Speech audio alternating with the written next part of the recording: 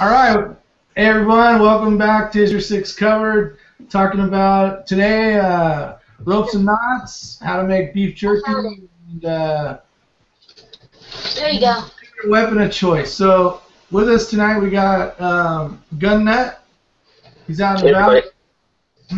So Gun Nut, you want to tell everybody on the YouTube Google Plus world all your cool stuff about your gun channel? Basically, I just All right, deal with. everyone, welcome back to Your Six Covered. Talking about today ropes and knots, how to make beef jerky. Wow, I sound like crap. Weapon of choice. So we'll have to mute that one. Gun Nut. Is that me or you? So Gun Nut, you want to tell everybody on the YouTube Google Plus world all your cool stuff about your gun channel? I have one of those up right now. Basically, I just All right, everyone, welcome back to Your Six Covered. Talking about today I don't know how to. I'll mute myself, Gun Nut, and see if it's me. Gun Nut? Is that me or you? So Gun Nut, you want to tell everybody on the YouTube Google Plus all your cool stuff about your gun shop? I don't know how to do it. Basically, I just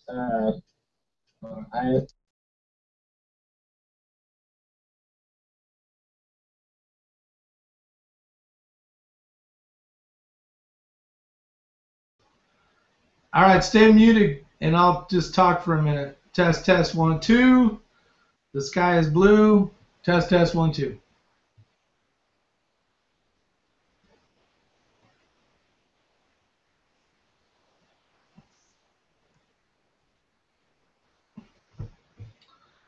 All right.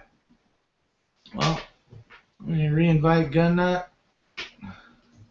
He must have hit the magic wrong button. And let's see.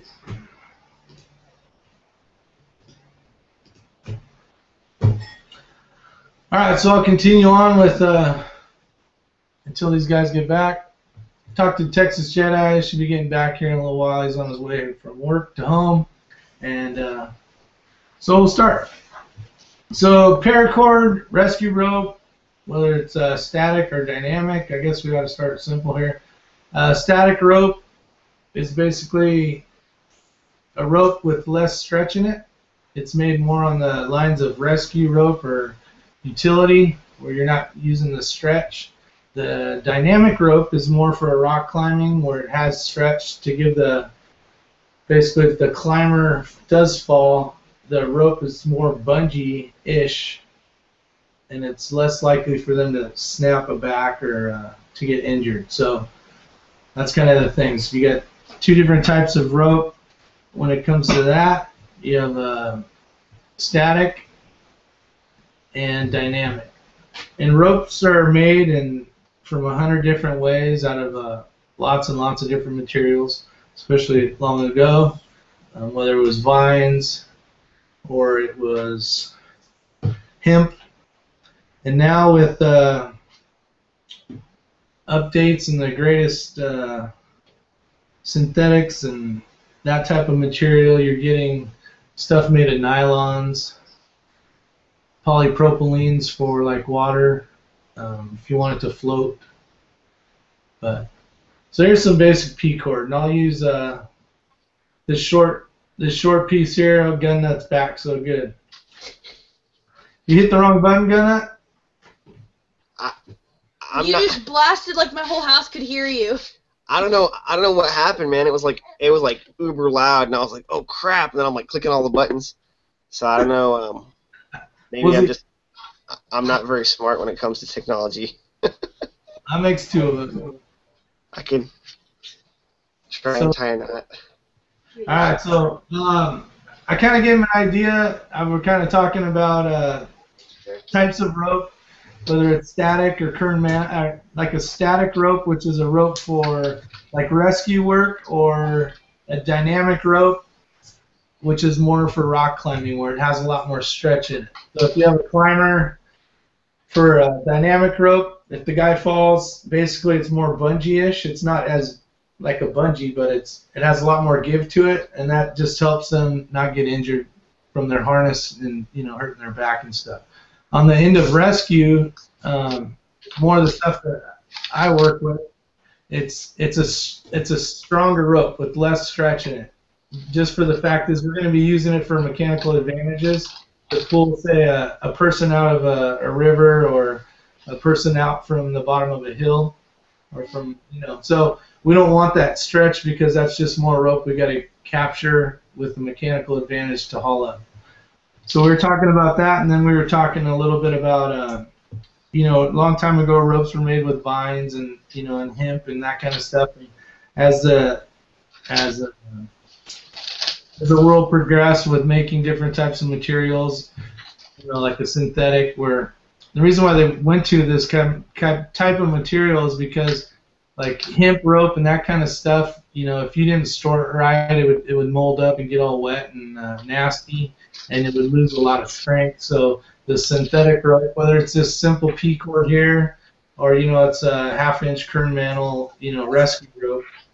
So that's kind of the reason why we're hitting the topics real quick. So let's see if we can work on making some knots via YouTube/Google+ overline. And would you say that you don't know hardly any knots at all? Not really. That's it. She's better at it than I am. Okay, so the fun part's going to be this. To see if we can get Gun Nut to be a rope expert by the end of this. No, I'm just kidding. If we can teach you a few knots that you could utilize, whether it's tying up your truck, if tying something in the back of your car or truck, or whatever the case may be, right? So let's have some fun with this. And then let me figure out if I can figure out a way.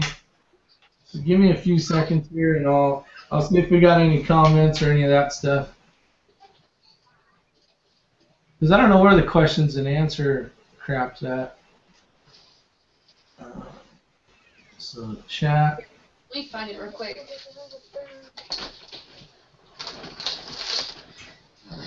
Let me go live.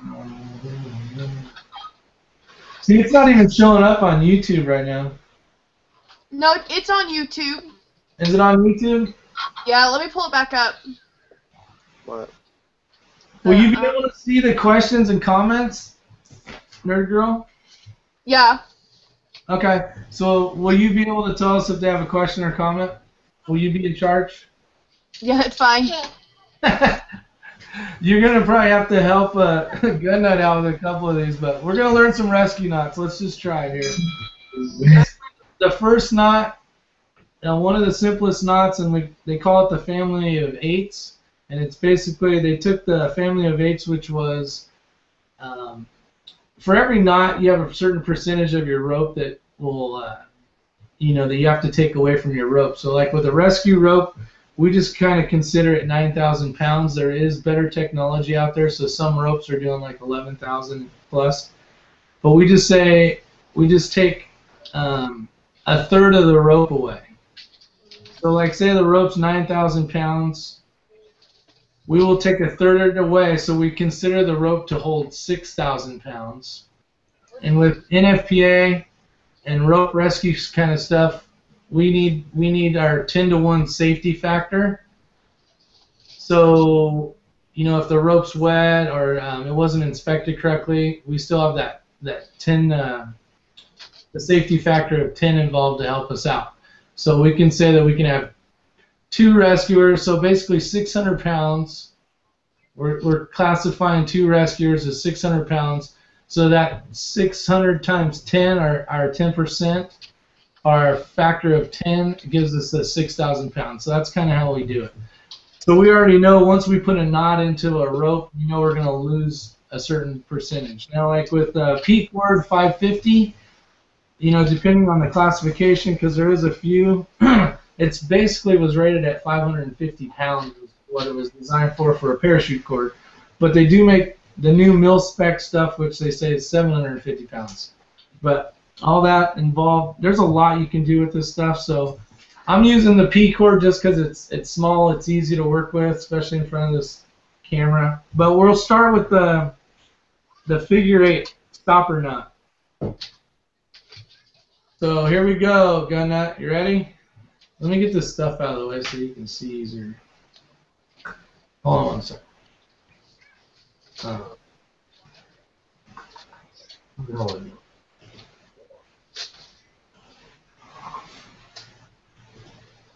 right. Is that better? A little more room? Yeah.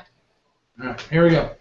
So the stopper nut, you're going to go, here's the bite. When you put a pin in the bite, that's called a bite. Okay? So that's the bite. And you're going to go around, all the way around, and then up through the loop. See the 8? That's how I tie it for fishing. Yeah. Did it work out for you? That's what it'll look like when you pull it. What timer? There you go. Shazam! We have a winner. So that knot you put on the end of, like, say, a rappelling rope or something where, you know, if you go down to the bottom and for some reason the guy throws the throw bag over the side of the cliff or the mountain or the building, and he's rappelling down on some type of lowering device, whether it's a brake bar or a figure 8 plate or something, that knot will hopefully catch so that he just doesn't fall into space, like if the rope's too short. Does that make sense? Yeah. All right. So that knot you can use for a lot of stuff, and with the family of 8s, you're going to see that rope. You're going to see that knot. What do we got here? 3 questions. Thanks, John. Okay, I don't know. All right, so that's the first one. So now we can talk about, let's do a figure 8 on a bite. So that same thing you just did, gun nut. Remember where you had the 2 different strings and you went around like this? Remember how you did that? Yeah. Okay, now undo this one. And you're going to do the exact same thing, but just pretend this is one piece. So fold it over like it's one, go across, and through. And this hasn't been cleaned up yet, so you're going to fix this a little bit.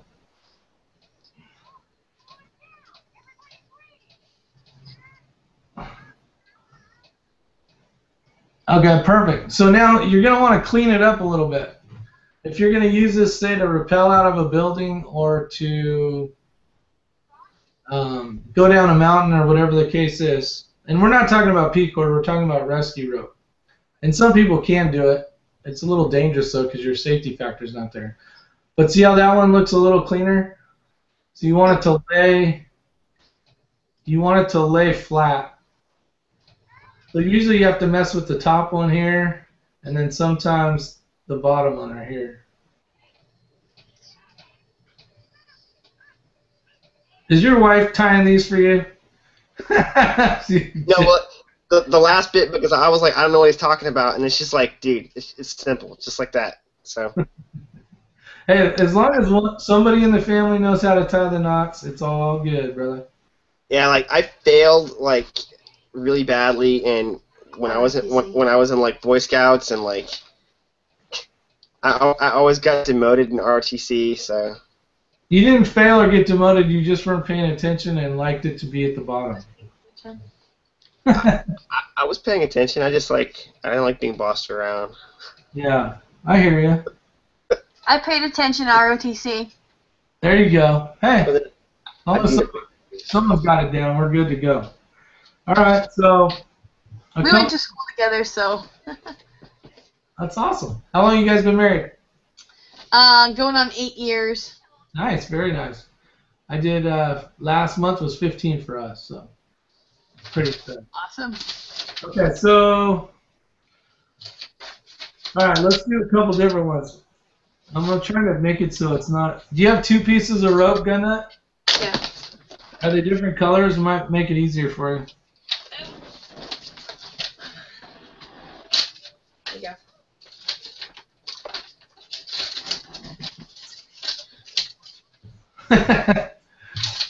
All right.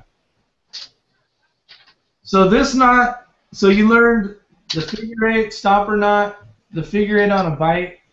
So basically that knot, you know, you could clip it into a carabiner. This isn't a rescue carabiner. This is just the one for holding your keys or whatever. But so you basically have the knot where my hand's at, and then you can use it for a tail.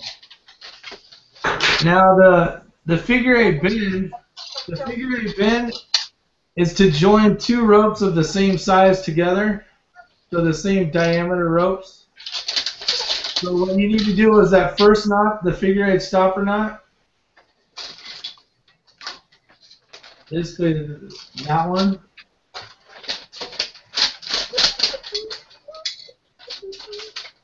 Just the single one, the stopper knot one.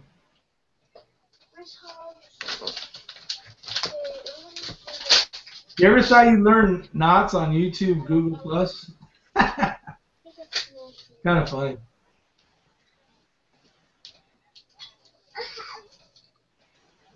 All right, keep it kind of loose because what we're gonna do is when you hear the word bend in a knot, it's gonna mean they're gonna oppose tails. So when we're all done with this, there's gonna be a tail on this side and a tail on this side.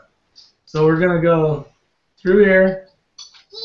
You just basically follow that rope backwards.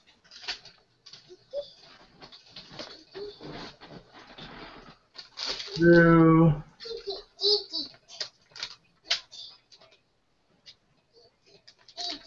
then you gotta clean them up.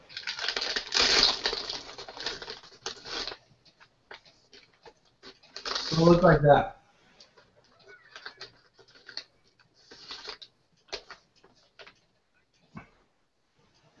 You want me to do it again?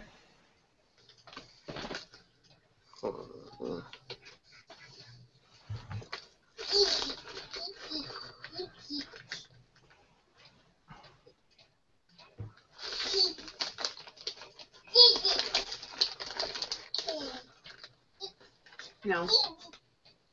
That's two separate pieces. I don't have two different colors. That's okay. Do you have tails on either side? So there's one on each side, like one there and one there? No. I just got like two. You went this way, gun nut. You started this way. I just tied them together. There's a reason to try and teach you. Go on the other side.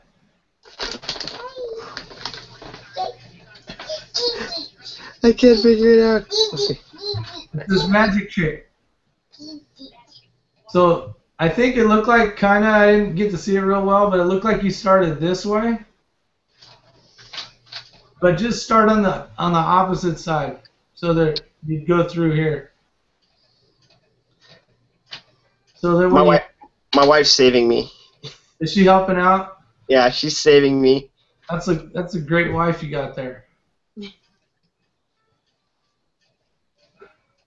Well, like she understands it better than I do, I guess. I don't know. I'm not. So it'll look like that. What the hell? There it is. So like that before I tie it. So.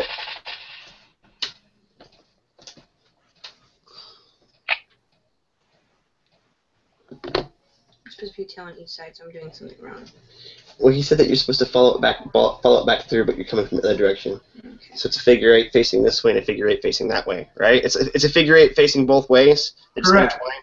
You'll have tails on each side like that. You want to get it?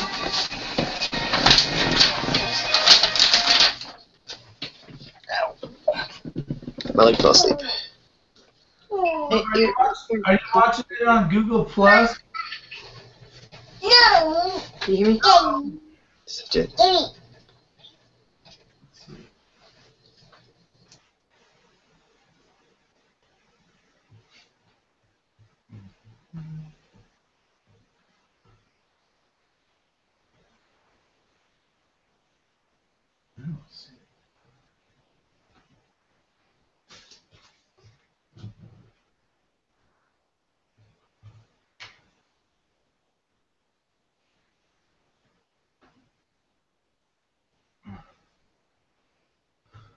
Alright. Looks like Gunnuts. He's on mute right now, so maybe he's got some thing going on. Maybe they're trying to get a different color piece. I'm not sure. Give me 1 second here. I want to see if. Let's see. I'm going to go to Google Plus and see if there's any questions or concerns. So give me a second here, everybody, and let's see what's up.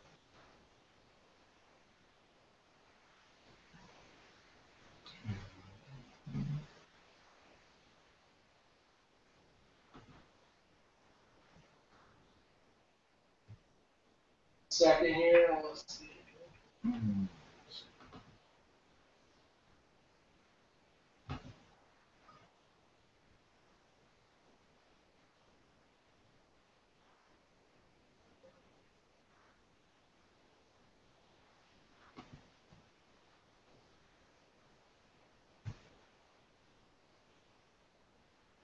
Got 3 thumbs up so far.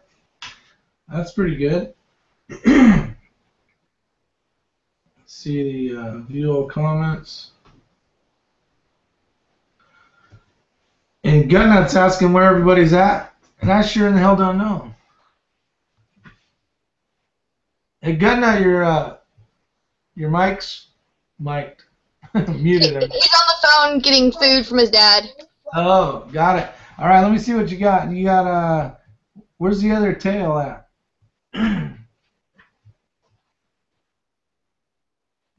Nerd Girl's got it down. Woo woo. All right. Well, it's nice to have. Alrighty, we're back. Help. No worries. That's pretty good. So how was that one? Kind of difficult? Not really. Once like he said to weave it through, I was like, okay, I can just follow it. Yeah, follow it through, and as long as you end up with 2 tails, 1 on each side, you're basically building a bend or a figure 8 bend. So that is for tying 2 ropes of the same size together. Okay. Okay. I don't know if you'd ever need to or not, but if you ever did, that's one of the ways of tying 2 together. Now this one we utilize as, well, say you have a knot, right? Let me just build it.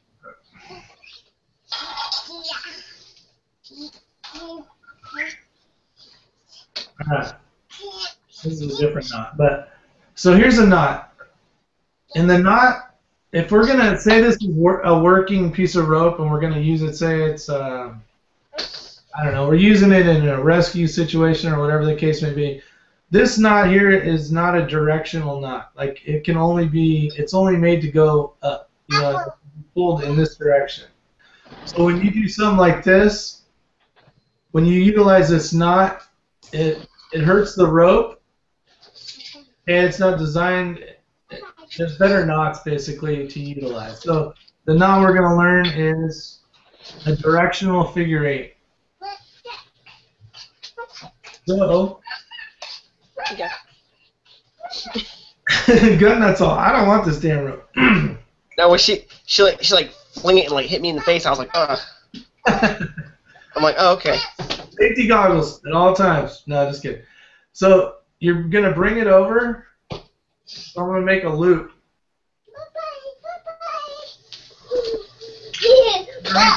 Right now, the one that's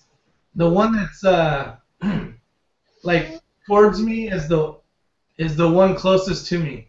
That doesn't make sense. Like when I went over, I put it on top of the one, so I have it towards me, if that makes sense.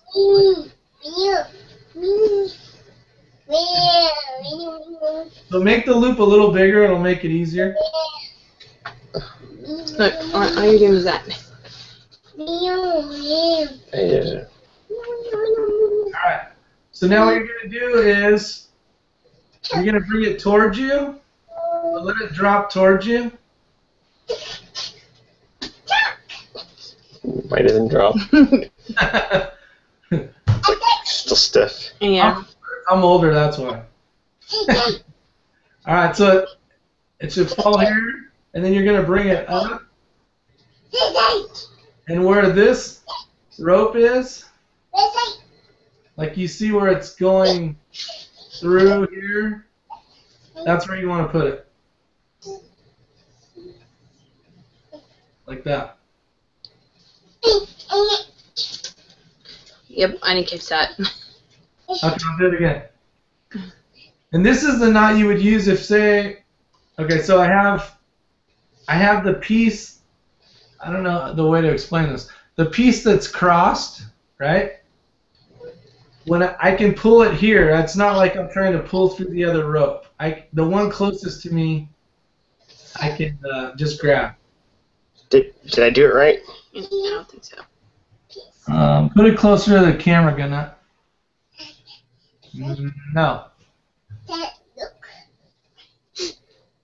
All right, you ready? We'll try. How much extra needs to be on the other side? You just need. You talking about this loop? Well, there's the loop. Okay, like here's the whole rope, and Yeah. then you do the cross thing toward you. How much extra rope needs to be on that side? Here. It doesn't matter. You just need a little. Like here's the end of this one. Like this rope's only like 4 foot long. No, you're not fine. Go play with your plane. So you're gonna. So make a loop. So take the 2 ends and with your right hand, put it on top.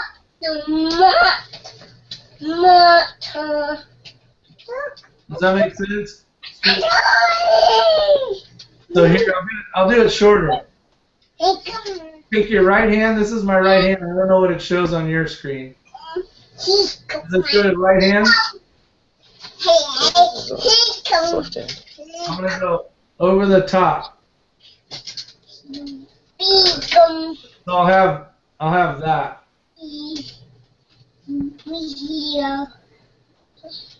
Okay. I'm gonna make it a little longer. Then I'm gonna bring it towards me. And then go. Here's that rope.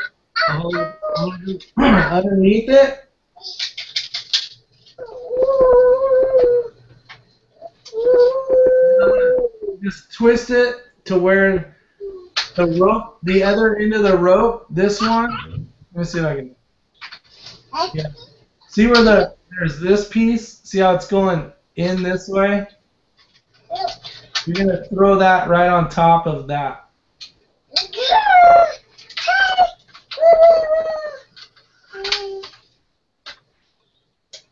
And then you should end up with something that looks like this. And you can still see the 8, basically. Yeah, I didn't do it right. Did you get it? Nurse? No. No, you didn't get it either. Look at how he's got the 3 lines. It might be you're flipping it the wrong way. So Okay. Okay, wait, is my right hand supposed to go on top of my left or below my left? on top. So you're just going to put the right hand on top. And then Okay. Flip over. now bring it towards you and around. Oops, there. So bring it towards you and around. See? Around. Okay. Put it over so you can see it. All right, so it's there. I'm gonna go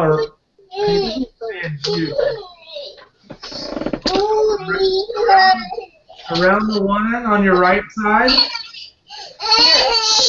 This is my right. I don't know what it's showing on the screen for you guys. What'd you do? I don't know. Okay. Okay. I screwed it up that time. All right. So you're basically going to put your right hand on top of your left. Now this tail here, I'm going to go underneath it and then through it. So I'm gonna go around it. Is there any way around it?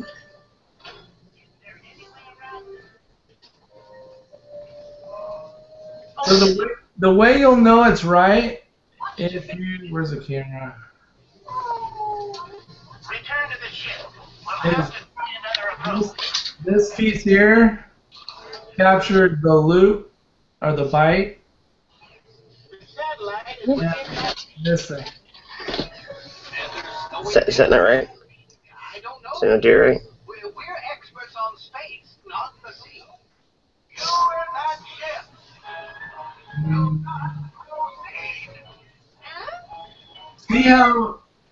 See this bite right here? Is that you? Let me get it. His has got a triple piece. Yes.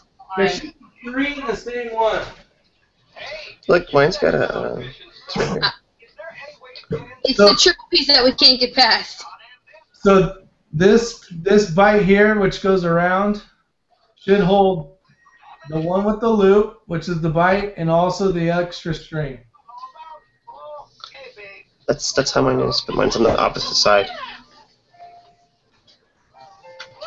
Okay, so you went this. Now you went this way.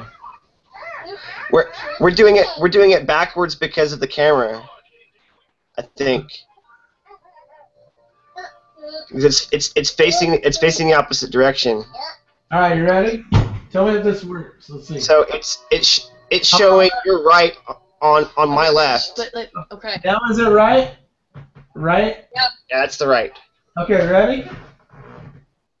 Tell me That's when where you're ready. Mine's like the whole flip, go Yeah, but around, and then the last, I thought that mine was right. like last little bit. Hold on, is that it?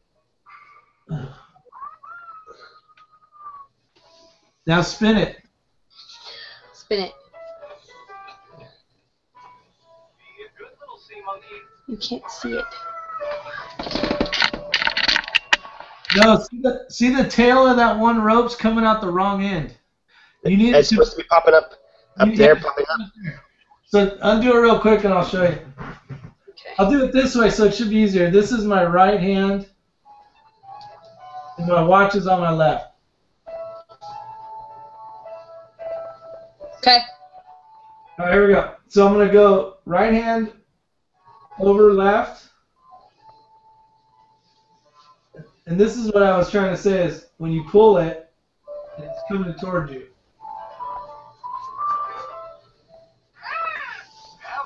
Don't get distracted. Got that? So then I'm gonna take this bite right here. I'm gonna go towards me, around that one piece that's just dangling there. Those look like plants, Okay. but they're fragile animals. This. Coral colonies. They live in colonies. And then you're gonna put it in your hand. Where you can make this piece get bigger. I just screwed it up. Those hard skeletons create the foundation of the reef. Okay, The reef's home to all kinds I'll do it again. There's that. of life. It's home to all kinds of You people. see right here where this rope is, the tail on the other side? George, can you hear us? I hear you, George. And then you pull. Sorry, it's our 2-year-old trying to crash out watching. Hey, no worries. I have 2. Well, they're older now, but I totally understand. But see how this piece, the bite, and this is the one that would go up. See how that's all on the same, this thing, bite right here? Does it allow the loop to get bigger or smaller when you pull on it?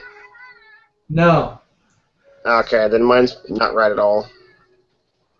No worries. Yeah, Okay. not good at I think the last, like, All right. okay, so you did the crossover, flip, around, up. Where does it go after you flip it around? It goes where that. Let me see if you. Okay, so I did this part.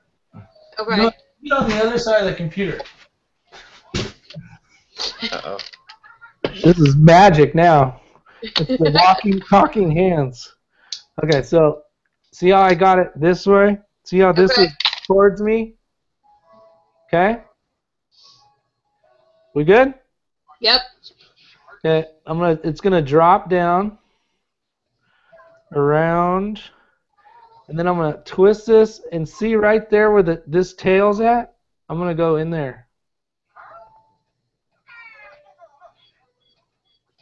And then when you pull it, hold on.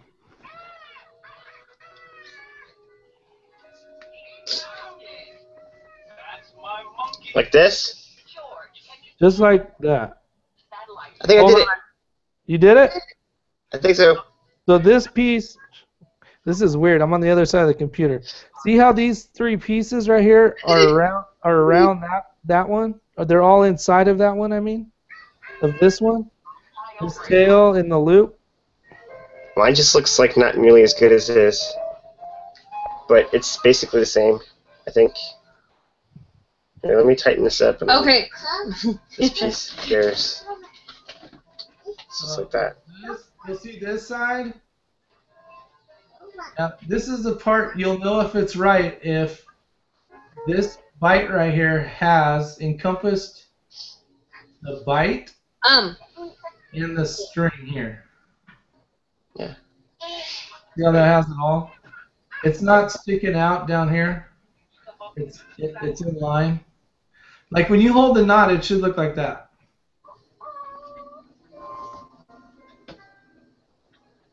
Yep, I'm still lost.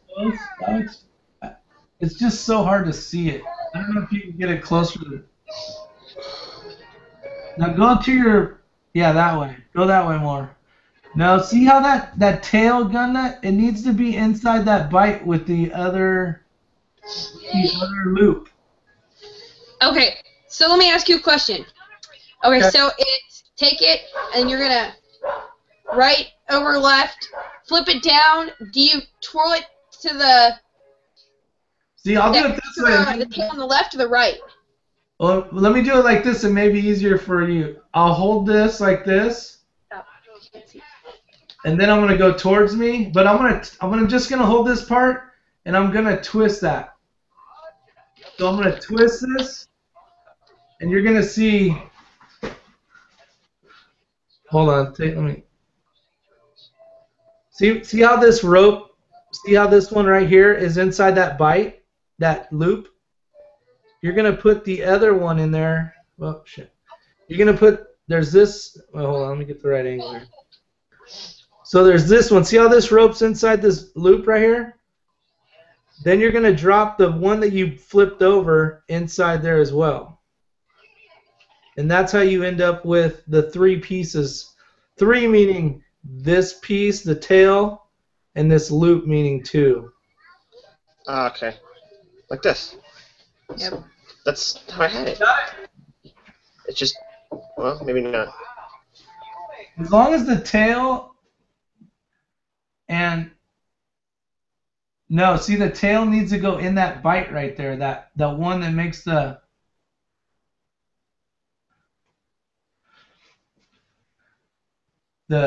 loop. So it should. Trying to figure out a way to explain this. A different way.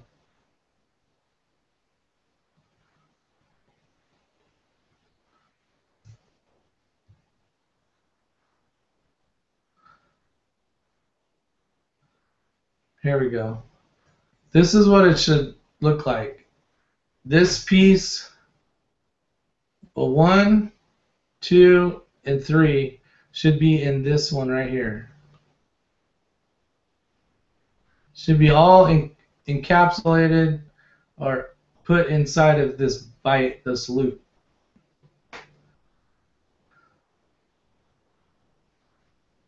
So then when you pull it up, see the 8?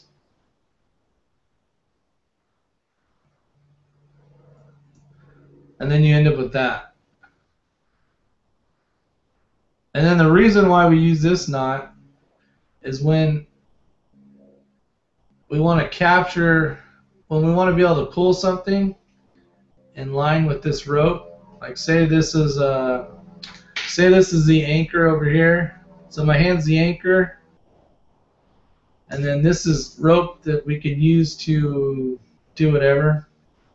We can clip in right here, and it doesn't damage the rope as much as if we were just to tie a figure eight on a bite. So this inline or directional figure eight would be the knot of choice.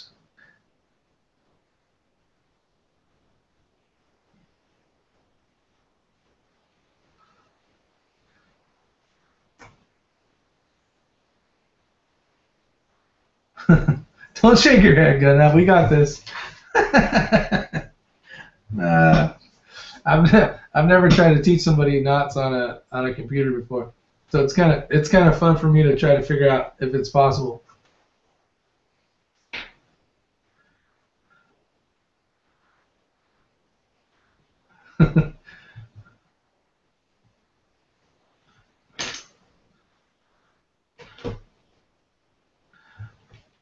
I got a knot that you guys might like. You can use it for whatever you deem necessary later.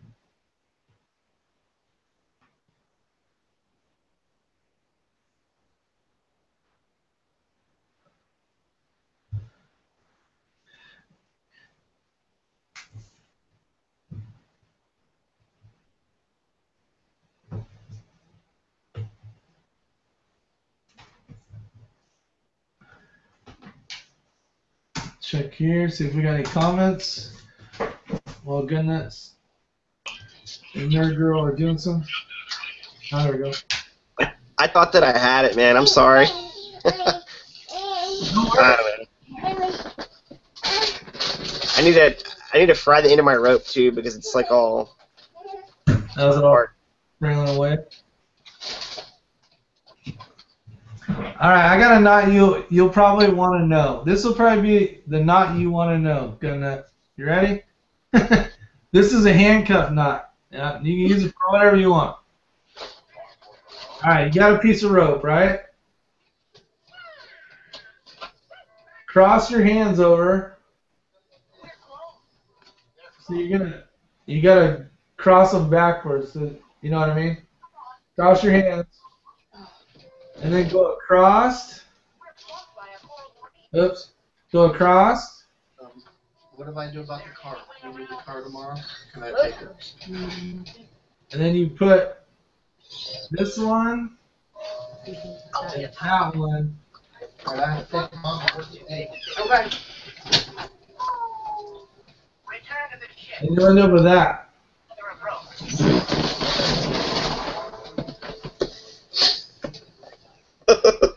Is the I box missed something. My head just like exploded, bro. Did it really? I'm sorry. All right, so arms crossed. A little hardcore for. Go from like.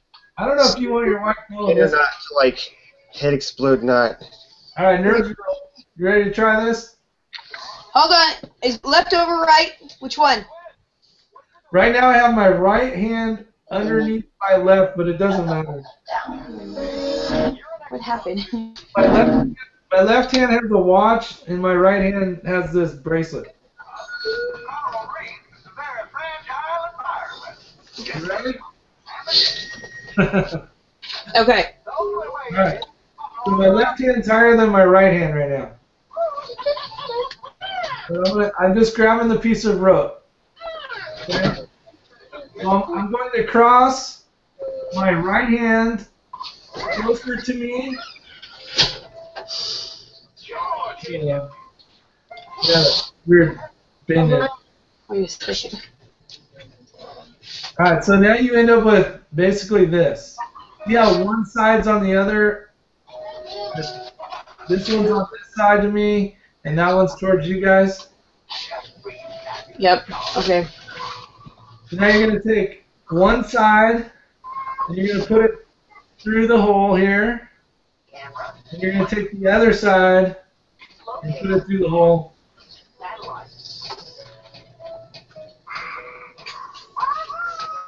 So it'll look like that. Now put Gun Nut's hands in between here, like handcuffs. Like this.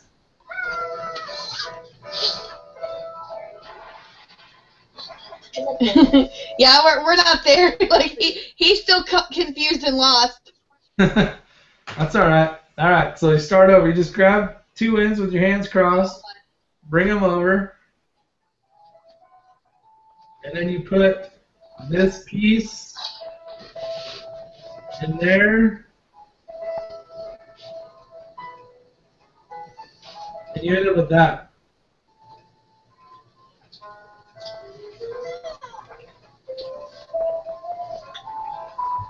And once you get this knot figured out, it's really easy.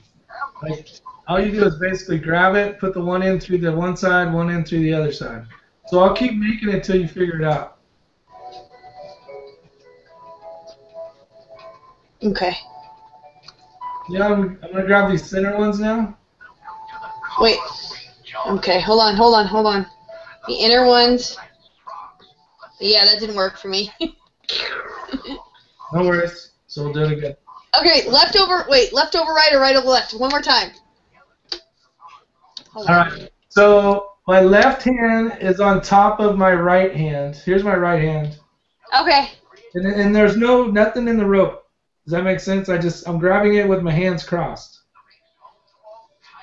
And I'm going to pass so that my hands are in the right spot, which is right over left, left over right.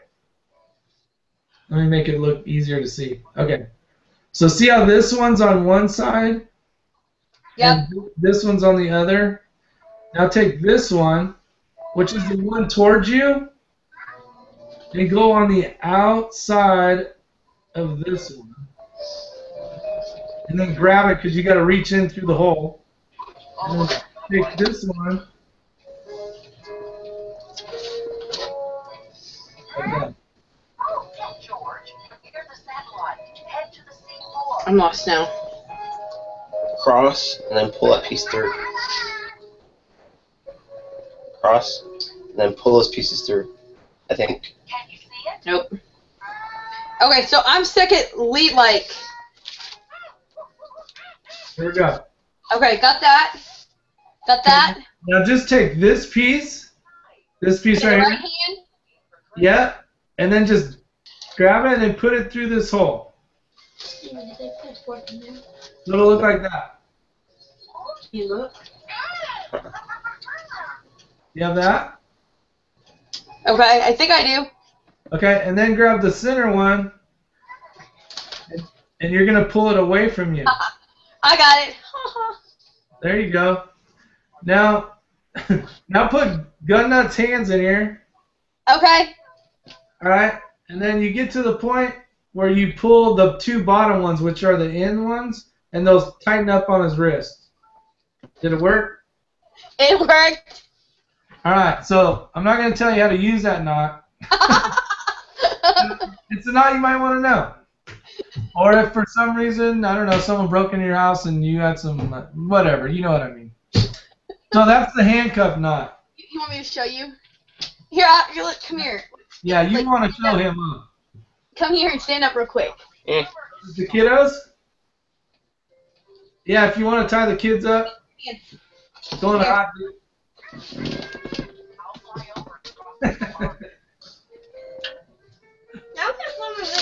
Yeah, now you can't play any video games. Yeah, you got it down now. It sounds like. She tied up my 7-year-old.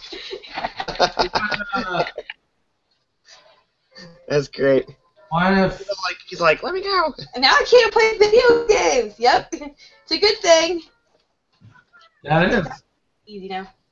Thank you. Let me see if I can send a link. I don't know if I don't even know how to say it. We in it. Hold on. Let me look real quick. How's that? Do you see like by the mic? Go over there. By the mic, it should have a plus sign with a person. Plus sign, yeah. Okay, click on that plus sign with the person, and then whoever you're trying to invite. I've never met him, but I would like to. It's when Yeah, he stopped by earlier. Okay. When My sister's. you get any. not in. Yeah, I should get her in there.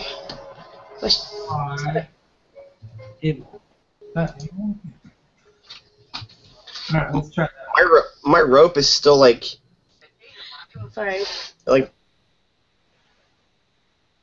Nothing came up. I don't know if they have a YouTube account.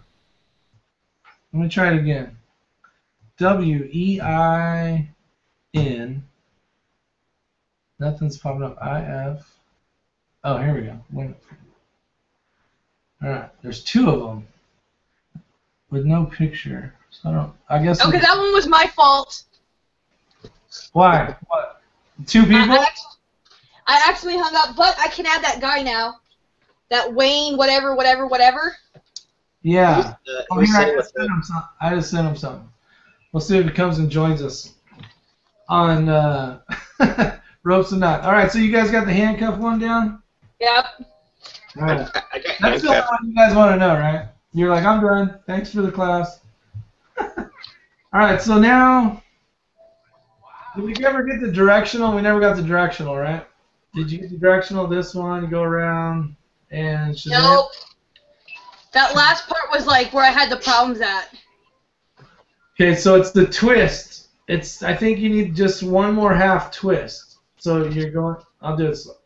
You're going around. Try it this way. See how I'm holding it now, and I'm twisting with my left hand. Okay. And now I'm dropping it in the same hole that the tail's in. I'm calling this the tail. So all 3 of those pieces are in the same one. Oh, snap. I got it. You got it? Oh. You're a rock star. Now I can tap people up. Now we that's my first big gun nut to figure this one out. Gun nut, if this was a class, I'm giving you a C. What? I'm giving gun nut a C so far in class. I can tie up my brother-in-law's girlfriend into the front porch now. There you go. It's just like. You gonna try it? Try it. It's easier now. Like now that he explained it better. Look, you're just gonna right over left, flip it through, take your finger like that. Twist it around. You're like that. Through where the tail is. Bam. You can do it. You got this. I'm all like, ooh. Let's see. How many people we got watching this craziness? Just us 2? And Aiden, get your foot out of it. Yeah, I'm gonna get my sister to. Winnefable? Oh, Winnefable. Is that what it is? Yeah, I think so. Let me see if I can get my sister in here. Where's your phone? Oh, you got your phone. So I'll call her from my phone, and then she can tell Jack and everybody. They're probably all watching Jammy Time. Yeah. So, like this? I don't care. I think. No. Wait. 1, 2. How'd you get that rope to go in between that bite, though? What? It's not. You're doing something wrong. You're so close. I don't think you're spinning it halfway. I think you're going like this, and you're just throwing it in here. Like that. That was what you did the first time. That's not it. No. It's just the thing's facing the. No. You, See how the 3 gun nut, these 3 right here, the loop and this end are all inside of this piece right here. Just let me get a thing. Just shit. No sleeping in. Just this piece right here. Wait, now I have to go pee. All 3 of them got to be in there. you gotta make it go through. I don't know what you're doing now. You're here. Just have him do it slow mo one more time for you, hun. Yeah. Let me watch you do it, maybe. Okay. Because then I don't have to flip it in my head. I wonder if I can flip the screen. You get your finger through the hole, and you twist it, and you're gonna. go through how that is. See where the tailpiece is? Nope, I did something wrong. I'm gonna have to watch you again. No, well, I did something wrong. Like, I twisted it wrong. On your bottom. Sit. Alright, so Let me send her another. Or I don't know if it's a guy or a girl. I got the flop down. You got the fork down? Hold the fork down for a sec. I'm gonna try to send this to this person. WNIF. Yeah, it's a figure 8 thing. Yeah, I'm not very good at this at all. I would have been thrown overboard.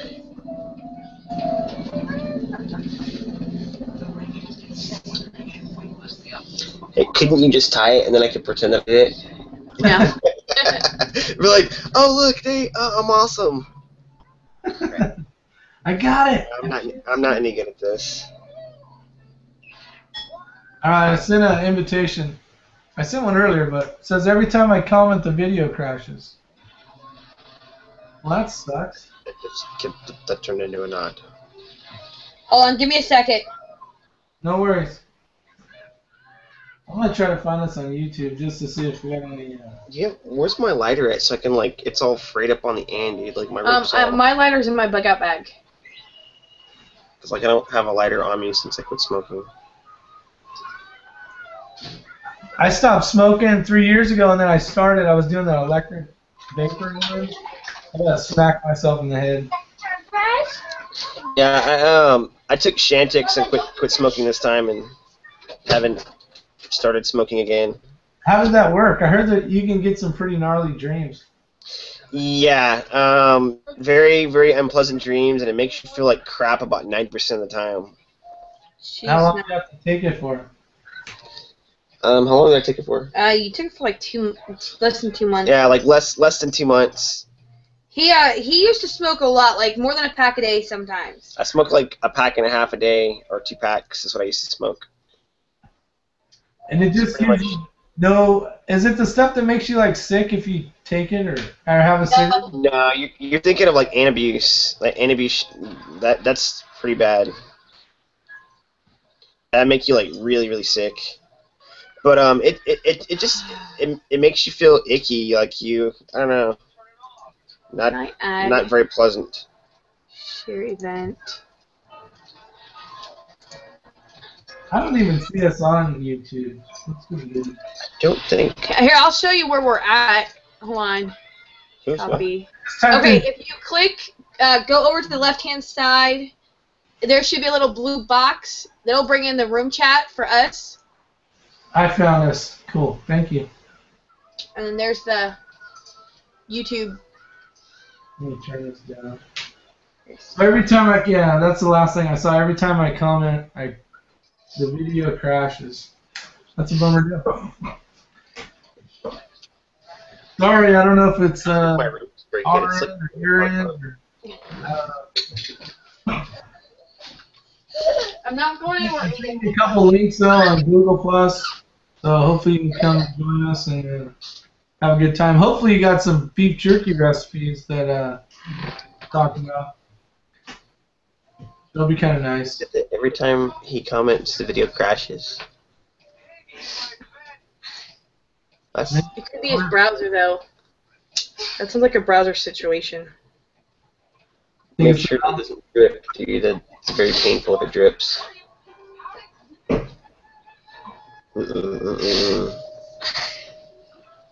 Let me see.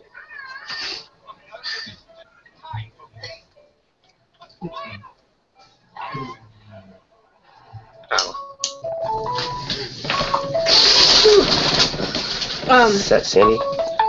Yeah. Hey, the issue. Okay. There. Now my finger's melted. Here's your rope. Hey,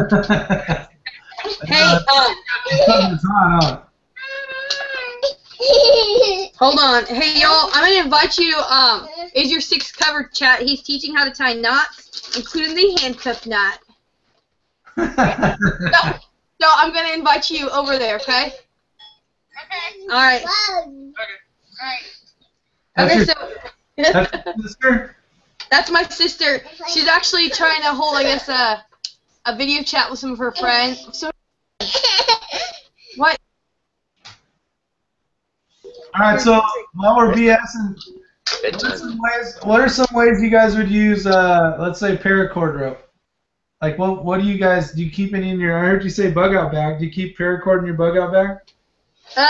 Yes, but I don't know that, I don't know. She has bug out, in her bug out bag, she has paracord. In my bug out bag, I have, like, just rope. Regular rope? Yeah.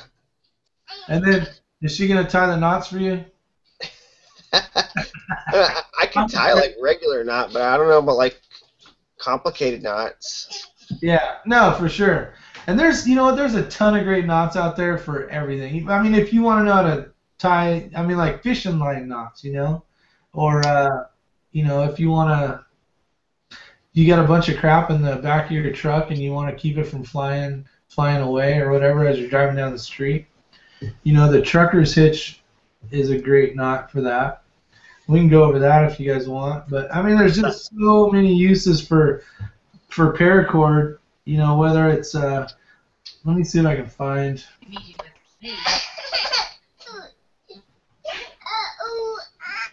Hello. Rope, Sandy. Grab a shoelace. Grab a shoelace or paracord or something, some type of rope. Okay, hold on.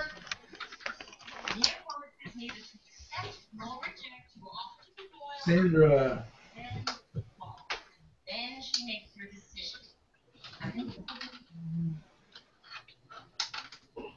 Ow. Rope hurts, especially when it's hot.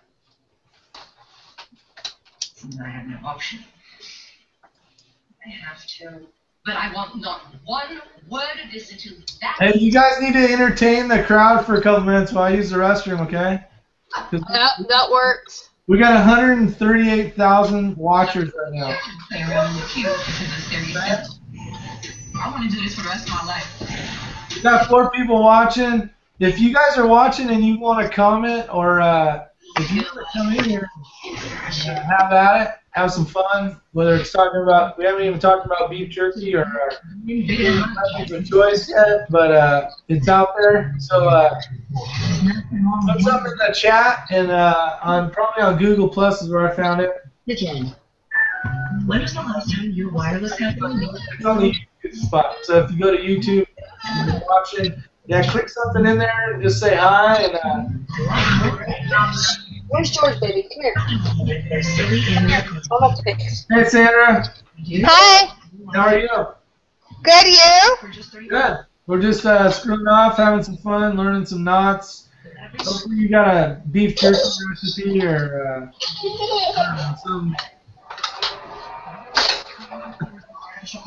I got a new beef jerky machine, so I was trying to figure out if anybody's got any awesome recipes for making dehydrated beef jerky. Nice. I love beef jerky and different jerkies. Is this going to be long enough? Is that a shoestring? It's yarn. Perfect. I think it'll work. It's just a little hard to see, but we'll get through it. Sandy, invite Chris. I did. What's this? I'm like, what are you doing? You okay? Good night. Are you going night night? Hey, Nerd Girl, try to teach Sandra how to do the handcuff knot. Okay. I'll be right back. Okay. I'll be right back. I'm going to use the restroom, so I'll be right back. Alright, well, he's going to, yeah, go ahead. Go, you too. Alright, you ready, Sandra? If I could see Okay. So I'm going to... Remy, stop!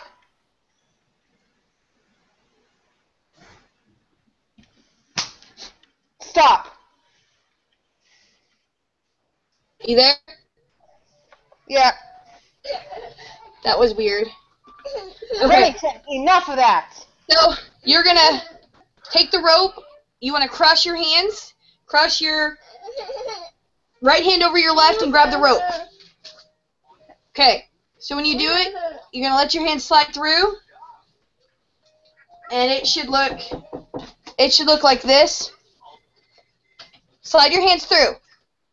No. Okay, hold. Look. No. Just you don't have to don't double the rope. Okay.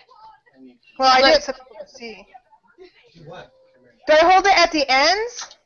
No, in the middle. Oh, okay. Okay, no, let go. No. Look, let go of the rope. Hold it with one hand. Hold it with your left hand. No, Sandy, stop. Okay, grab it with your left hand. Got it. Okay, cross your right hand, grab the rope. Now pull your hands apart. Uncross them while holding the rope. Okay. Now you want to take your right hand and you're going to go toward the left hand. And then you're going to... Crap, I think I did this wrong. Hold on real quick. Here, you take. So, hold it. No. Yep, that's it. I already knew how to do that one. I should do it differently.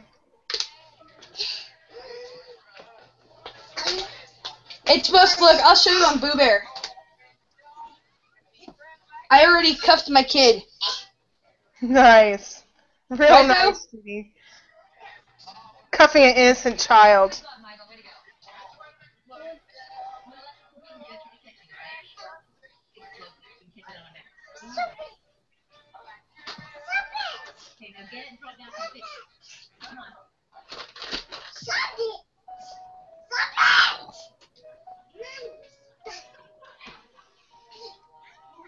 Well, I invited Camo. Come here, Orion.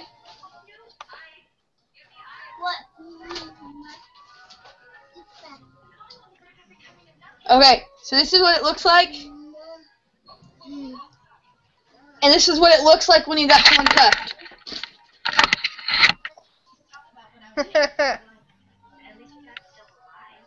My next trick is going to be to cuff someone to the front porch.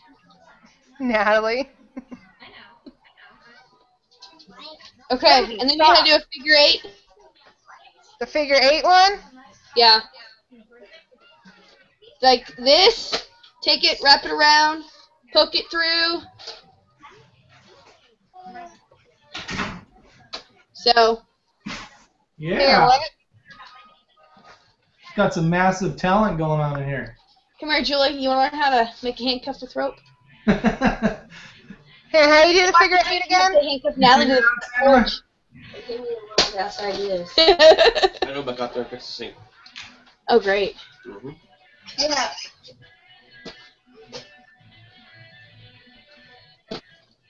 I'm glad you noticed. Judy, Yep. how do you do the figure 8 again? Okay. You're gonna Yes, it's not his tucking. just kind of fold it. Jennifer Young's in the house. See if she wants to come and join us. Hi, Jen. Hi, Jen. Hey, Jen. Jen, you should come join us because these techniques would be great for your outdoor adventure. There's a lot of rope knot stuff. But, yeah, bring some P cord, Jen, if you're planning on joining in. Okay. So you're going to take it, Sandy, wrap it around. $400. Wrap it around. Then you're going to poke it through the hole and pull it up. This is labor free.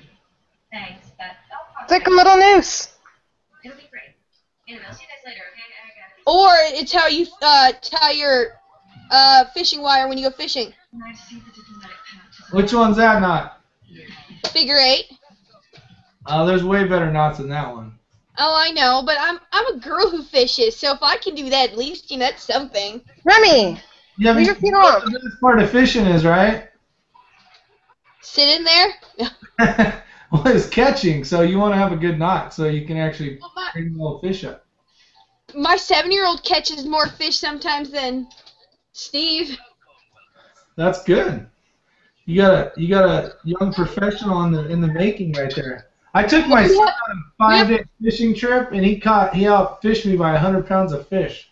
Well, we have 25 acres up in Maine by 2 lakes, so we are looking forward to fishing.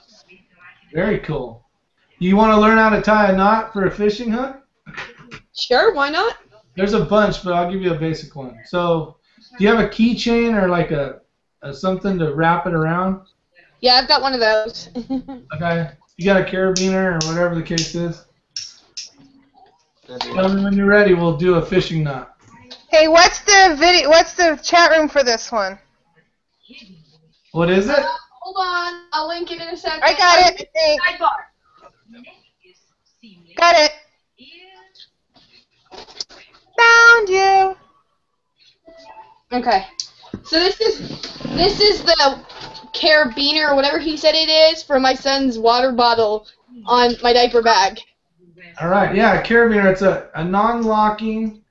This is a non-rescue carabiner, so you wouldn't want I got one of those. You wouldn't want to use it so much for. This one says it's rated for 150 pounds, but I wouldn't use this for like rescue kind of work. But if you had to, you had a couple of these. Depending on what you weighed, you could get out of a building with this crappy carabiner if you had to. Simple little loop for those.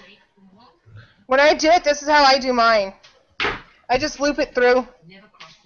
That's a lark's foot. That's what I do with mine when I use my carabiners. Yeah. Oh, for the carabiners. Yeah. Okay. We're going to pretend this is a fishing hook. Okay? You ready, nerd girl? Mm-hmm. Sandra, you want to learn how to do a fishing? Let me get mine. All right. Sorry, I'm eating fries while talking. See? Are those French fries? They are. Show off. Not for climbing. Jeez, I like it. They got one of the best fries around. Not for climbing. All right, we're all in. We all got our Rim, stop. Budget bug out stuff right here. All right. So we're gonna pretend this is fishing line since we're tying a fishing hook. And here's our fishing hook. And all the fishing hooks are 90% of them have an eyelet, right? So it's just a circle. So we'll just pretend the whole thing's a circle, and this is the hook over here. So bring the line through. Okay. I'm trying to figure out the best way to do this. All right. Let me try hanging it upside down. All right. Stop. Then you wrap. You can. Okay, so you can wrap it 6 times. Oh, I know this one too, I think. Dang it. I don't know how many that is. I forgot counting. And then right at the end here, where the hole's at, slip it through. Slip it through. Let's see if this stuff works like fishing line. And basically, if this was fishing line, you would basically put some spit on it so it slides down and doesn't damage your line here. And then you should end up with that. And it looks like I only did it 4 times. It looks like the bracelets I used to make in like 4th grade. Yeah. You are getting very sleepy. You are getting very sleepy. You are a bird. All right, so that would be it. You would trim off the end here, and you'd have one way of doing a fishing hook. Now another way. Did everybody get that? You got that, Nerd Girl? Yep. Can I just call you Nerd Girl, or should I say the whole thing? No, you can call me Judy. Judy, all right. Let me write it down because I got a horrible memory. And you can call me Sandy. Sandy, all right. All right, so same thing, but you're gonna go back. So there's this part. Let me see if I can make it so you can see it. Got it?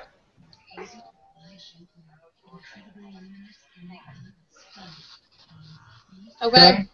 I want to make it a little longer. And then I'm going to wrap. I'm going to wrap the bottom.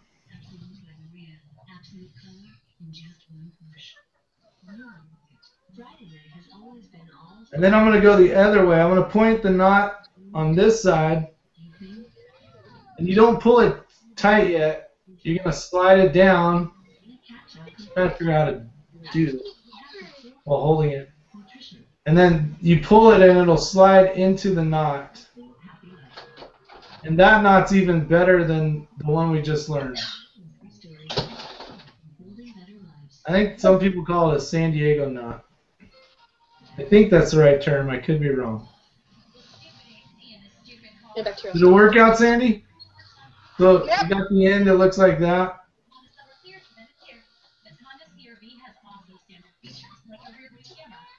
Judy, what about you? No. No, I think it works a little too good. We'll do it again. Teach, why do we have to do it again?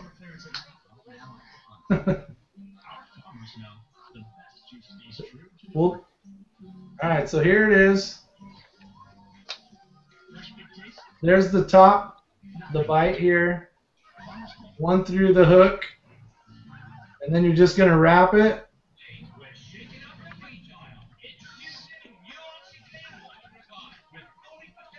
And then you're going to take the tail, and this one's kind of short now.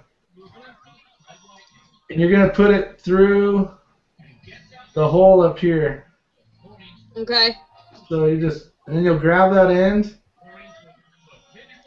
and then you'll pull just this one. You got to make sure the tail stays in there, but you're going to be pulling the other one, and it'll slide down like this.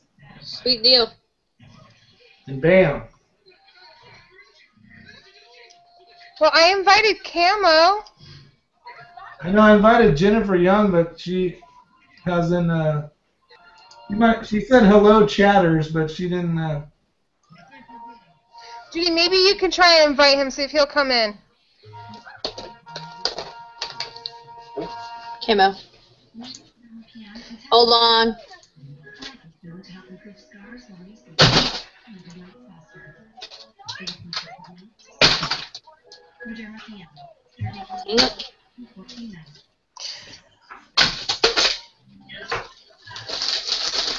See if I can do this. My grandpa, when we went fishing, this is how he taught me how to do one. He went like this, hold it up. Lift it up so I can see it. Start over, Sandy. Okay. Because you didn't have the thing high enough. Okay, you had the loop. I don't remember. Chris's You last put one. it through, Darn it. Okay. Stop it, I'll eat. and then you take your two fingers here. Through the hole? Or the... Yep, just like this. Okay. And you grab it and you pull down till it's taut. Okay. And then you take the one shorter part and you pull through. Is it the one with two loops like this? See? Yeah. And you pull it all the way through the hook like that? No, you pull, what you do, hang on, let me show you again. This one takes a while to undo, but it's really good knot. Well, no, it's not, okay. Smell that, boy? You put it through, you take two fingers like this. You want to come over here? Right, like this. And then you're just going to pull it down to where it's tight like this. Yeah, And then right? you're going to take the shorter end, the shorter part. Is that right so far? Yep. And then you take the shorter one. The shorter one being what, over here? Yeah. And then you put it through the loops. Oh, you and go pull like it this? up. Like this? Yep. And you'll get a knot like that. Is this right? Yep.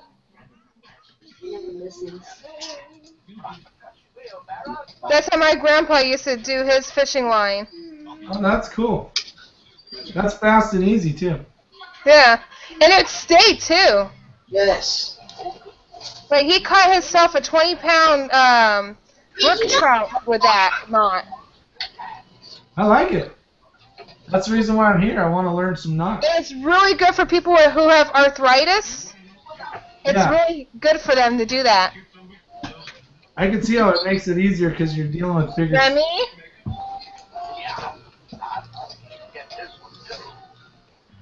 My dog has issues. Sandy, do you have a YouTube channel? Huh? Do you have a YouTube channel? Yeah. Cool. What's your topic or category or whatever you call it? I do everything. Gardening. Very cool. Just different things, like different music stuff. And I have a little bit of everything on there. There's no, like, specific category. I'm a random person. Sandra B? Huh? Is it Sandra B? Yeah, you'll find it. Yeah, I have. I think I'm subscribed to you, I think. Yeah. I did a thing on gardening the other day. Very cool. How's your garden doing? We got Christopher Burnett. Camo. Hello, hello. What's up? Finally, Camo. Camo.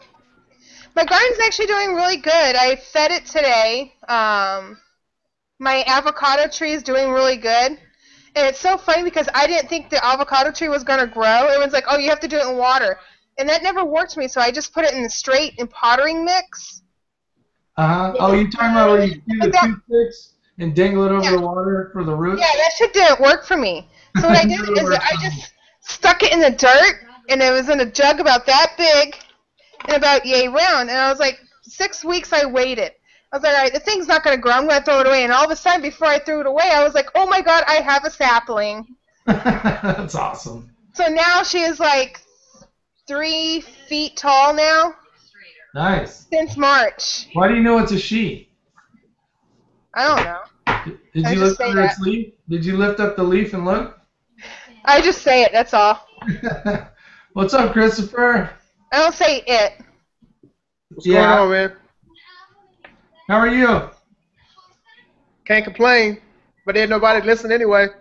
Ain't nobody listening anyway, exactly. We're just having some fun, learning some knots, teaching some knots. I don't know, having a good time. Okay. So, you want to give a little shout out to your channel? Oh yeah, I do have a contest. Not everybody at once now. Who wants to go first? Let's do ladies first. Let's start with Nerd Girl muted, so she's all right. Go ahead, Sam. I have a contest going until July 31st, and it's going to be a free year subscription to Field and Stream. And what you have to do, you have to make a video of the most funniest comic skit as you can of fishing or hunting. And the person with the most LOLs gets a free year subscription to Field and Stream. Wow, that's cool. Yeah, That's kind of a nice gift too. That's something new you don't see. I like original. I tried to do a contest with popsicle sticks. I thought it was the most badass idea. You build a weapon out of a bag of popsicle sticks. I was thinking, oh, this is gonna be great. It's gonna go nuts. It was a flop. It sucked. Yeah, if I knew about that, I would have been like, hey, I could use some popsicle sticks. I can make myself a little squirrel house or something. Yeah. Killing. Nerd Girl, you wanna give it up? Tell us about your channel. Are you eating McDonald's French fries? A little bit of both. You better fax me over one of those French fries. They look good. I'm actually eating the chicken McWrap thing. They're actually really good. And it's a little bit of this, a little bit of that. I don't know how to explain it. I got into YouTube, I guess, mainly because Gun preps and is all about his knives and guns, and now I have knives and a bug-out bag, and it's getting filled slowly. I even got a machete that I won from Strayed. Nice. I'm not just a VR channel. I do actually do videos. Cooking. I I know I'm just an all-around nerd. Anime, Doctor Who, Torchwood Miracle, True Blood. I actually read the books, not just watch the show. I want to go to Comic-Con and dress up because so does my 7-year-old. He's a Doctor Who fan too. I like my kitchen gadgets more than I do guns and knives and all that stuff. So we just got a compound bow. I love my compound bow. That's cool. My sister sent me the money for it, and Gunnut helped pick it up. I like it. So. Gonna do a video on Yeah, it. I sent her $500 gift card, and my soon-to-be ex-husband wigged out so bad that it was like not cool to be in the house for like 2 weeks. Yeah, I hear you. That's funny. How about you, Christopher? Yeah, so my channel is it's called Camel Million, and basically what it is, it's hiking, backpacking, and geocaching. I've actually been hiking for the last 4 years, and a lot, if not 90% of what you'll see on my channel right now is basically going to be hikes that I've actually done. And I basically record everything that I do. So a lot of the backpacking trips, hiking trips, some geocaching stuff that I do. I don't do that very often, but I'm getting ready to as soon as it stops becoming so hot here in Arizona.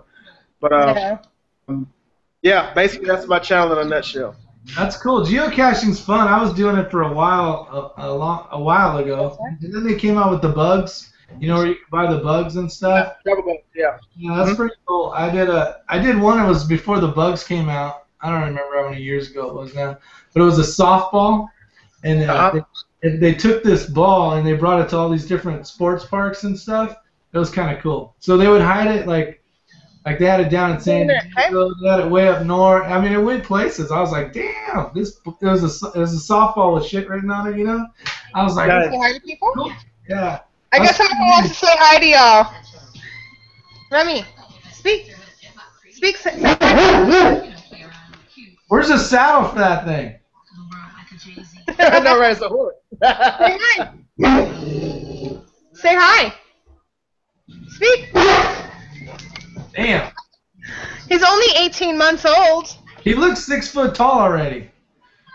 I don't know if it's the screen or what, but it's crazy. It's a Great Dane. You know what I just noticed? Part dog, part horse. Why the hell are you guys not popping up on the big screen here? Are you locked onto somebody?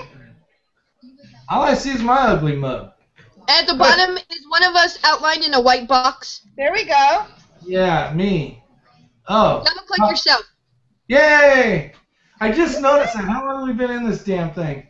Okay, 1 hour and 27 minutes. I'll be right back. I'm going to take him outside. Oh, that's so funny. What a He's going to take a couple dumps. Yeah, those are probably mountains, too. You have no idea. Yeah.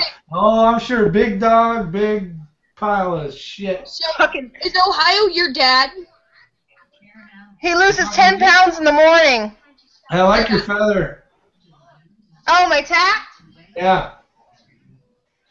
I got feathers. Somewhere. See them? Nice. Where's it at? Yeah, there you go. Nice. Oh, okay, Gunnut's going to show his now. It's tat time at the Is Your Six Show Cover. it real quick. It better not be on his ass. No, it's over his heart. It's a shamrock. Nice. I'll be right back. I'm Irish. Very cool. Now, is Ohio your dad, or did I hear that wrong before? Me? Yeah. No, I don't have a dad on YouTube. Actually, I don't have a dad, period. He passed away, so. Because I thought Ohio's son was something your six or something six. Oh, you know what? Ohio has a kid. I just found this out the other day because I think it wasn't Jammy Time or something, but I was commenting on it, and they're like, he had a son. I don't know how old he was, I don't know if he's young or old or what, but he did have something with a 6 in it, like I don't know what it was, covered 6 maybe or something. I don't know. Yeah, it's close to yours. Yeah. So backpacking. Have you done the Appalachian Trail or any part of it? No, before I moved, because I'm originally from South Carolina, and I've only been here in Arizona for about 2 years. Before I moved up here, I actually did about 8.5 miles of the Appalachian Trail from the start of it in Georgia. I forget the name of that park. It starts with an A. But Acadia. Yeah, that's it. I did not from there. There's a second trailhead. I did it from there to about 8 miles in, and that's as much as I've done of it. I had a lot of planning. I really would like to go and do that, guy, but it's difficult to find the time to take off and actually pay bills. Yeah. I know. You see all those people that they take 4 months off and they do the whole thing, and you're like, man, that would be cool. But that's a lot of walking. I heard there's a guy right now. He's trying to beat the record. He's doing like 50 miles a day. Yeah. He's basically doing super ultralight backpacking, carrying a freaking bag of peanut butter and a knapsack and calling it done. Yeah. They got folks that are actually they actually run the trail, and from my understanding, I could be wrong, from what I've heard last time I looked into it, basically the person has got nothing but whatever they essentially need, like snacks and water on their back, and they're running, and they have people at certain parts of the trail that basically get them water, basically so they just pick it up and keep going. So it's whoever can finish the whole trail in one fell run at the fastest time or whatever like that. Yeah, that's nuts. I would love to try that. Not the whole run crap, but spend some time. I plan on doing like sections of it. I'm trying to move out to the East Coast, and if we do, I'm gonna do sections of it with my kids. Anyway. Where are you at? Sorry, Right I was in California. Oh, okay. Our property's As you can tell by this. You know how red this is? I went to the beach yesterday. Sunburn. Oh wow. It looks like it's on fire, huh? Yeah. Florida, California, Maine, what? Where are you located at? Down by San Diego. I'm an hour north of San Diego. Gunnut has family in Yorba Linda. Okay. That's probably 40 minutes maybe from where I'm at. It's been hot. It's been hot as hell out here. We were telling Chris yesterday, or Camo, we call him Camo, that we're at the ass. Our property's at the ass end of the Appalachian, up in Maine. Oh, okay. Right So at it's the like- top. I mean, right at the end of the trail, right? Yeah, it's a great view because we see like the mountains, and then we've got Lake Mattawamkeag by us. We are an hour north of Bangor, like right by Canada. That's pretty cool. So it's pretty sweet. We've got a big lake that's private access, and then a more public lake. And I love the town people. It's great. Nice little town, probably. Oh yeah. Yeah, I like small towns. I grew up in a small town, and it turned into a big town, and it just sucks now. None of the like the team-oriented kind of help your neighbor kind of deal, all that shit's gone, which sucks. So Chris or Camo, you got any knots, or you want to learn any knots? So far, the best one today has been the handcuff one. All the everybody seems to enjoy that one. Yeah, that's actually interesting. I've never actually heard of the handcuff knot, so I would be interested in learning that one. Yeah. Do you have a piece of rope or something? Of course, man. Paracord everywhere, of course. Let me go see if I can find stuff. Yeah. Oh come on. Just think about how often you can tie Natalie to the front porch. The last day that we leave. So he's like ex-military or? Gunnet was asking, are you ex-military, military brat? No, I'm actually in the fire service 25 years. Cool. So we do a lot of rope rescue kind of stuff, but no military. That was one of my options when I was in high school. Well, Military or fire. My dad was a I decided to get play with fire and not play with. No, I didn't. My sister-in-law sitting here was like, well, duh, of course he's military. How else does he know how to tie knots? They're the only ones allowed to know knots is the military. So all this stuff, you know, if I was in the military, I'd have to kill you after this. Or if you weren't in the military. I can't join the military because I've had a broken neck, so. Yeah, they're probably going to frown upon that one. Yeah, I was in a car wreck and broke my neck in a car wreck. Were you driving?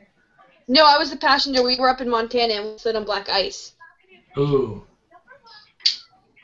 What did you guys hit? Was it a tree or a car or what? No, it just it flipped several times. We were in a box moving truck, and I was the lucky one out of 3 people to get injured. Yeah. I was the passenger, and I ended up out of my seatbelt, sitting on the passenger side window. By the time it all stopped, the frame of the truck was like that. Versus, I mean, it was horrible. And you had your seatbelt on? Yep. That's probably what stopped me from going through a window. Yeah. Yeah, for sure. Did you tell him got your hip graphic and all that? Yeah, my hip bone connects to my neck bone. It's all fused together. Yep. Come here, Julie. All right, you ready, Chris? Yep. You know what? Since we taught this so well earlier today, I'm going to give, I got to say it by right name, Judy the chance to give you a perfect lesson on how to make handcuffs. Okay. What I told Santa to do is grab the rope with your left hand. Show him, honey. Sorry. Hold on. Grab it like that with your left hand. You're going to cross your other hand over, your right hand over your left. Grab the rope. Mm-hmm. Pull your hands apart.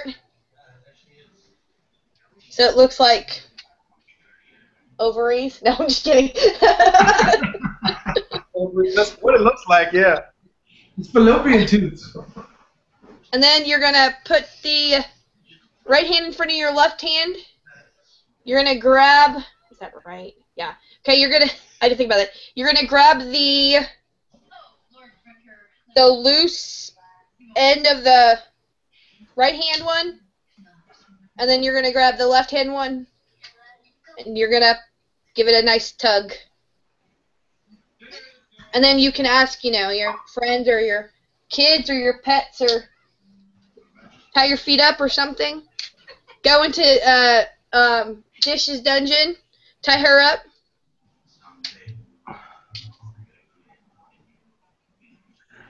Okay. Where you at? Come on. Oh, you know, I'm not clicked on you. I can't even see. I'm inviting a couple people. Come on. Show me what you're doing. Let me see your knot. That way, you know, when Sandy or you go up to Arizona or tie her up and leave her out there to rot. Just make sure you leave some coordinates. All right, you got to tell me that again. I missed that one. I got the loop. I got the ovaries. Okay. Past the ovaries is all right. So we're gonna do the ovaries, and then you're gonna take your right hand, put it in front of your left hand. Grab the string that's just kind of laying there, and then you're going to grab that with the left hand. Is that right? I think I did it wrong now. Dang it. No, I did it right. Okay, sorry. And then, hold on. I taught you better than this, dang it. Okay. Just done it. Yeah, I just did it. She did it. Okay, so you're at the ovaries. Hold on. She's just not good at teaching her. Okay. Okay, right hand in front of left hand. Grab the tail of the left hand with your thumb, so make it toward your left. And then you're going to grab the knife that I found at Walmart. I don't know what I did wrong. I did something wrong. Okay. Pretty sweet. I don't know what I did wrong. Which way? See, I can't see Chris whatsoever.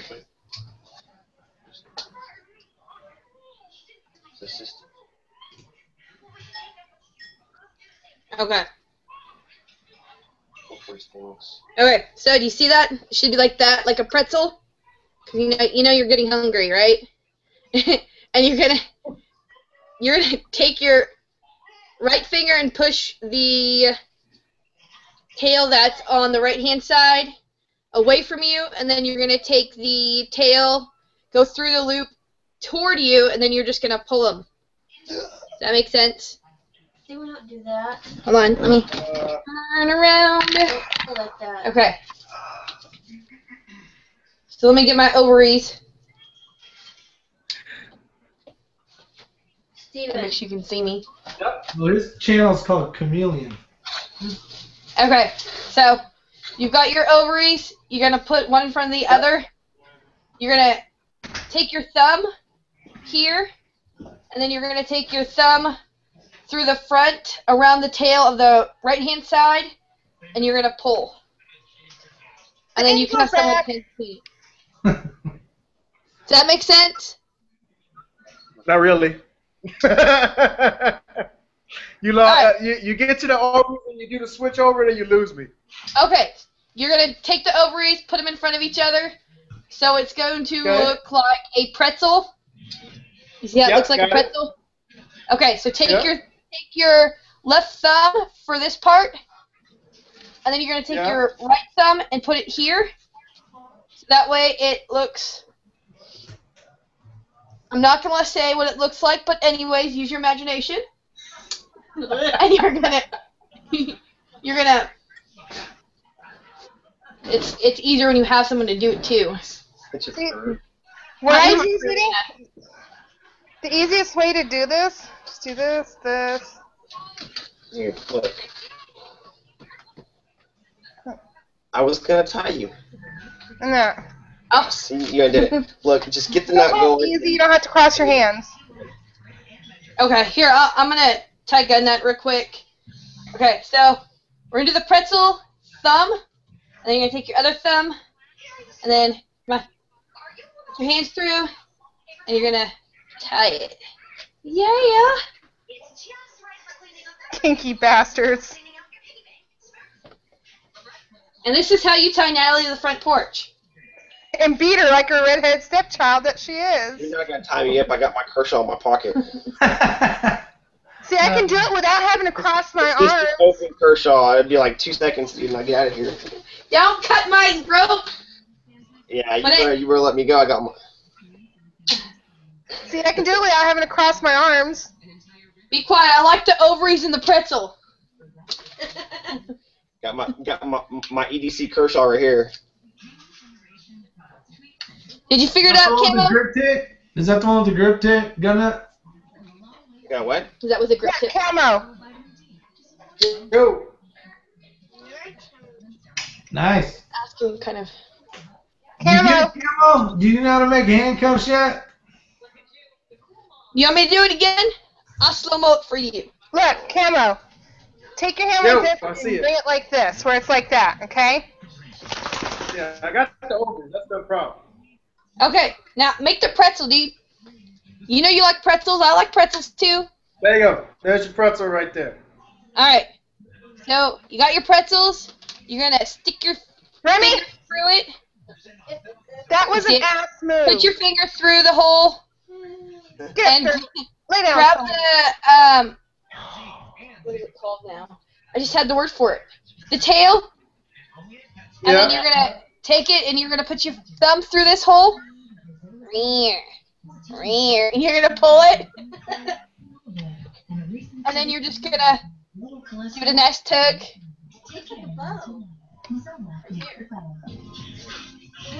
go through the. No, we I'm don't. probably a little slower. What? On the other side. Oh, Put on your the hands side. through, and then Alright. pull You got your pull it ovaries, and down, and it tightens it. then you got your pretzel, It's like a bow. and you're gonna stick your thumb from the behind Exactly what it is. and wrap it around Rope. with the tail. And then you're gonna stick your thumb in here, and you're gonna take it like that. Cat's cradle. Oh, okay. That's not too bad. Noodle and silver spoon. So one hand goes in this one, and one hand goes in the So, other. Six, what's your name? And then you just get the ropes in the middle, and you just pull. Hey, Huh? did you ask what my name is? Yeah. It's Rick. Ah. Well, nice to meet you, Rick. Hey, Joel! Joel, do you have a piece of paracord? Who? Joel's in the chat panel. I'm in the chat room thing. And so is Jen. Jen, I hope you got one too. Jen's watching Jammy Time, and she's wondering why. I'm assuming, well, you, Nerd Girl, and Sandy are not watching. I would assume because you're learning ropes and knots, but. This is a more valuable life lesson than Jammy Time. Yeah. Ooh, I like it, but I don't like it. Frustration will happen. All the girls will be getting mad at everybody. Damn that Well, six. you should understand. I mean, you My know. watchers. Hey, Steve, are you chameleon? No, Steve's gun nut. Okay, because the little square, it's so tiny you can't tell. All I see is camouflage on it. Yeah. And you called him Camo earlier, so I thought it was the same. No, Chris is chameleon. I'm We call camo. him camo because it's camo million. Okay. Well, I sent an invite for Joel. Is it a Sweatman? And then also a Chameleon. Is that right? Yep, camo million. Right. Yeah, he's Joel's really Joel's on what? prep, what to use for prepping, stuff like that. Cool. Yeah, if they want in, I sent them a chat, or not a chat, a link to the to this awesome rope discussion that we're having right now. Did you figure it out, Steve? Did we figure out how to make handcuffs in case you're you gotta tie somebody up in the middle of somewhere? No, I gave up, man. I'm sorry. I was just I'm popping in Jammy Time just to check in and let them know that I'm learning some valuable life skills here. All right, let me try to teach you, Steve. You ready? Here we go. Fallopian tubes. One's going towards me, and the other one's going away, like to the computer. So I was trying to show you, Cam. And See? then you take this one, this part right here, and you push it through that hole, and then you got to reach in, grab the other one, and then you end up with that. And this is where you put your hands right here. We did that all without saying. I guess I did say fallopian tubes or something. Flopes. So these are babies right here. Babies. There it is. Looks like a bow tie. You get it? I'm gonna zoom in on you. Hold on. Bam. I think that's it. I think now go like this. Hold on. Go like this. So you got, like, unless you got someone there to put their arms in it, and then pull them, and you'll know if they're handcuffs or not. That doesn't work very well. Cool. So that's the gist of it. Judy, I think you did an awesome job trying to teach. So you did really good at that. It was just hard. Now, Judy, go wipe the brown stuff off your nose. Sandy, how's your way, Sandy? You just basically went like this, right? Yeah, I just did this. I went.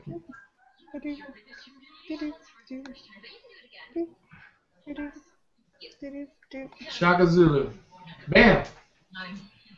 All right.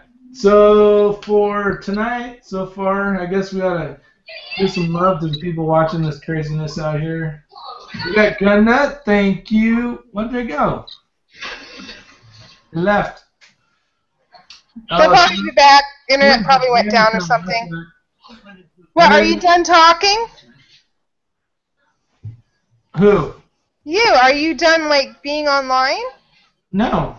Good. No, I'm just hanging out. I'd have to beat you. Come punch you down. And then, does anybody know how to say this one? Winiful? Bull? Something like that? Winifiable, yeah. Winifiable. They tried to like certifiable. Here they are. They're back. Like certifiable, winifiable? Yeah, like certifiable. Winifiable. Okay, winifiable. And then Jennifer Young just checked in, said hi, but didn't get online, or didn't come on the chat. And Sandra B, go see Sandra B's videos and channels. Not channels, channel, right? Unless you got a couple. And then, and Steven. Gunnut. Christopher. Yeah, we got Steven, Gunnut, and Christopher. What's your channel? Million. Camo me. You just call me Camo. Camo. Yeah. The Camo Jockey. Camo. Funny. Hey, while we're on the subject of whatever, do you guys know any recipes for beef jerky? No, but I could probably find some. I was just wondering how to do jerky. I went to Bass Pro Shop and bought one of those little dehydrators and wanted to make some jerky. And I have a friend that makes beef jerky, and his is so salty. It's like nasty. Yeah, it's so dry. You guys soak it in water for like 2 hours. Jerky. That stuff will outlive the cockroaches. It will. Ew. Cockroaches live pretty well too, so that's impressive.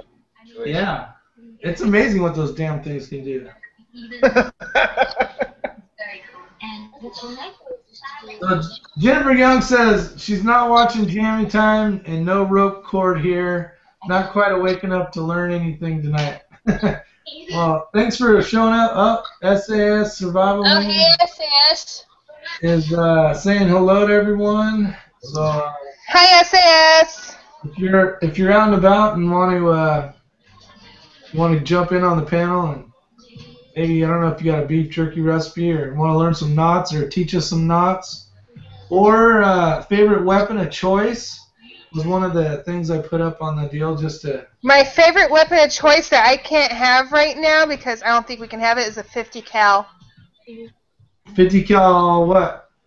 Just a 50 cal. Like a Armalite AR-50 or a... like the ones that they have up on the destroyers and the carriers. You know what's like the real badass ones. Yeah. Like, yeah. I want one of those too. One of what? That would be cool. Yes, it would. Yes. That was a Modus. But I'm getting a Savage 30-06, and then I'm going to get a Remington 270. You already have a Remy. I know. He's laying on the couch next to me. Hey, Sandy, you should get a 300 Win Mag. Hey, Sandy, you should get every one. Wish I could. I want a black powder rifle. I don't know. Correction, Sandy, you should get me a 300 Win Mag. Should get you one, huh? Just in case everyone didn't already know, Sandra B and Judy are sisters. I did know that. Yep. We are sisters. And for everybody on the panel who didn't know, me and Sandy are also sisters. He is a brother from another mother. She had to be a sister from another mother? Yeah, that's it. Something like that. A blister from another mother? What? From another mother. You're my sister. You're my sister. All right, so send a link over to SAS Survival Man. See what happens. I'm trying to get my sister-in-law to come do these knots. She's scared. You guys want to try some more? I got a whole crap ton we can. How about a noose? And for everybody on the panel who didn't know, me and Sandy are also sisters. Hold on. I got feedback, He's a dude. brother from another mother. No feedback. Okay, much better. Quit it. How about a noose? All right, here we go. I think the rule is you can't have 13 wraps. I think that's what makes it illegal. The hell with that. I'll do full 13. Right. You're a rock star, though. All right, so let's do it then. So this rope, this could be used for, I don't know, you could anchor to a tree, or, I don't know, there's 100 different options with this. So you got a rope. Let me click on my thing here so it stays there. It's basically that knot you learned for the fishing line, where you're going to go across. Let me make sure I do this right. From the back of the front. So you're gonna start at the bottom and work your way up. Are you crossing from the back or the front? It won't matter. Okay, that works for me. See how? Can you guys see that pretty good? Yep. Okay, so then you're just gonna wrap it towards this thing, towards the back or to the bite. So I'll just do like 4 or 5.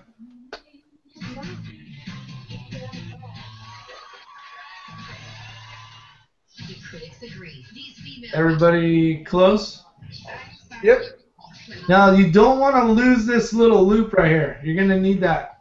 Here's the big one over here, obviously. There's this one. Yep. You just don't want to lose that. So now you're going to get to the point where you're going to slide that rope. I'll do it on this side so you can see it. You're going to slide that rope, or the tail of the rope, all the way through all those wraps, however many you did.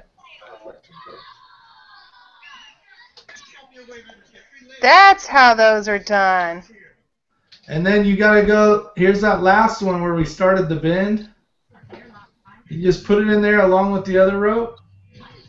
And then when you pull it, you got to be keep it clean while you're doing it. You know, so everything looks good. And then basically you have a noose. Shazam. Thank you for teaching me that one. We're going to see some, what's it called? I can't think of what that's called. No castration like that, Sandy. There's Texas Jedi. Hey! What's up? Thank you for teaching me the news. No problem. Hey, so what do you want to learn, Texas? We all learned how to handcuff each other. So when y'all go to Mount Hood next summer, everybody's going to, like, handcuff Sandy and leave her in a tree. But leave her coordinations.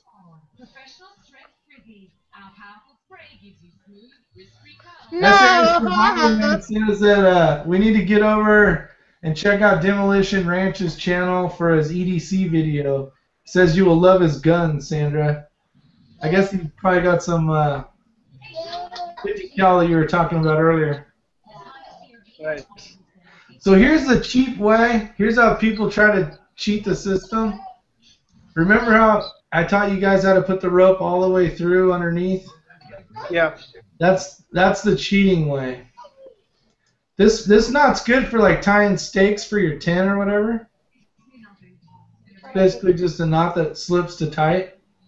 Yeah. It's faster than the hangman's knot or the noose. Hangman's noose. You guys got that one figured out? Or you want to do it again? What you just showed us? Pretty straightforward. Yeah, the noose. Yeah, I'm good. There it is. Chris got it. Kayla's got it. Yeah. And his is black.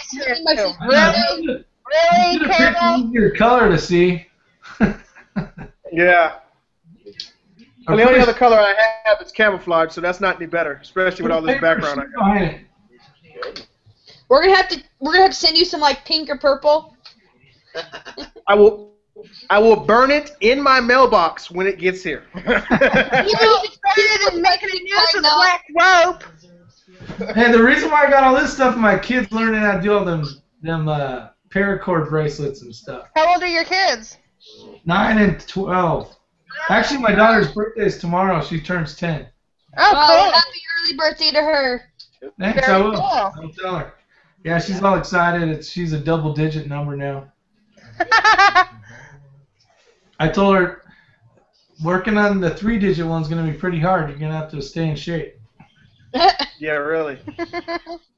Because this will be your last single-digit day of your entire life.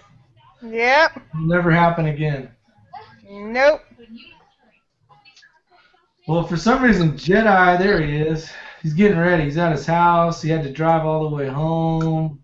He's tired. But he's here with us. And he's still putting his operator gear on. What's up, guys? What's happening? Oh, glad to be home, man. Glad to be home. You missed out on some good knots, Aaron. I'm sure I did. Yeah, I taught a few people how to handcuff themselves. I taught them how to basically hang somebody. they love that. They didn't want to learn how to tie like knots that you can connect 2 pieces of rope together, or useful knots like. That's Aaron. They just wanted the good carnage knots. How to tie up their spouses and if they didn't like it, how to hang them basically. Wait, didn't you teach us how to do the 2 knot thing? Yeah, the figure it out a bite and I got it. You're the one who gave up. Yeah. Believe it. I gave up. He danced his way out of that song and sent his wife Judy over. She was rock starring it earlier today. Oh yeah, sweet. Yeah. So, since we got a lot of people in here that like to do a lot of, basically the same kind of stuff, whether it's surviving, camping, backpacking, gardening, and all that kind of stuff. What are some things you can do with paracord? There's a gazillion out there, so maybe we can blast out a few. Give everybody a try. Tie a hammock to a tree. I can show a few things. Well, if I use paracord in gardening, I use it to like suction things off, or tie up green beans up to the thing so they can have a way to climb, or keep my tree straight. He's like the king of gardening over here. Yeah, that's some good uses, but it'd be more cost effective to use bank line. Just saying. Yeah. I told you he's the king of gardening, man. No, I'm not. No, far from it. Far from it. But like in a pinch, you could use this stuff for shoelaces. You can use it for fishing line. You can use it for, putting up a tent, staking off. I've used paracord for fishing. How? Let me get a couple examples. I will tell you how. Shark These fishing. 7 strands right here. Okay, inside of the paracord, if you get real paracord, 4, 5, 6, 7. Okay, this is legit. You're gonna you can take these all out, right? Or you could use this to fish like big catfish. Yep. Or if you say you're bank lining, no, not bank line. If you're trying to get like smaller trout, you can take, they're kind of sketchy. You can take individual ones. You got to get all the twists out of them, but you could go that far down and tie all these together. Yeah. But So I've used. There's a gazillion things you could do with it. Maybe not a gazillion, because I don't know how many that is really, but you can do a lot with it. I used it for shark fishing. Paracord? Yeah. Nice. Get those big old shark hooks, And you take that paracord right through that loop and make it like a regular fishing line. Yeah. They're gonna saw right through that crap. Do you have the dentured sharks out where you're at? Huh? Do you have dentured sharks? I don't know. I haven't been to the Oregon coast yet. I just think that the sharks would chew right through that stuff. I don't know. I never had it chew it. I guess because I've always caught small sharks. Never caught anything like big enough to really do any damage. Even a small shark is big. Yeah, even a small shark is big, Sandy. Have you gone to SeaWorld and seen their chompers? Yeah. But I'm not talking about like 10-foot shark here. I'm talking like I've caught a 3-foot shark, a 4-foot shark. Even a baby shark is like... I've only caught like very baby big sharks. than a catfish. Yeah, I make all kinds of stuff with paracord. Yeah, I haven't got any paracord bracelets yet. Monkey fist, keychain lanyards, self-defense tools. Nice. Put a little steel ball in it and smack some upside the head. They fuck with you, man. Half-inch steel balls. I make paracord knife lanyards with beads on them. Little paracord people for knife lanyards. See what? Do you guys know HAA? Rifle slings. Yes. Make rifle slings out of it. Yeah, that's my dog's little Savage 22 Rascal. So we got a Redneck! pink That's sweet. Nice. Yeah. Can I order one of those? Yeah, you can order one of those. I don't want the pink though. Oh, well, you know, no, yeah, you can order one. Takes me a little while. Bracelets right now. I went over to Army Navy surplus store and we bought like 9 of the big 100-footers, you know. But they're all like these crazy colors because they like the bracelets. So once they learn how to do something, I'm gonna have them do a gunsling for me. I like these little guys. They're pretty cool. Little skulls, arms, legs, bodies. Yeah. Little pair of buddies. Yeah. That's cool. Yeah, and I name them after YouTubers I don't like, so they're kind of like Voodoo dolls? Voodoo dolls. Voodoo dolls. Yeah. You don't have one that has a 6 on it, dude. I have a thing attached to the back of my truck, and you know, one of the YouTubers pissed me off. I put their little logo on the front, and I tie it to it, and I drag it down the road. You know. The 10-mile torture test that you're supposed to do on those knives. Yeah, but I just can't bring myself to tearing that knife up, man, because I don't think it's going to hold up. I really don't. Schrade's a good company, but I just don't know how to handle the 10-mile bounce behind my truck test. That blade's going to be shot. No, you got to keep it in the sheath. Oh, if I can keep it in the sheath, then yeah, I'll do it. But then I'm going to have to get another sheath because that sheath's going to be shot. That'd be cool as hell. Yeah. I wouldn't mind waiting some dragged out, freaking beat up knife blade. Okay. Wink, wink. Well, you're not gonna, you won't win that because whatever I test, I get to. And when I do my contest, they send them a brand new one from the factory. So. Oh, gotcha. I like my my Shrike machete. I'll be the one. Hey, Jennifer says the Jedi's got one named after her. Jennifer Young, I have no voodoo dolls named after you. You're a sweetheart. We love you. No you're on the A-list. Yeah. SAS Survival. I've made a few of these monkey fists in half-inch steel balls all the way up to 2-inch steel balls.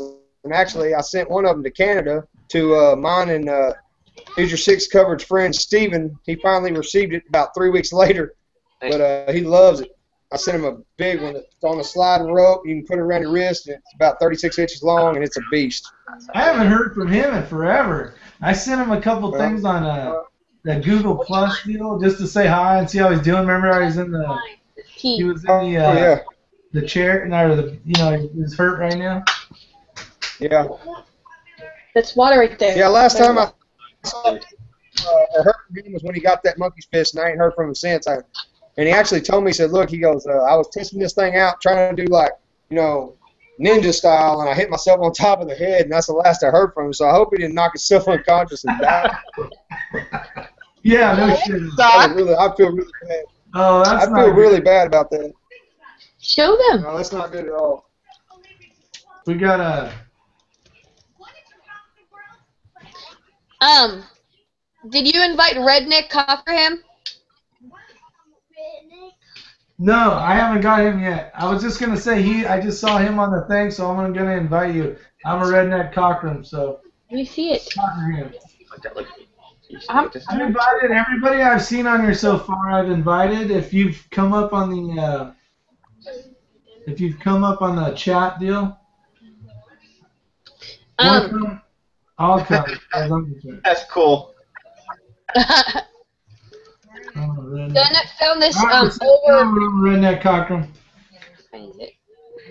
Yoda! Gunnut found this knife. Sweet.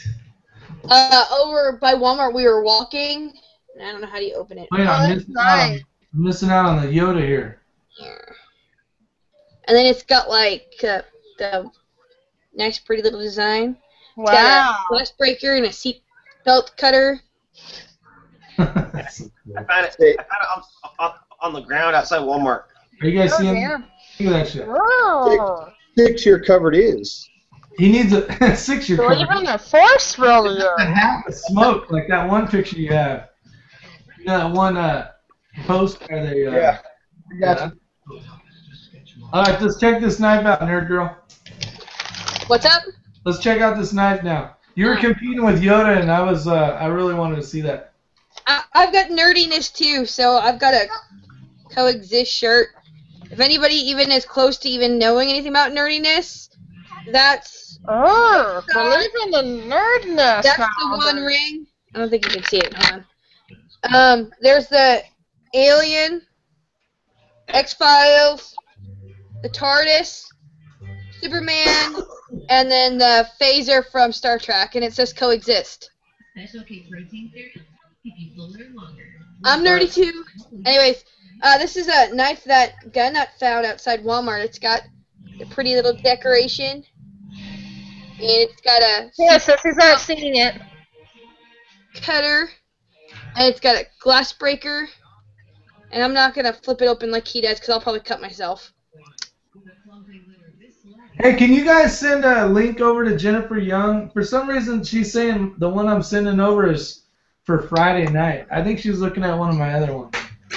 Alrighty, yeah, I can do it. Hook her up, because she originally said she didn't want to join in, but now she wants to play. Bring some rope. It's going to be time for another rope session. It won't let me invite people. You got me blocked on that. So. I don't got you blocked. Yeah. Why would I block you? Well, as far as inviting people. How do I unblock? Or whatever the hell it is. I'm just going up here to the little guy, invite people. Okay, Jen. Type in Jen. Check your Google Hangout thing.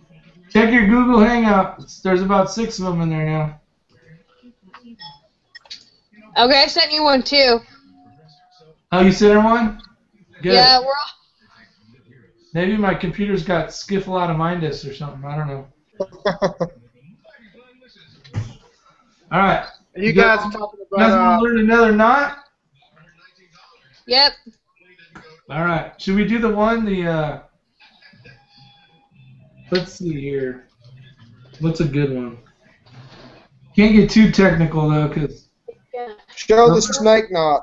Those aren't working out. Show us the snake knot. I don't know the snake knot. Hold if on, it's not a rescue knot or a fishing knot, I'm not familiar with it. So we can run, and you can have headphones on if you're going to watch TV. I don't have any paracord right here, I don't think. She's in! Does anybody know the snake knot? I'll show you the knot that I put out to Pennsylvania. It's called the Hook your knot. headphones to it. You're muted, Jen. There's Jen. I'll show you the polymer knot, all right? So you take something that's round or has a hole in it, like, say, my keychain. You take your line and you double it over. Okay. And you take that double over line and you stick it through that hole. Yeah, my invited work. Where it's like this. All right. Now you do an overhand knot. Now you got this. Right, you got the loop and the thing. Okay. Then you take what you put your original line through, which is be my keychains, and you run it through this end right here. And you run everything back through it, which will be my keychain. You calling this the polymer knot?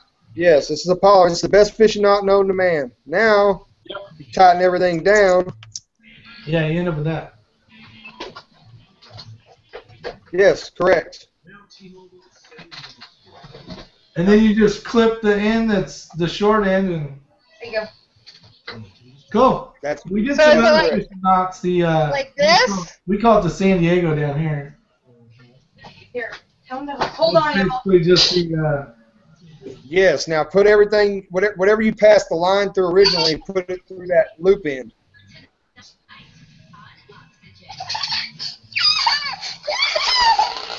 Only thing I can say differently is when you're using this for fishing, before you cinch it all down, you want to wet the knot.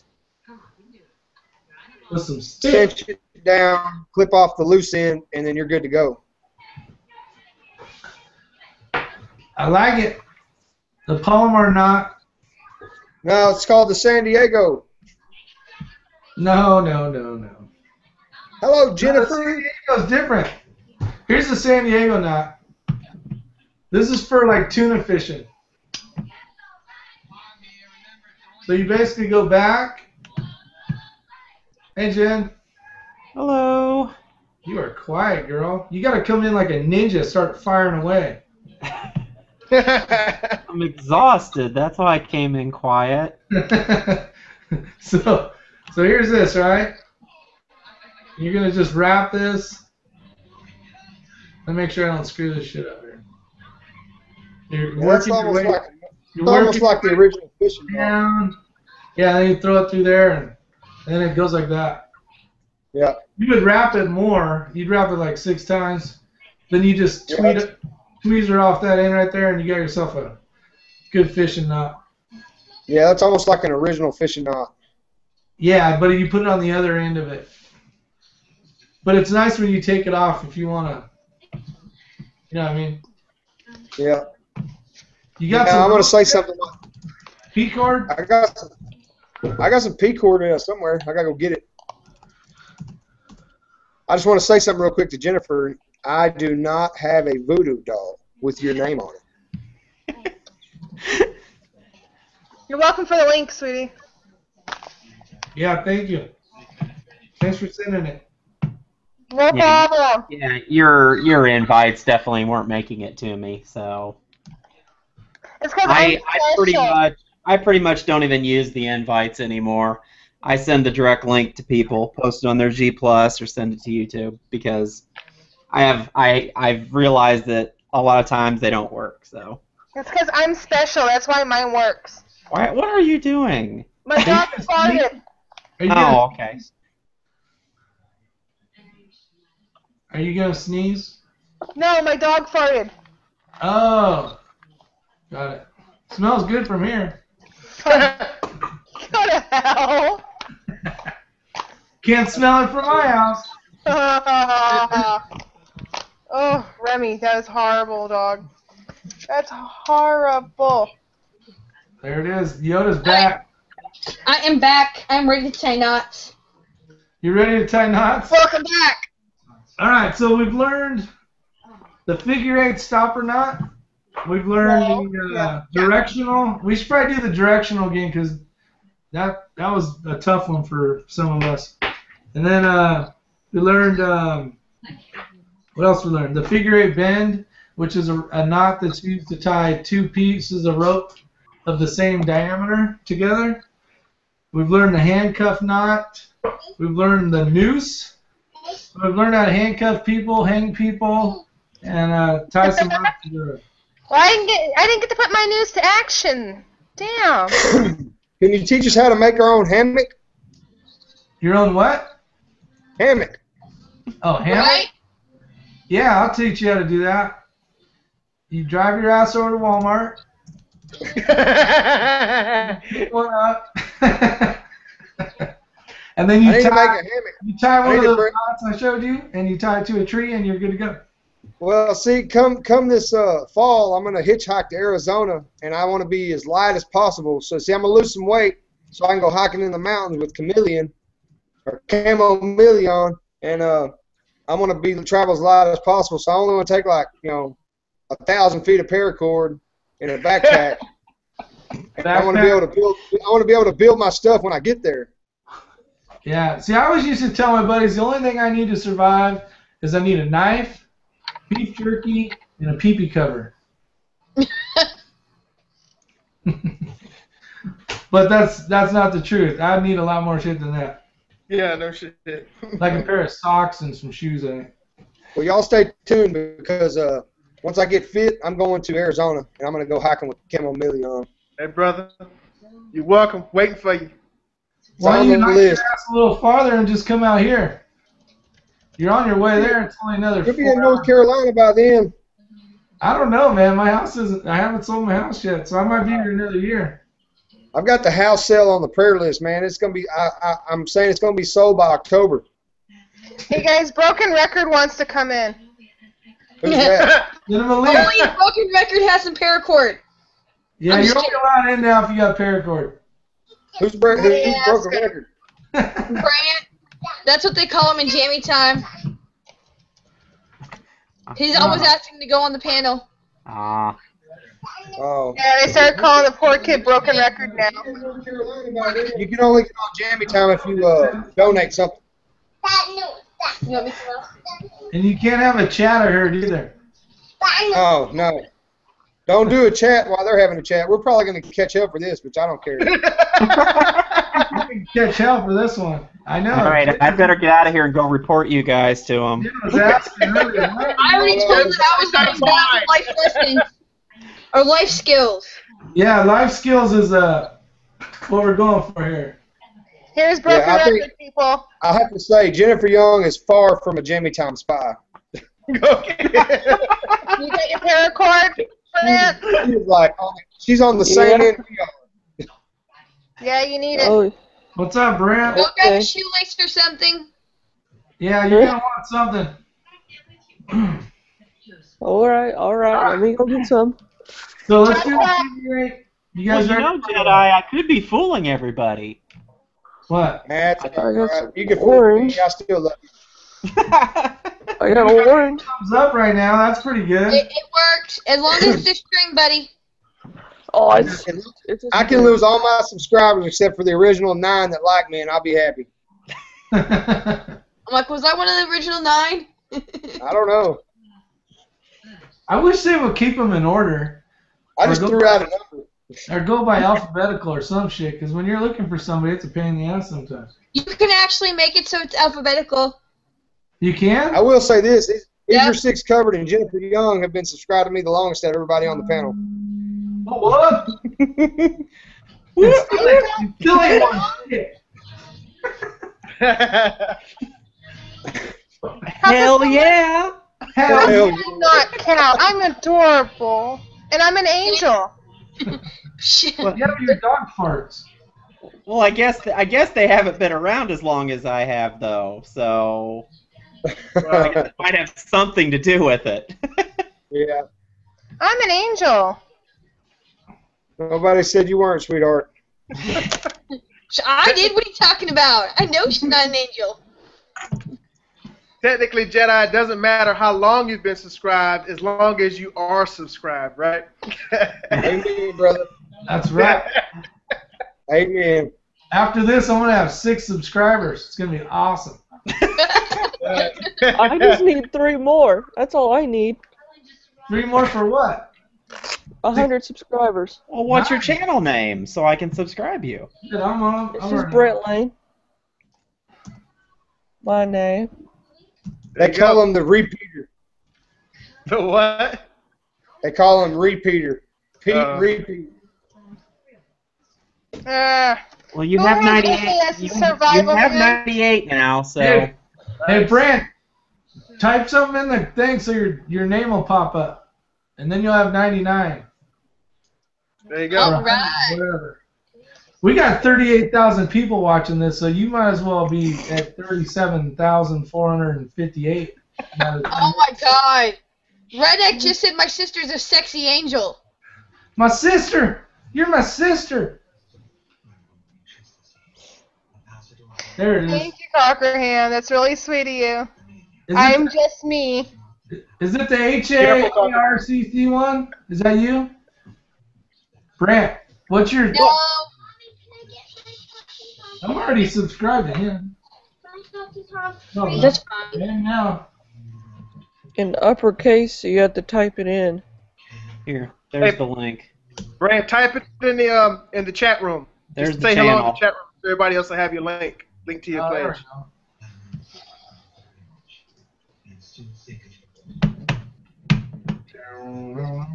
You're welcome. Is that the link to the thing, Jennifer? Yes, it is. If I click on that, though, I'm going to screw myself out of this damn thing. Let me try it on this one. And to Seth's Survival Man, yes, I did donate because I want to win that knife bad. I'm not donating money, but I'm donating a year's subscription of Field and Stream for free. I help all channels out. Oh, to the Jammy Time knife thing, whatever it is. Oh yeah. Yeah. And I sent some stuff to Paper Tigers giveaway. I'm fixing to send some stuff to Georgia Geo Preppers giveaway. I help everybody because when I do my 1,000 sub giveaway, I want help. Hello. Yeah. Well, I don't support anybody's giveaways anymore, so I'm bad. I'm a horrible YouTuber. No, all you got to do is say good luck, and I'll be happy. All right. I share the videos out and wish everybody good luck, but I don't participate anymore. Yeah. I'm gonna get on my. You ready for the next knot? What? Yeah. Are you still being on yours? You want me on mine? All right. We're gonna start with just an overhand knot, and you'll understand why when we get done. Y'all hold on real quick. I'm gonna switch to my my account from his. Okay.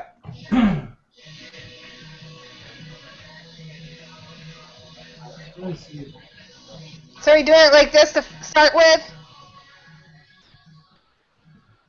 Lift it up, Sammy. The overhand? No, it's just going to be this. It's basically, we call it a grandma's ass knot. It's a circle. Oh yeah, that's what I just did. You did? Okay. Yeah, see? I know how to do the chain knot. All right, let's check that out in a minute. That'd be cool. I don't know which one that is. Want me to do it now? All you have to do is just keep going like that the whole time, and then you got it. You just gotta keep going and going and going until you got a chain. Oh, got it. Okay, the knots I'm showing you are on the end of rescue. Basically, we use them in rope rescue kind of stuff. So you'll be able to utilize. We don't use P-cord obviously for any of the stuff. What do you do? I work for the fire department, 25 years. Oh, cool. I got some firemen down here that are pretty cool friends. Very nice. Yeah, what was it? My spring term, I bought all of them pizza. I paid like $150 for pizza for them. That's cool. Yeah, we were like in the chat last night. She was saying she loves firefighters. She thinks they're all hot. Ask him a million, he'll tell you. Yeah, she said that. I see.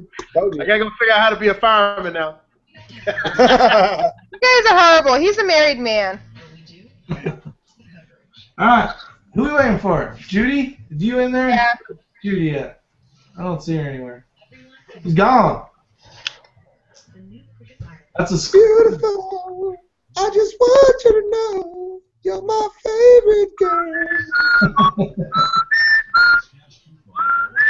Alright, here we go.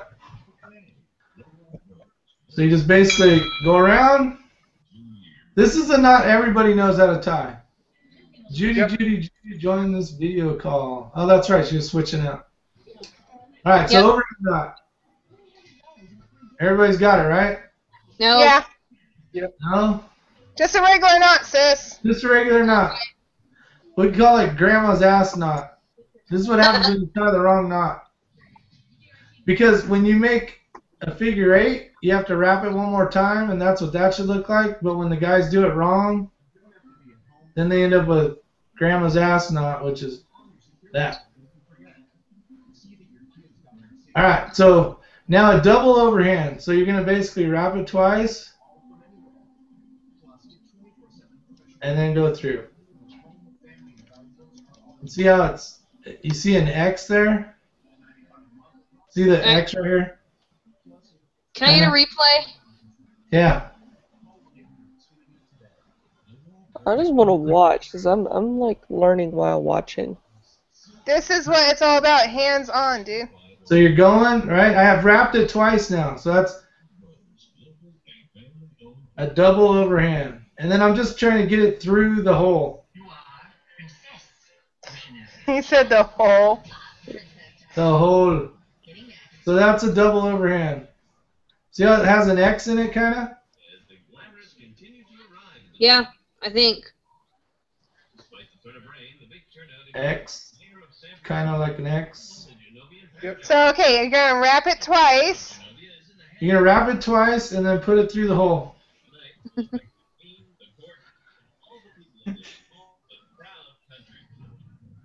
You said hole. It keeps going straight on me.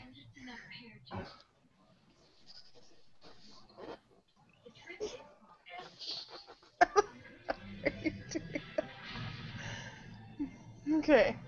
Everybody there? Yeah. It keeps going straight on me. It won't stay in the hole. Is that wrong? Sounds like a personal problem. That is... That looks like it. It's hard. You gotta go... Ah! I didn't tell you guys this part, though. Basically, I'm gonna start here, and I'm gonna go back. Wait, you just like bleeped out. All I see is a big 6. Oh, really? Still there? I tried adjusting your bandwidth. Do you see the little internet lines by the wheel and the camera? Wheel.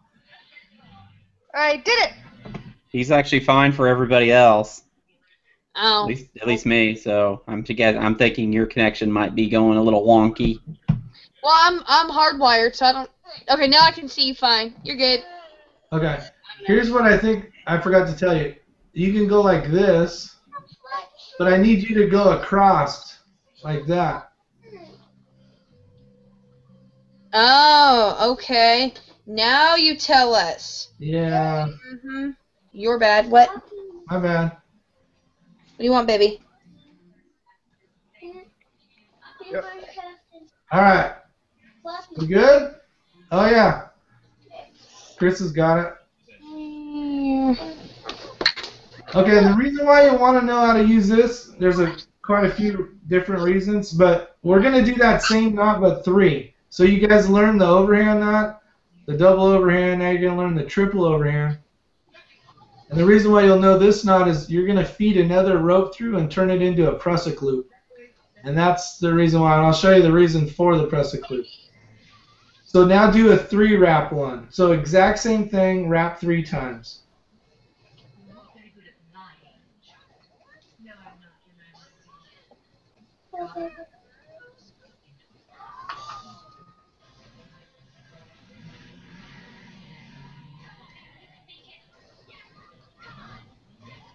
Ha-ha!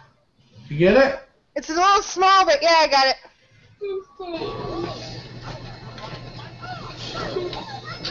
Okay, is everybody there so far? Yeah. I'll use a different colored rope so you understand the idea. Or you can loop your tail through so that it's opposing.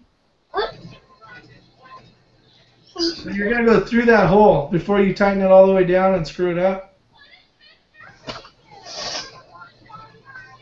Okay? And then I just flip it so I have to tie the exact same knot. And the only difference is going to be there's an extra piece of rope in there, which isn't a big deal. Just pretend it's not even there. So I'll do it. I'm going to try to do it on this side so you can see. I don't think I can. You go around 3 times.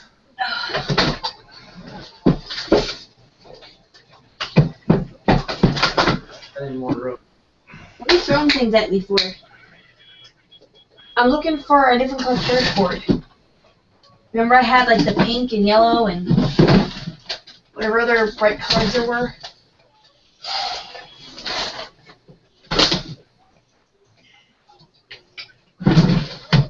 Alright. Has anybody got this far yet? So that's how they do those. So you're going to pull these together.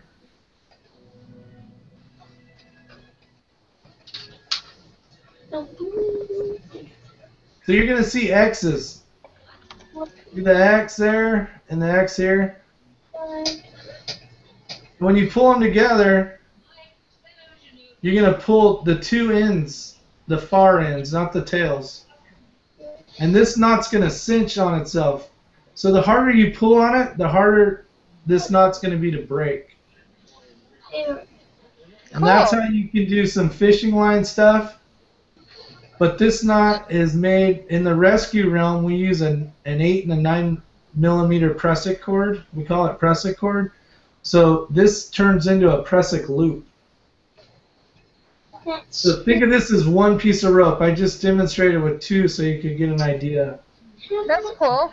of what it looks like. And here's the reason why you use this rope. If you have, there's a gazillion reasons why, but you can use it as a way to capture.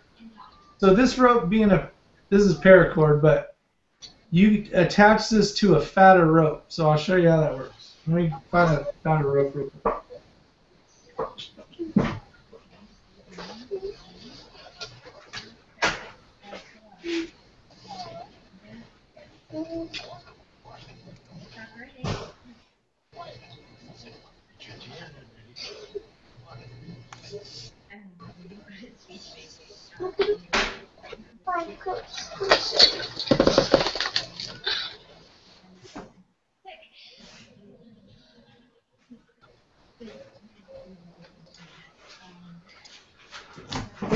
All right.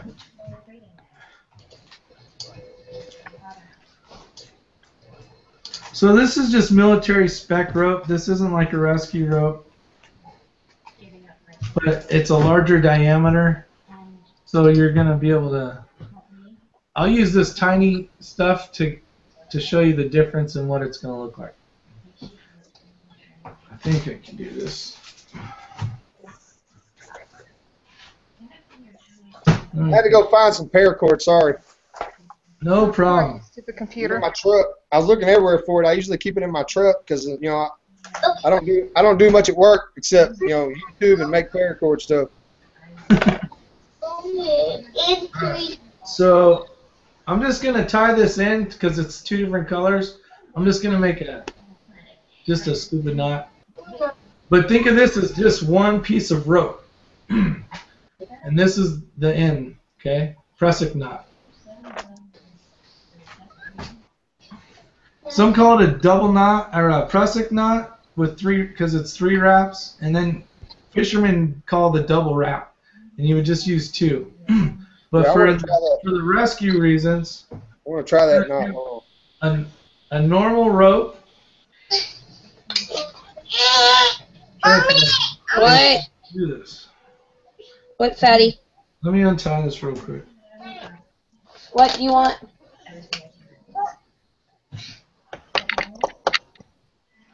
And you're basically you're gonna wrap this rope 3 times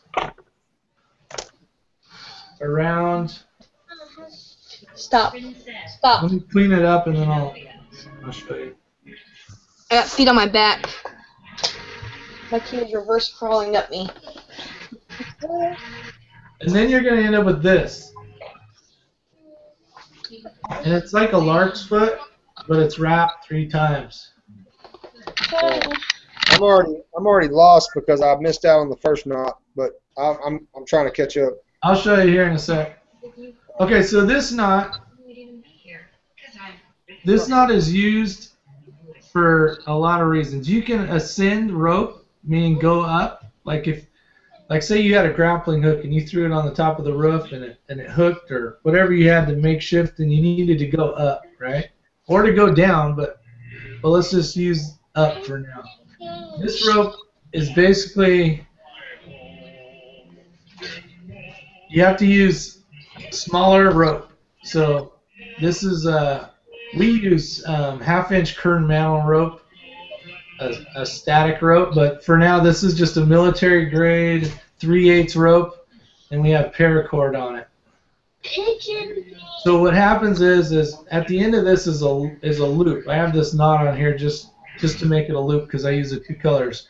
But I can pull really tight, and this rope it'll just bite on itself right here. And then when I get ready, I can go up. So you need 2 of these. So then you just slide it up the rope, and then you step on it again, and then that's pretty freaking cool. You do the other one. That's pretty cool. And you can climb rope. You know, if you needed to get into a tree or some type of tree stand, or you needed to get away from something. I need to learn this knot because if I go hiking with Camo Million and we get stuck like on a ledge or something, I need to be able to ascend. I need this knot. You need to ascend and descend. Okay, so that's how that works. So you basically, you would want 2 of these. You'd want 3 of these actually. You want 1 for your harness, and I can show you how to make a makeshift harness. And you need 2 of these so you can work your way up, but you want 1 on your pelvis so that if you always have something tied in. You know what I mean? So as you're working, you'd have 2 of these on your feet, or you could have 1 on your hand, then 1 on your foot, and you just slide them up, and you just keep going. And they that's awesome right there, man. And you just go up, you know, and then when you go ready to step, it'll grip on there, and you can just, you know, it's tight as hell. And then, but it's loose, so when you go to use it again, and if you get real technical, when you're climbing or ascending something, you keep your finger here, so as you go up, you're going to break the knot. I don't have anybody to hold this part, but you're basically, then you would lift up, you know, and then your foot would step on it again. I have a question. All right. Say you're stepping in that pinkish red loop, and you're stepping, and that's stopping itself on that 3/8 line, right? So it's coming down pressure-wise, and it's stuck. Could you wrap that kind of like around your ankle and pull your ankle, and will that line slide up by itself, or do you need to touch it with your hand and undo it to pull it up? Well, you got to remember those loops. You make those loops to your hand height, so that loop could be long. You know, you can make some people make like a spur, not a spur, but like it goes around your boot and you wrap it like that's what I'm talking about. Around, you know what I'm saying? Yeah, so that's what I'm saying. It's kind of attached to your foot. So as you go up, you just do this, and then you go up and do that. Because these, you know, you can't pass one or the other because the knots can only go to the other knot. Yeah. Make one rope longer, and then you go here, and then you have the one on your pelvis. You have to slide up so you're safe. Okay. And you just that's what I'm getting at. Going up, they're going to be loose, and they're just going to slide by themselves, whether they're attached to your boot and you're pulling it up with your leg, or you're pulling it up with your hand, right? You always pull it up with your hand. Always pull it up. See, that's what I want to know. Yeah. Yeah, what I'm saying is you're going to make this, you're going to come up with a pre-designated length after you do this a while, and it's going to be your foot length. So you're just going to have your right foot and your left foot, and your right one, say, your right foot is your right hand. So you go up, you know what I'm saying? So if it's your right foot, you're going to go up with your right foot, and you're going to go up with your right hand. And then you're going to step into it, and the other one will now be loose because the weight's on the other stuff. And gotcha. Left foot up to the bottom of your other one, and then you set your pelvis one. You know what I'm saying? So then you put the weight back on your pelvis, and then you do the right one again and the left one, and you'll just scoot right up the rope. You know, it takes practice, and it's physically demanding. Okay, cool. Yeah, that's cool right there. I need to learn that because that could save mine and Camo Million's life. For sure. Brother, if we have to climb up a mountain, we in the wrong place. Hey, I'm coming hiking, brother. You wait. Over here is a great place to go. There ain't no mountains in Arizona. Just Yeah, kidding. Arizona. It's a great place to go. Yeah, It's a great place to go. Where's that? Hey, at? you need to watch. You need to watch these Oregon? videos. I'll send some videos out, rope stuff. Maybe you guys can take a look at it. Yeah, I'm down with that. Yeah. Oregon. What? Here in Portland, Oregon, it's good to go rock climbing. Yeah, for sure. Just use the right gear. That's all I can say. I would use this stuff in a pinch if I needed to. I mean, it's 550 pounds.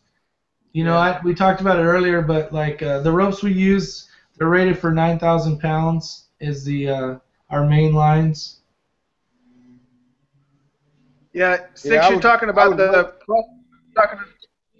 talking about the Prusik knot there, what I use it for mainly when I hang hammocks, we have a ridge line, and if we hang a tarp, we put a Prusik on each end, tied to the ridge line, and you can actually tighten the tarp via the Prusik knots. So I use it for that mostly. Did you go to Walmart and get a kayak for Texas, Jedi?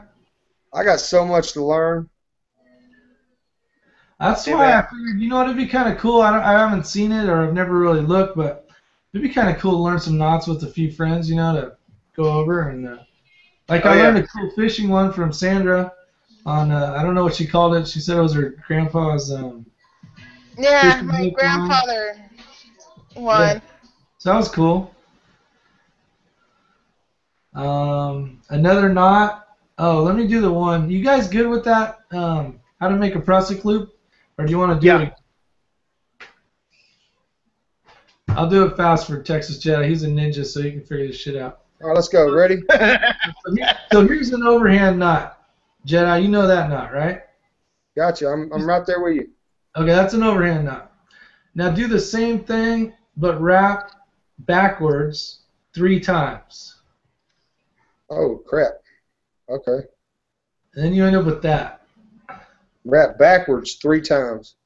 Yeah, so you're wrapping on it. You're going backwards. Start here, and then wrap backwards. All right, let me see what I come up with. Looks like I'm throwing gang signs. Whoa! No. Word on the street. All right, does that look something like that? Talk. Does that look something like this right here? Yeah, that's it. Just don't pull it tight. Oh, all right. Let me loosen it. You're good. You're gonna want to pull it tight. Now do the same thing with 3 wraps. You needed 1 more wrap. So sometimes you got to wrap 4 because you lose one depending on where you put the end. All right. Well, it's kind of hard. It's hard to wrap backwards. Eminem does. Yeah, I know. He also gets paid a lot of money to do that. That's right. So you want that right there. All right, hold up. Let me do it. Coming through. Loop, swoop, and pull, right? All right, that just came out straight. I don't know what I did wrong. So just like the overhand knot, but do it 3 times. Okay. Put it up on the top. I can help you out, maybe. Wait, can I get a replay? Yeah, hold on. All right. So here's the end I'm starting with. Here's a phrase. How's that look right there? That looks like it, but you don't want to pull it yet. But yeah, that's it. Okay. That's it. So keep that one kind of open. All right, here's the replay. I'm not sure who that's for, Sandy or somebody. All right, so you wrap, and you can use a lot in the beginning. And then I'm going back. I'm going on myself. So here's the other side of it. Oh, see, I didn't do that. Hold up. So I'm crossing over.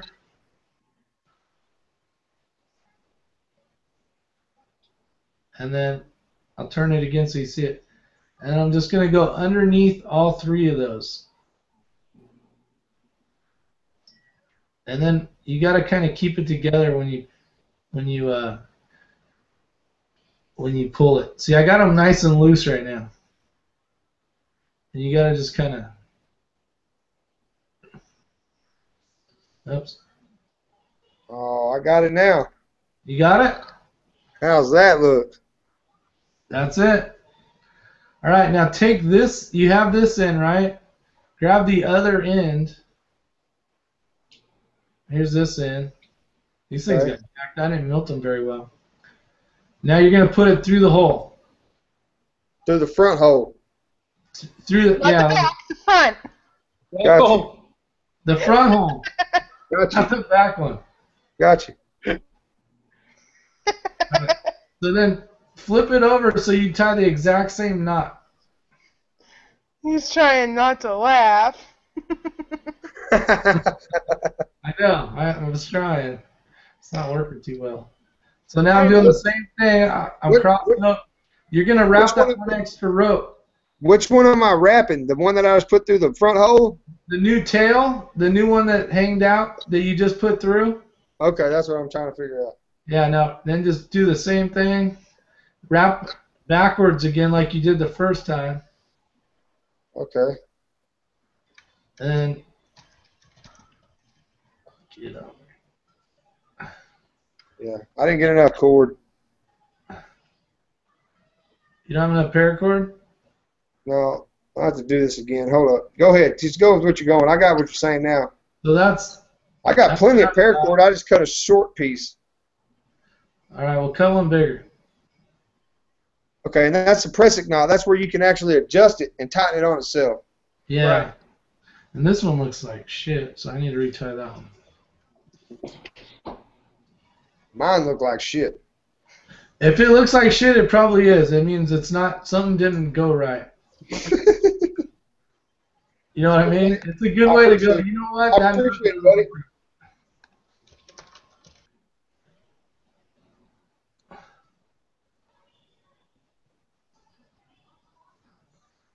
Okay, there we got that. Boom, boom.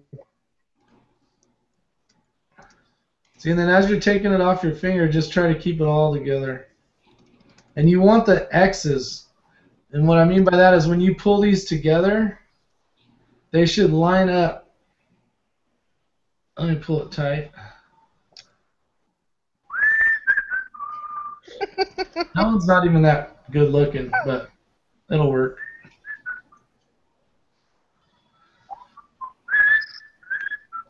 That one's ugly.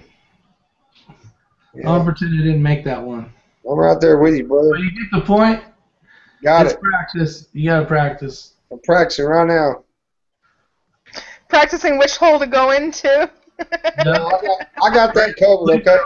Taking a siesta. I couldn't resist. I think I got that part of it down. So once you get those two together, pull the lines together, and then those knots will cinch on each other. And this, I was taking it apart so it doesn't look right. But basically, as you slide them across, what the hell? They'll slide in together and make a good knot. That's like what they make those friendship bracelets. I don't know anything about that. You know. I don't know it. All right, but that knot, that's the knot that's cool because you can use it to ascend, you can climb rope, you can tie into whatever. If you have a, you know, like a bear bag and you're hanging it up. Yeah. Hey, I just found out what a bear bag was here last week. Oh, yeah? Yeah, you don't have too many bears out there, flat plains of Texas out there. Ain't no bears in Texas, man. Yes, there are. Well, yeah, well, not where I live. Right. He put that, Chamomeleon put that video up on, what the heck's a bear bag? He goes, keep your shit away from a bear. I was like, oh, duh. I was like, thank you for the simplistic answer. Has anybody heard a bear at night during mating season? Nope. Nope. You know, they make a hooing noise like an owl, but it's a long hoo. I live in Illinois. We don't have bears. Are they going, who's going to get some tonight? No, it's so funny because my stepdad, my dad would make that hooing noise, and you hear him, and he can tell you how far they are from you or not by the noise. I'm a redneck, didn't get a thing. Hey, So- Sandra, is that the same noise that the troglodyte was making the other night when we were talking? Yeah. Probably. Most likely. I heard that who. I was like, man, is that coming from mine? I was like, no, that's got to be Sanders. It's bad in the background. My comments are just loading now. I don't know what the hell happened. Okay, I sent one to I'm a redneck. Okay. Did you send one over? Yeah, it's in his messages and YouTube thing. What's NP mean? Nice something? No problem. No problem. All right. Welcome to the 20th century. I know, it's cool. Hey, let's throw in a curveball and let's do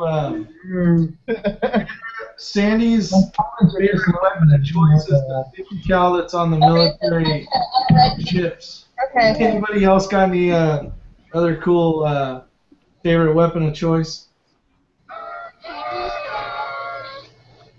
This is my favorite choice. That's cool. You always have a knife. I sleep with one, so that's Sid, better. SR25. what do you got there, Jen? Is that a shield? I can't see. XTS. XTS, nice. Oh, What caliber? 9. somebody's gonna get shot tonight. Right, everyday carry. I wear shorts. Uh-oh. Here Oh my we god, go. that's so tiny. It's so cute. Was it? But if you rub it enough, That's a Ruger. no, it's a car. Yeah. Dang it. And I it's tried low- shooting those cars. They were not fun. You gotta That's be. such a little grip on it. Yeah, but see, when you're wearing shorts, riding a mountain bike, and the freaking Oh, look who's here. jacket. I'm a redneck. That is a cute little gun. DeSantis holster. Oh wow. Silver comfort. Redneck. Oh my gosh. All right, guys. Hold in your palm so we can see how big it is. What? Rick, appreciate the invite, brother. I'm going. You out here? Yeah, I got to get some sleep. I got a lot of shit to do today. All Night, night, Jedi. Night. What were you saying? See you, Jedi. Can you hold it in your palm so we can see how big it is? Whoa. That is so That tiny. sounded really bad. Can you No, hold like it? sideways, like flat against your palm. Holster? No, hold it like this. Hold it against your palm, just flat. Oh my god. Yeah, tiny. That's a 3 Bigger than my head. 80, isn't it? Yeah, V380. Yeah. You out here? Yeah, I got to get some sleep. This is my Ben? CCW Oh my god. Shit, I got it. knife, gun. Can you hold it in your palm? Oh, yeah, let me see your knife. I want to see the knife. That thing's bigger than my hand. Knife. I don't have the knife. I use a Kershaw. I think it's a Blur. Thank you, Jen. Hold it against your palm, just flat. Oh my god. Tiny. Bigger than my head. Yeah, you've got the chat running in another screen, so you're Who is it? going. Or CCS. So you need to mute the other one or close the other one. Oh, I didn't even see that. New guy. Har CCS, turn off the chat in the. Thanks for showing up. We got a real true redneck in the house. Oh, yeah. That better. How's it going? People of YouTube. How are you? We're doing good. We're having some Still fun. trying. Still trying to figure this out.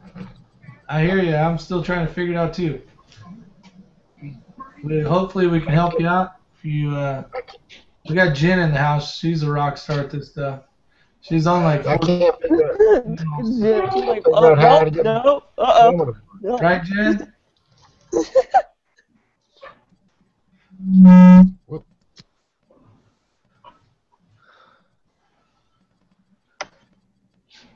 Anybody? Are you good?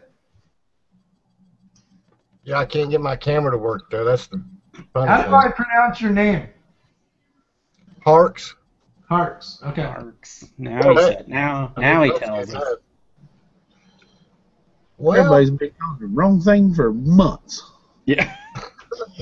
What's really good about paracord, when I was camping up in Vermont with some of my friends, we up on Tucker Mountain, we had to take paracord all the way around our camp, and we had to put like little bells up there because of the coyotes and the hogs. Yeah, And the bears. You guys know K-Bar User? A what? K-Bar User? Yeah. I was on an after chat with him one day, and I never even knew this was possible. I don't know if it's, I mean, where I live, there's a shit ton of coyotes, but not like this. He's telling me a story about a time he was out hunting or something when he was younger, and he ended up running to this cabin because these coyotes were following him like a wolf pack, right? And to a human, which was kind of crazy. I've never heard of. But there was a hole in the door in the bottom, and he had a .22 rifle. And all night long, these coyotes kept trying to get into this, it was a small hole that they're like basically eating in, trying to get to him. And he would shoot. He only had limited ammunition, but he was shooting. And I was like, holy crap! I've never heard of a coyote pack trying to be that ballsy before. It was amazing. Like, I don't know if that happens where you guys are from or where I'm from. They run. I mean, as soon as they see us, they're gone. In Vermont and New Hampshire, they're open season. Yes, Yeah, all day long, every day. I got myself clicked on here again. See my ugly ass too much. There we go. Someone else talks, so I don't see myself. Okay. It's still on you. No. I'm talking, but it's still on you. Mm-hmm. Now it is. I see you, Sandra. You see me now? Yep. Yeah, but in Vermont and New Hampshire, it's open season because the coyotes will come right at you. They don't care. Really? They'll come after you, huh? In packs? Yeah. They come at you in packs, dude. They don't come at you by one or two. It's like 6 or 7 right up on your ass. Wow. How about Chris? You said you're in South Carolina. What? Go ahead. I'm sorry, Brent. I know how to fix a broken nose. You know how to fix a broken nose? It's like a hack. It's like pretty much a hack. And I remember one time a guy said how to fix a broken nose, and if you don't have anything to use without your hands, use a multi-tool. And what he did was he put it on his nose, and he actually went like that, and it went like that, and he just fixed it. Oh, I got We had a girl at school the other day that they were playing flag football, no, soccer, and they were going after each other, and they were trying to score a goal, and the goalie she was a tough girl, and she like dove in there. Well, she got kneed right here across the thing. So we ended up, she broke her nose, and I ran over there and helped her out. But she basically, this is how tough she was. She floated her nose right back to where it should be. And when they sent her off to the doctor to get looked at, they're like, who put your nose back? And she's all, my friend's dad told me to, move it back to normal because it was jacked. It was like way over here. I see you talking, but I don't see your picture. I just see 6. It's 6 you're covered. It's covered. It should be coming up. Is everybody else seeing the same thing? No, I see you fine. Okay. It just depends. It depends on people's speed and their latency. So sometimes you're going to have latency issues, and it may show a picture, or may show the avatar for somebody, but not for everybody. So yeah, I just see Jen's pictures of the guns. Yeah, you got some latency issues then. Yeah, because we just upgraded our internet to the highest speed possible. That's not good. It doesn't matter speed. If latency's high, it doesn't matter how fast your internet speed is. And being it's Saturday night, sometimes that can happen. So it'll eventually work its way out. Sandy, I adjusted my bandwidth and it hasn't messed up since then. So try adjusting your bandwidth. I'll be right back. I'm gonna use the restroom. So see you in a couple seconds. Couple minutes. Okay. But then how do I get my camera to work?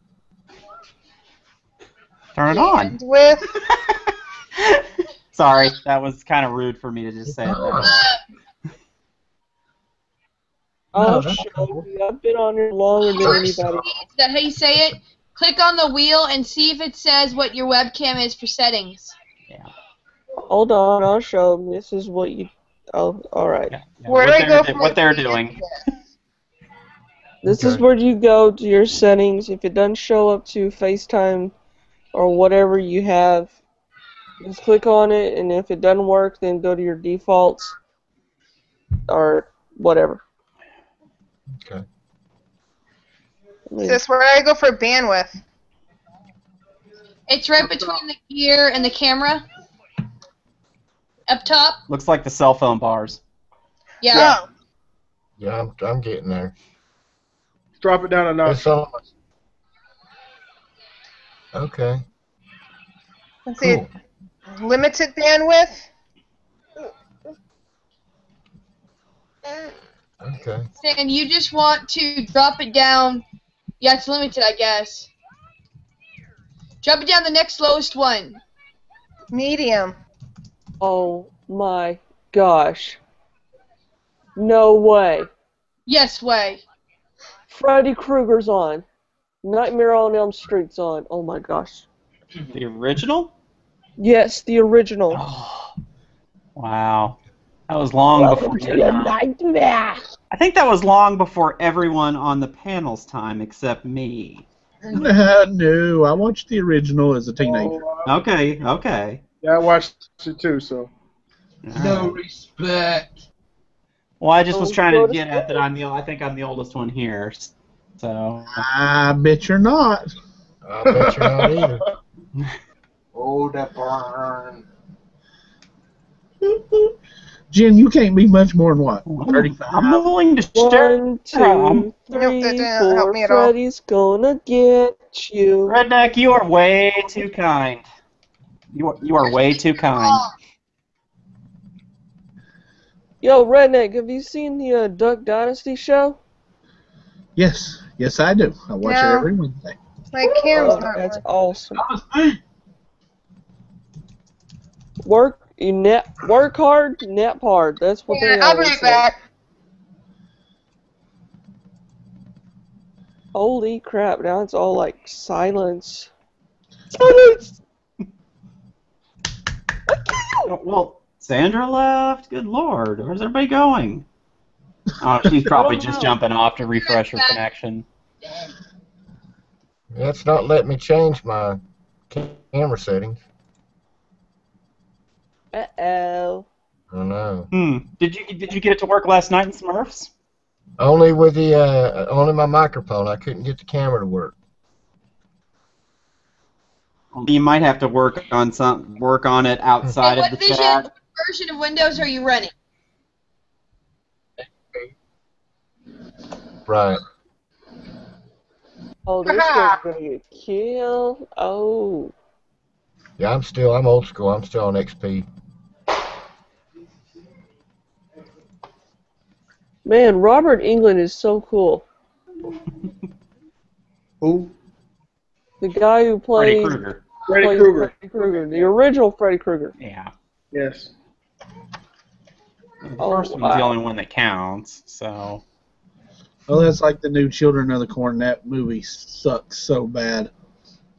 Oh, they redid that one? Yes. And the new one sucks. I like the original. That's the only thing I liked. Have you seen the Halloween The series? original one was so cheesy, but it's so awesome. I like Michael Myers. That's the only one I like. The psychotic killer, the one that came home and killed his. Halloween. Halloween, yeah. Yeah. With Jamie Lee Curtis. Yeah. Oh my gosh, she was young and hot looking, and now she's all old and looking rather. You're still hot looking. What are you talking about? Jamie Lee Curtis, for God's sake. Have you ever noticed that it's the blondes that run up to this two-story second part of the house, hide in the darkest corner thinking no one can see them or hear them, going,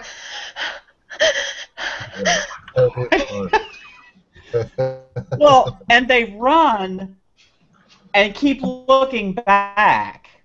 Oh yeah. Like maybe if you just I'm would gonna quit show you looking something. backwards, you could run faster. Yeah. This is gonna freak you out. This is gonna. Okay, I got. Hello. I want to play a game. How's that gonna freak us out? Oh, it will in a minute. Hang on. Oh, it will. Trying to find the one that. Wait. Oh wait. Now it's time for you to pay the ultimate price. Does that remind you of somebody? Once you see death up close, then you know what the value of life is. Well, that's odd. You got that apartment. I walked into something. What the hell was that? Brant being Brant. Has anyone seen Chucky? The killer doll? We used to have a Chucky doll, remember, Judy? Oh my gosh, keep that thing away from me. I'm not good. I'm gonna burn it with fire. We even had My Pet Monster and used to chase our little brother around the house with it, and he used to freak out. I remember the My Pet Monster. Those What's things up, are so cute. Shouldn't talk about your ex-husband like that, Sandy. That's just mean. I'm sorry, All over so the unibrow. But it's so true. Shame, tell the truth and shame the devil. That's right. She's a devil, Bobby. Hey now, don't go telling my secrets. I got too many secrets. I know how to don't wanna hide tell. dead bodies. You know how to hang them now, too, after you learn the knot. Yeah, Bloody buddy. Texas Chainsaw Massacre woman, I am awesome. Hey, Brant, you want to go splunking? What? Splunking, cave diving. You want to go do it? Oh my gosh, no! No, no, I don't want to go. No, no. Okay, dude's like psychotic. I know, you gotta quit hitting the pipe, Yarp. Brant, They know repeat she's after me. best. Crack is whack. Ain't no man. As a firefighter, I'm sure you see a lot of that out on the streets. It's pretty easy to spot. Yeah. Have you seen anyone smoke that spice shit yet? No, what, bath salt? Oh, I can. Oh, wait, no. No, spice. Nope. That stuff smells like cat piss when it's being burnt and smoked. Okay, now I'm hyper. Why am I hyper? When are you not hyper? Freaking broken It's record. 12:30 in the morning and I'm hyper. What in the world? Broken record. I am. What I tell you, this is a learning channel, not a dummy channel. Let's change this up. Let's do, I'm a redneck. Tell us, I've seen some of your videos, I like them, but if someone out there, we have 7 people watching, I don't know if that's us. 1, 2, 3, 4, 5, 6, Probably. 7. That's us. Well, an SAS, I think he's still mind out that. there watching. Yeah, I sent him the link because it's really lagging, I guess, for him. So. We got Judy. I haven't heard that one yet. That's cool. Hold on one second. Oh, Sopranos. Nice. SAS is trying to get in. I sent him to his YouTube message thing. Yeah, he said it's messing up on him. I sent it to his Google, and he said he can't get it for some reason. I don't get it. I can't see it in my link or on YouTube or on Google. I also sent him a Google onto his main Google page. He should see it on his main Google page. It's basically a PM. I never got those pins. He's here. Oh, get him, Freddy. Oh, earlier in our other chat with Jack and Yosef, that was funny. Yosef is very awesome. Oh, that was a blast. Me, my brother, Yosef. Oh, wait, wrong voice. Joseph is an interesting character. We're from the mother Russia. We are from Mother Russia. My name's Epian Russia. Is he doing an alter ego? Yeah. I just feel really bad for that, you poor yak. Get in line in all of its holes.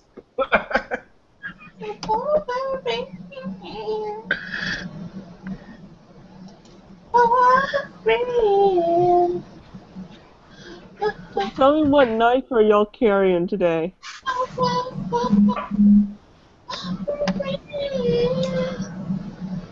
I just bored. Oh!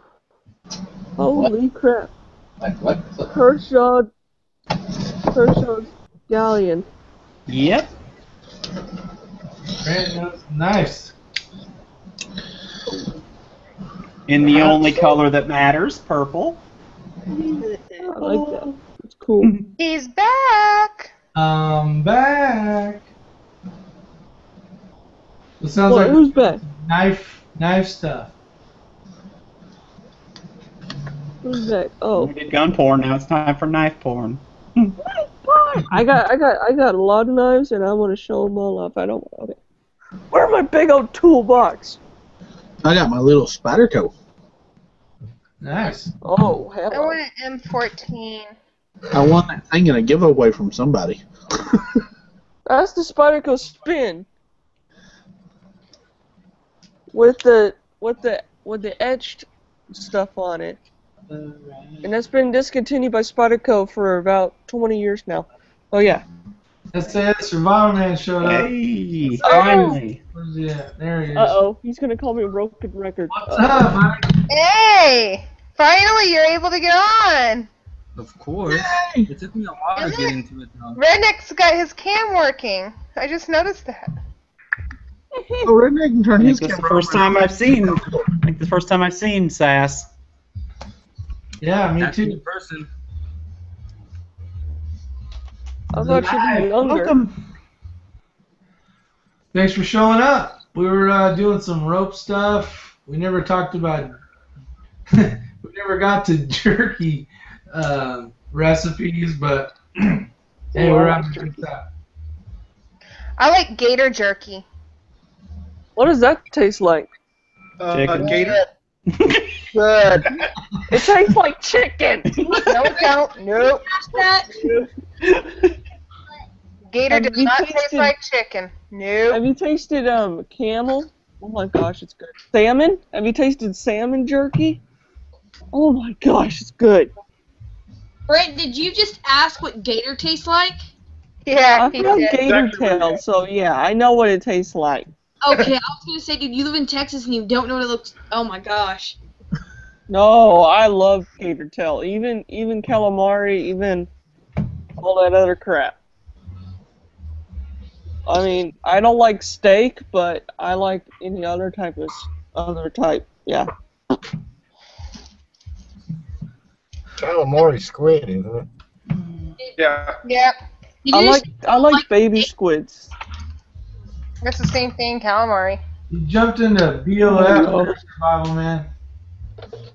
You know what a BOF is?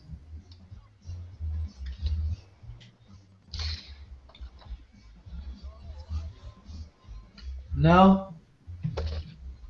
I think he's still trying to figure it out. I thought he was talking a minute ago. It was. Anybody know Judy? What's up? What's up? Oh, that's right. Judy is Judy. Yep.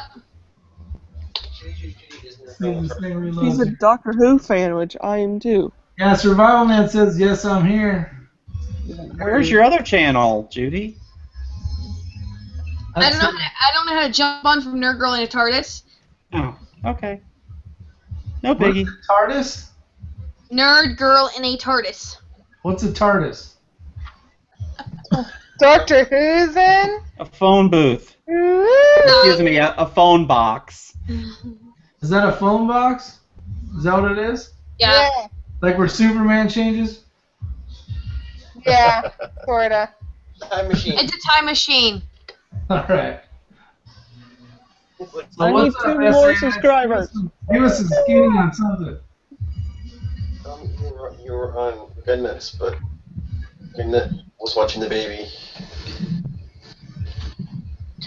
TARDIS actually stands for the time and relative dimension in space. It's just a spaceship. Okay, that makes more sense. Gunnut said that he's still here. I just had to switch over because he's watching the baby who's now crashed. Got it. Yeah, mine just went to bed. I don't have the light, honey. Who's playing music? Sorry, that's me. My neighbor's having a party. That eye says the blind man. That cocker ham. SAS has a neighbor's. I'll be right back. What's up, man? I haven't met you before. How are you? I'm Rick. I gotta take this off of you. Move. We're not going outside right now. I know you don't have to go, so. SAS, what does SAS stand for?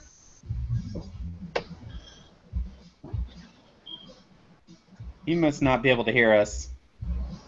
No, my internet is being so laggy, like it freezes too much. Okay.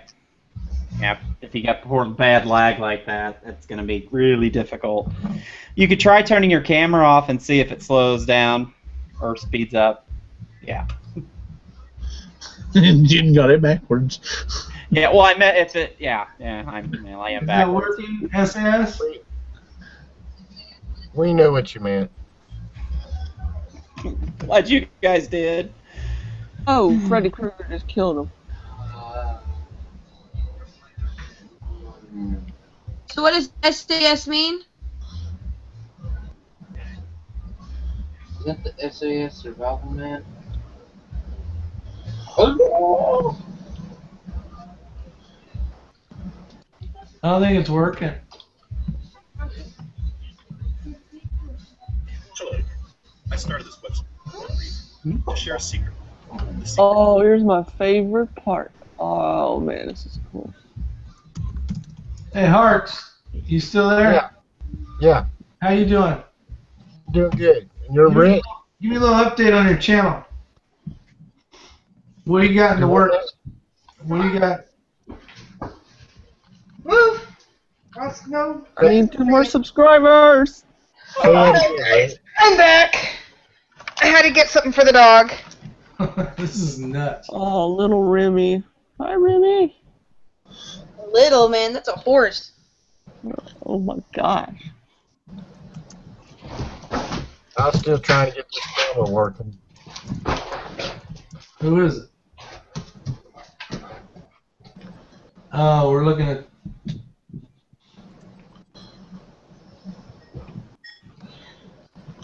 Where are you going on your next hike? That's a good question, man. It's mostly it's a little too hot here. It's monsoon season, and it's pretty much we're talking about 100 plus, anywhere from 100 to 110 degrees. Yeah. The only place I can go is up north in Flagstaff, and that's like 2.5 hour drive. So I'm pretty much done until September-ish time frame. All right, man. Flagstaff's nice. Oh, it's beautiful. It's so nice. It's beautiful up there, man. It's like a whole other state right in the middle of the state. It's crazy. Yeah. Yeah. You got snow, mountains, elk, deer, all sorts of stuff running around over there. Yeah. That's 2.5 hours away, huh? Yeah, from Phoenix. About 2.5 hours. Okay. But actually, probably the coolest place to be at right now, for now anyway, is probably the north rim of the Grand Canyon. Because it's about 75, 80 degrees up there. That's actually the nicest you're probably going to find here in Arizona right now. Have you hit any of the Pacific Crest Trail? Not yet. I'm actually a member of the organization, and it's in my list of things to try to do here. So, like some of it anyway. Yeah, good luck with that. That's awesome. You guys gotta watch this shit. I saw you yawn, Jen. I like it. You're fine. Well, I've been up since 4 o'clock, so, you know, got some slack. What'd you do that for? You're a trooper.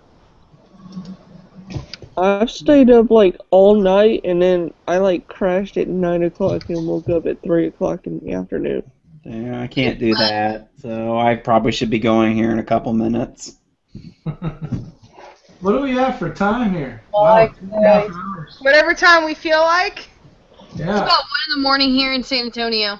It's 10:51 here at Portland. 151. It's 12:51 here at Waterford, Texas. Okay. Todd's screwed up with his laser light. He's gonna It's bite like your a horn cat. out. La la la la la la la. You know, Alright, Judy, what knot you want to learn now? I don't know. Any one of them? You guys want to learn some more knots? Yeah. Sure. Stay on topic. Alright, we'll play later. Leave it. We'll play later. I'll be in jammy time looking at it. They're restarting jammy time. They're restarting. Of course they are. Yeah, I don't know what that means, but I'm assuming they're going to do a whole nother jammy time session. Here's a simple knot. Or they crashed. Or yeah, it crashed. Here's a simple knot if you want to wrap, if you need to wrap something around a round object, and an easy way to untie it. We call it basically a timber hitch, and it's I'll pretend this is the tree, and you're gonna wrap around. You're not gonna wrap the one you just went around like that. You're gonna go like this. You're gonna go across and then wrap this one. So if you need to pull a tree out of the road or something, you can hook it to your truck.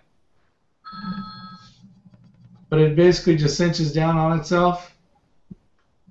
You move the tree. Now I'm showing a 6 instead of a video. Yep. You guys seeing me? Okay. Yeah. And then basically, you just roll it over and it just comes undone that quick. It just cinches itself. So that's timber hitch. So what's the craziest thing you've ever seen? A hand grenade call. Oh. This guy handed his brother a hand grenade, told him to close his eyes, and opened his eyes, and when he saw what he had, he like went like this, and it's when it went off, and it basically all this was gone. Oh Right shit! here like that, and then his hand from about here, I guess I gotta go that way, was all just tendons. But he was inside of it was a trailer, and it had a screen porch, so like all his meat was all over the screens. Oh wow. Yeah, that was a pretty good one. That's pretty So he bad. didn't even close his hand to keep it closed from exploding, huh? I don't know. It wouldn't have Stupid. mattered. I don't know if his hand was open or closed or not, but his hand was. Sounds like jackass. It was just meat. It was just meat when we showed up. Yeah. Oh man. Damn. Hey, where's my finger? Wait, there it is. Where's my finger? Oh. What the hell is wrong with him? Yeah, I don't know. He ended up dying of a piece of shrapnel that went into his heart, but Wow. yeah, all this was gone. So we were trying to put a mask on him so we could we can get him oxygen, but he didn't have like a lower jaw, and then some of this was gone. So he basically just put that mask inside of his big. This is all this hole right here. Wow. He ended up passing away at the hospital. A few months ago, there's these walls over at Multnomah River, and that water is nasty. I learned my lesson. I was on the dragon boats, the Zen boats and stuff like that, doing Zen racing, for dragon boat racing, and there's a wall that's space, like a space in between, like this size, and somehow a lady got trapped in it. Oh, wow. And she was under, the water didn't go over, so she wasn't in the water, but she was below water line. So they had to dig at the dirt area to get to that wall and cut around her. They had to use a thermo in order to find out where in the wall she was. But apparently she was like stuck. One arm went like this, one arm like this, and one leg was like crooked like that. Not good. And they don't understand how the hell she got in there, because she was like 175 pounds. But somehow she just fell right in there. And the hole is like that far. Yeah, that's amazing. I think someone asked earlier, they asked SAS Survival Man what SAS stood for. It's Special Air Services. And then he also states that that it used to be his call sign for was Call of Duty name, so he used it for his YouTube account as well. So very cool. I don't know if you guys have subscribed to him. I'm a subscriber, so go take a look at his stuff, and everybody else on the panel if you haven't. I know Jen's got a lot of stuff. She does a lot of different networks as far as chats and stuff. A lot of informative, good stuff. So if you don't know her, take a look. Check it out. Send you a picture of Dad. Okay, I'll look here in a bit. Ow! Dog! Hey! You're beating the crap out of my computer! Stop! And I had to get down. We got 11 thumbs up. That's pretty good. Wow. Awesome. Unbraid his hair because his hair was braided for like Remy, stop! for over 2 weeks. Jeez, he's gonna frickin' break my computer here. Yeah! Shut your mouth. Whoa! Golly.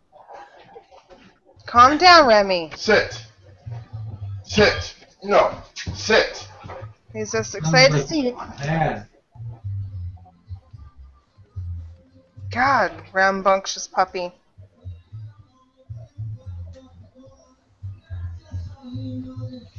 Oh, I told Jack that we're over here learning how to tie knots. Alright, well let's tie some knots then. You guys want to learn the butterfly loop? It's the same thing as like a directional knot, but it's multi-directional, so you can tie it inside of in line and use it either way. So let me make a directional knot real quick.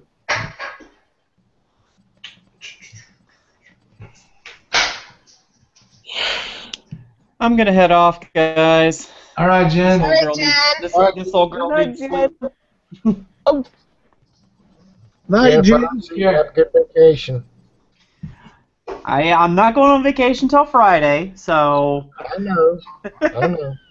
Have a good one anyway.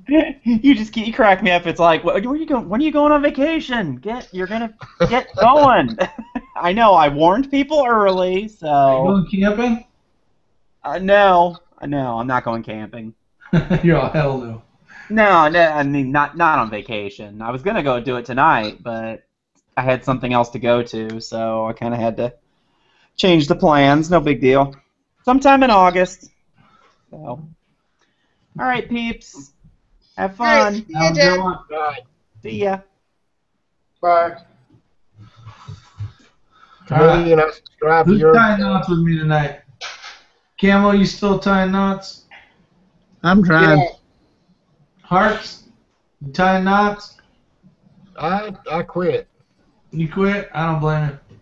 I just subbed to Camo's channel. Steve wants to know. Cool, I'm glad you're here. Steve wants to know if untangling his headphones count.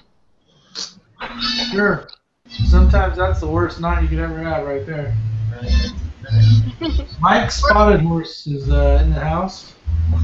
Oh, Mike's Says awesome. hello. Yeah, Mike's cool, man. I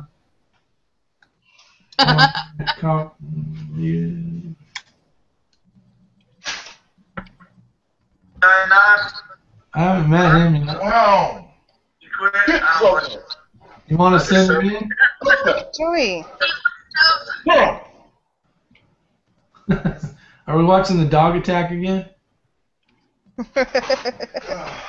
Remy, stop. The dog strike.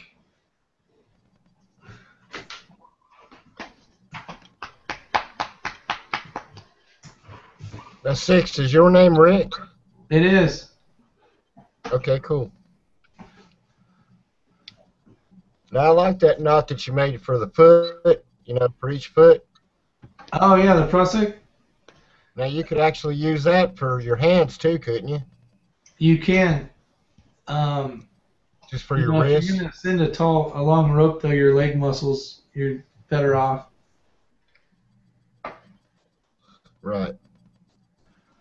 But, yeah, with that knot, you can use it. We use that same knot as a...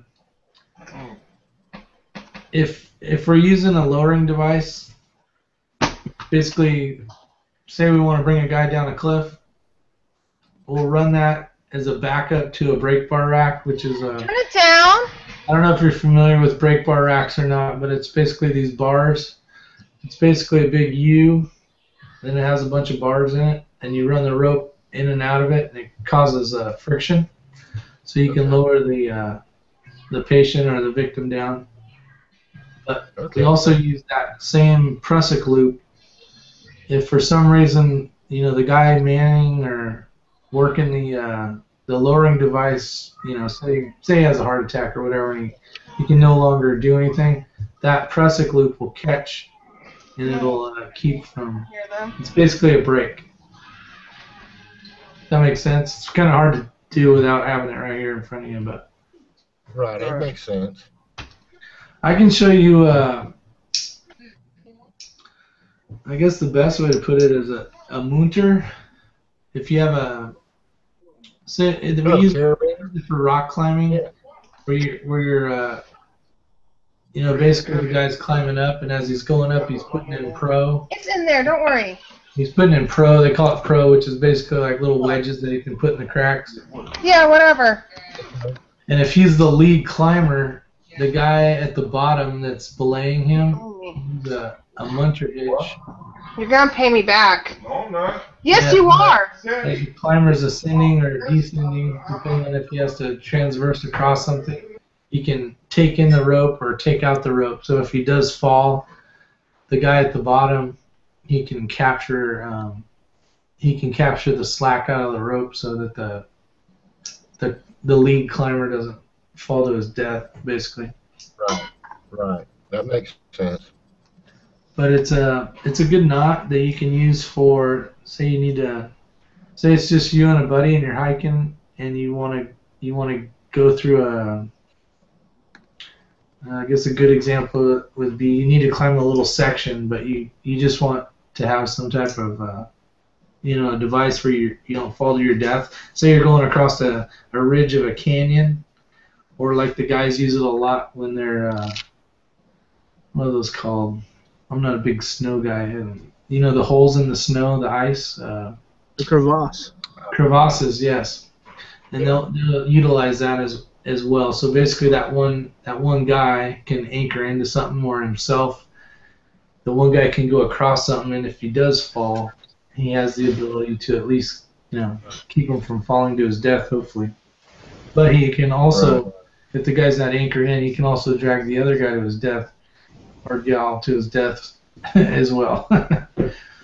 Yeah, that would suck. Yeah. But it's a, let's see if I can, I'll try to make it.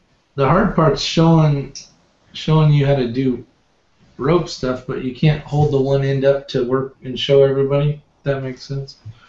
Yeah. So let me see if I can. And it's a simple knot. It's not even a knot. It's a hitch, basically. But it's this right here. I don't know if I have lag time or not, but all I see is a 6 right now. Yeah, I'm seeing it. Hey, you guys seeing it? Okay, so this, let me click on here so I can. Okay, yeah. Alright, so basically how it works is this one here, I'll just tie a knot. Just a grandma's ass knot. Quit. Think of this as the climber. If you don't have to do it, I don't. Okay, and as the guy's climbing up, I don't know if you can see the rope moving in between or not. But when I go like this, I just created more friction so I can capture him. Now, if he's going to go down, it'll flip over like that, and then you just feed the rope as he's going down. Oh wow! But you always have him. Does that make sense? Yep. Yeah, that's then he decides he wants to climb more, it flips over.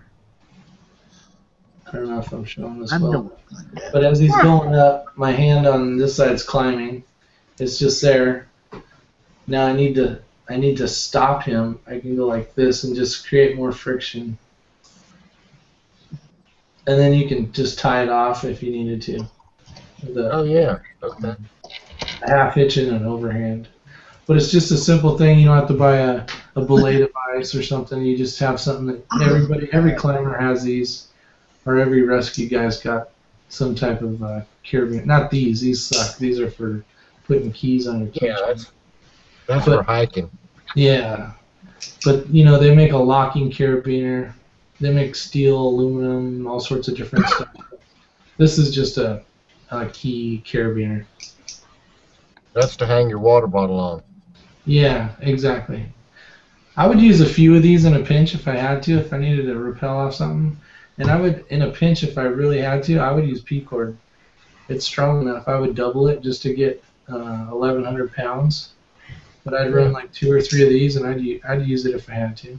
When we were out hiking, we used to use, we would use P-cord to capture anchors, you know, so you can basically grab a bunch of trees if you run out of stuff. You still have a main anchor, but if you want to capture something, P-cord works pretty good. You start doubling it up or quadrupling it up and running it around some type of anchor. There's nothing wrong with this stuff. Yeah. I wouldn't do a rescue with it, but I would self-rescue myself with it. Well, if you had to, you would. Huh? If you had to do a rescue with it, you would. If you had no other choice.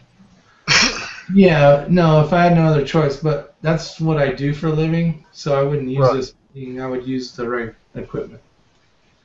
Right. You know what I'm saying? But yeah, if I was out in the wilderness and I had a shit ton of P-cord, I would use it in a heartbeat. Yep. Sure. You can't have enough paracord, not at all. Yeah, there's so many uses. I mean, we talked about it a little earlier tonight. You know, we talked about fishing line and shoelaces, and you know, there's a ton of different things. But if you know, it'd be nice to see what else do you guys use this stuff for? I mean, tents and you know, sticking down shit and bear bags and all that stuff. But is there any like cool like stuff people don't know about kind of things? You can use it for kites too. Kites? Yep. Tie your shoes with it. Tie your shoes, yeah. Make shoelaces. Yep. You can make belts with it too. That's what my shoelaces are, paracord. You can also help yourself make splints with it. Yeah, yeah. You could tie some sticks together and make a leg splint or an arm splint. I had to learn that in first aid. Very cool. You use it for in there. I'm CPR, first aid, and AED certified. You are a rock star, girl. Damn, Skippy. Now I want wrote to get in- my advanced first aid. Yeah, you should get your EMT. Thinking about that. It's Because fun. I'm going to school for astronomy and astrophotography, Uh-huh. but I want to get something on the side so that I can go to school and work. Yeah, I mean, especially being like, I don't know if everybody here is kind of like on the prepper side of things, but knowing some simple medical is huge, you know. And if you know the next level, you know, like you said, first aid and CPR and AED, the automated electric defibrillators. I mean, Yep. it's, you know, it's Artificial electronic defibrillator. yeah, electronic, automatic, depends on what state you're in. Yeah. No, it's definitely a good thing. I mean, we're not, you know, I'm an EMT, but, you know, I'm not going to be able to do heart surgery or any of that kind of shit, but, you know, I can fix some stuff. Yeah, and just in case, this is what I carry with me everywhere, just in case. Nice, little first aid kit. Yep. I have a face shield mask and everything like that. Oh, that's cool. Yeah, because out here you have to have one of those face shields, the plastic ones, to put over someone's face while you're giving them CPR. Yeah, you don't need one if it's your family member. Well, like your spouse or your kid or something. I wouldn't do it for my spouse. Well, Wow. My sister, my nephews, and my brother-in-law, yeah, in a heartbeat, I'd help them in a heartbeat. My dad, my brother Brian, who's in the Navy, in a heartbeat. Well, not to sound sick, that's also if the patient vomits too. It's, you know. Yeah. Yeah, just spit it out and keep going. That's what my first Sergeant Swinford, Sergeant Swinford, when I was in ROTC, said that he stopped and a guy had a heart attack out on the road in his car, and he took him out of the car and was giving him CPR, and the dude threw up all in his mouth. He spit it out and just kept going. Yeah, the babies do that too. They, you know what? The American Heart Association, they've gotten to the point now where basically chest compressions are the most vital thing, because as you're doing chest compressions, if you're letting the chest rise back to, you know, where it's normally at, they're not getting a great breath. Don't get me wrong, but they are getting something, and it's along with the breaths. You know, chest compressions are, you know, they basically switched to 30 now to 2. You know. Yeah, that's how we had to do it. We had to do 30 and count. See, and 25 years ago, it was like 10 to. You ended up doing basically the same amount of reps per minute. You know what I mean? Yeah, now it's 10:30. 100, but now they want over 100. You know, so it's more on the lines of getting that blood pumped more than it is the intake of oxygen. Yep. What's cool, I don't know when they'll ever come out with them, but I saw. Think of a kid's steering wheel, like a kid's play steering wheel, right? Mm-hmm. It has like a suction cup with adhesive tape on it. Mm-hmm. And then basically now you don't, and I don't know when we'll ever see them out, but it was a design, I think, from England or something, I don't remember. But it's basically you do chest compressions with the steering wheel looking thing, and as you go to raise it up, it's pulling the chest up, which is giving, as long as your airway, you know, the neck's in the right position and everything, it's the victim's taking on air, so you don't even give breaths anymore. Yeah. I mean, here in the United States we do because it hasn't switched yet, but yeah, that's something that, you know, that they're working on so that people don't have to breathe and get, you know, hepatitis and all that other bullshit. AIDS. You remember about 30 years ago, the cardiopulmonary thump? Yeah. You know when they said that actually killed more people than it saved from shocking the heart. Yeah, you can. I mean, if you do that right now to someone that you're standing next to, you could basically kill them just because of the thump. It screws up the electrodes basically, and I'm not a doctor, so I don't know exactly what I'm talking about, but yeah, you can screw up the system of it and put the guy in a cardiac arrest. Yeah, knock him out of rhythm, permanently. Yeah. For sure. I've heard too. Well, I mean, I know that they have. If you have people that are having a heart attack and they're basically by themselves, you can cough really hard and you're basically giving yourself CPR. I've heard that. Yeah, I've heard. Your body's shutting down. You're still alert and oriented basically, but you can cough really hard like that. I don't even know what you'd say. Like say you're choking on smoke, like a really aggressive, like you're dying cough. Where you're really constricting your body, and that's giving you it's trying to kick you back into like you got a V-fib or something. Right. That makes sense. Yeah.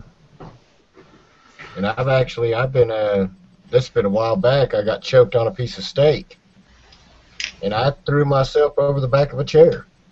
Yeah. And it worked. Give yourself a Heimlich. Yep. It worked. I've done that before while other people laughed at me. Yeah, that's not good. No, not having oxygen is like, I'm addicted to that stuff. I like it. Yeah. Yeah.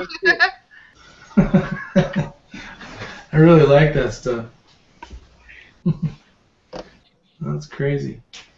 So, yeah. I was in a restaurant and I was choking on a piece of steak that was super dry. And I started choking, and nobody helped me, so I got behind a chair and did it myself. Yep. You have a choice. Yeah. Yeah. See, and that's what's cool about just going to a basic class, Teaches you not to panic. Yeah, it teaches you not to panic or being able to help somebody out or just having a little more knowledge in whatever area it is, Whether it's like astronomy, like you said, being able to read the stars if you want to use it for direction or, watching those not movies, but how those guys, could travel across the ocean in the dark and make it all happen and land in the right port where they wanted to be. It's pretty awesome. So yeah. Those kind of things are cool. It's really nice getting to talk to you. Nautical science. Yeah, it was nice. I don't think. See, like I've never met Brant, and then Camo. Never met Camo. And Harks, I haven't met you. I'm subscribed to I think all of you, but just sitting down and bullshitting is kind of cool. Yeah, I subscribed to Camo, and I've been subscribed to Sandra for a while. Yeah. And I subscribed to Judy. I'm subscribed to everybody here. I just need two more, and I got 100 subs. I thought I subscribed to you.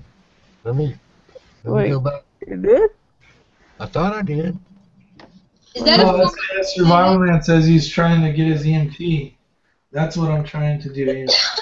That's cool. You're going to learn a shit ton in EMT class.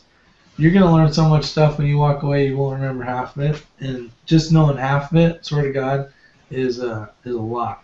Yeah. I was going to become a nurse, and people had to practice with the needles, taking blood. And one girl kept going like this to me, shaking really bad. I was like, nope. Nope. Frogger M3 came from your channel, and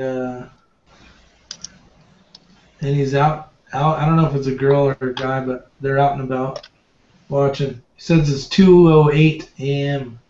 right now. Hey, Sandy. Huh? You remember when we were little, the whole cat's cradle? I found a good use for this knot. Oh, yeah. No, you want to use the Prussic one for the cat's cradle, Judy. It works, though. My husband, I don't think, knows how to play it.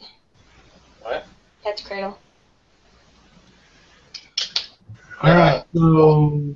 To make me a paracord sling for my AK. I'm trying to figure out... It'll take You forever. guys want to learn the bowling? So? What? It's called the bowling. Like Bowline. This knot's kind of shit. So why did the fireman get in trouble? Hey. Why does the fireman get in trouble? Yeah. He was playing with his hose at work. Yeah. Alright, so it's the bowline? Yeah, it's a bowline or a bowl line, depending on where you're at. Well, Branch, you're at 98 now.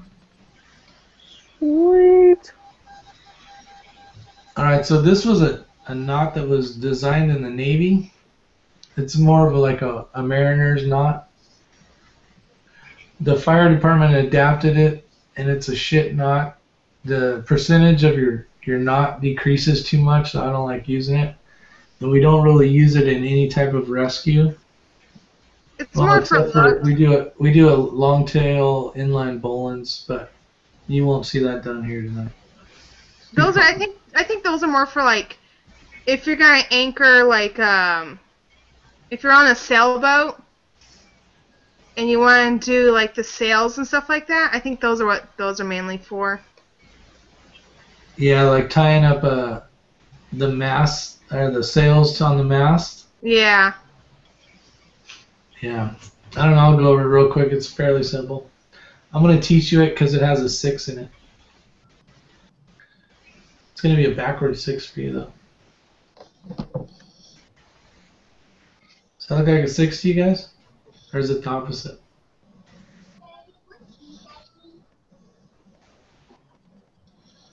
So it's just basically this.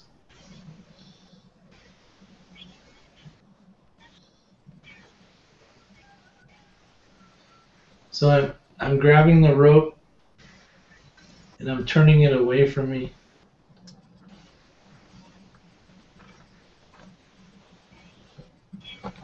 This is that one knot you hear like where the rabbit comes in the hole, around the tree, and down the hole. Yeah. How to tie your shoe? No, those are bunny ears. I know about the rabbit in the hole. Alright, is everybody here that wants to try this? Yeah, go ahead. So basically just grabbing with my hand palm up, twisting it towards the screen, and then I have that. And then there's this end up here, so there's the 6. Yep. Okay, so you take, this is where they say the rabbit comes up the hole. Yeah. Around the tree, and then back down. And then the tricky part is you have to grab this tail and that piece, and then hold this one. Hang on, your picture for me went out. Oh, it did? Yeah. Yeah. So it's just showing the 6 right now? It was. Alright, let me start over. You know where I first saw that knot? Where at? Jaws. Jaws? Remember? Yeah, on the boat. We're going to need a bigger boat. Yep. Alright, so the rabbit, can you guys see it, or is it a 6 right now? I see it. Alright, so just turn it. Rabbit comes up the hole, and then around the tree, and then back down the hole. And then you need to capture these 2 pieces and this piece here. Fine. And then that cinches up. Cool. Now, the difference between a Navy bowline and a fireman bowline is the tail. So if you would have wrapped it the other way, if you would have went, up the hole and around the tree, but the opposite way, your tail would be inside here instead. So like this. This is a fireman's bowline, where the tail's outside.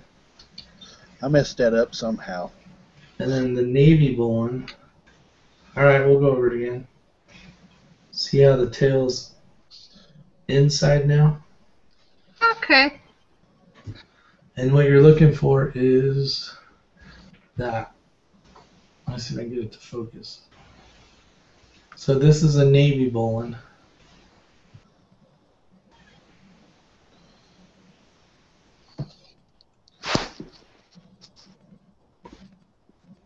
Now let me ask you something. Is the noose not the same as like what someone would use if they try to trap or snare or whatever a rabbit or an animal? No, you can. It's called a running bowline, which is after you get this one down, the 6. So just do this one a couple times, and then I'll show you. So you're basically going around. So that's the bowline. Okay. Fireman bowline.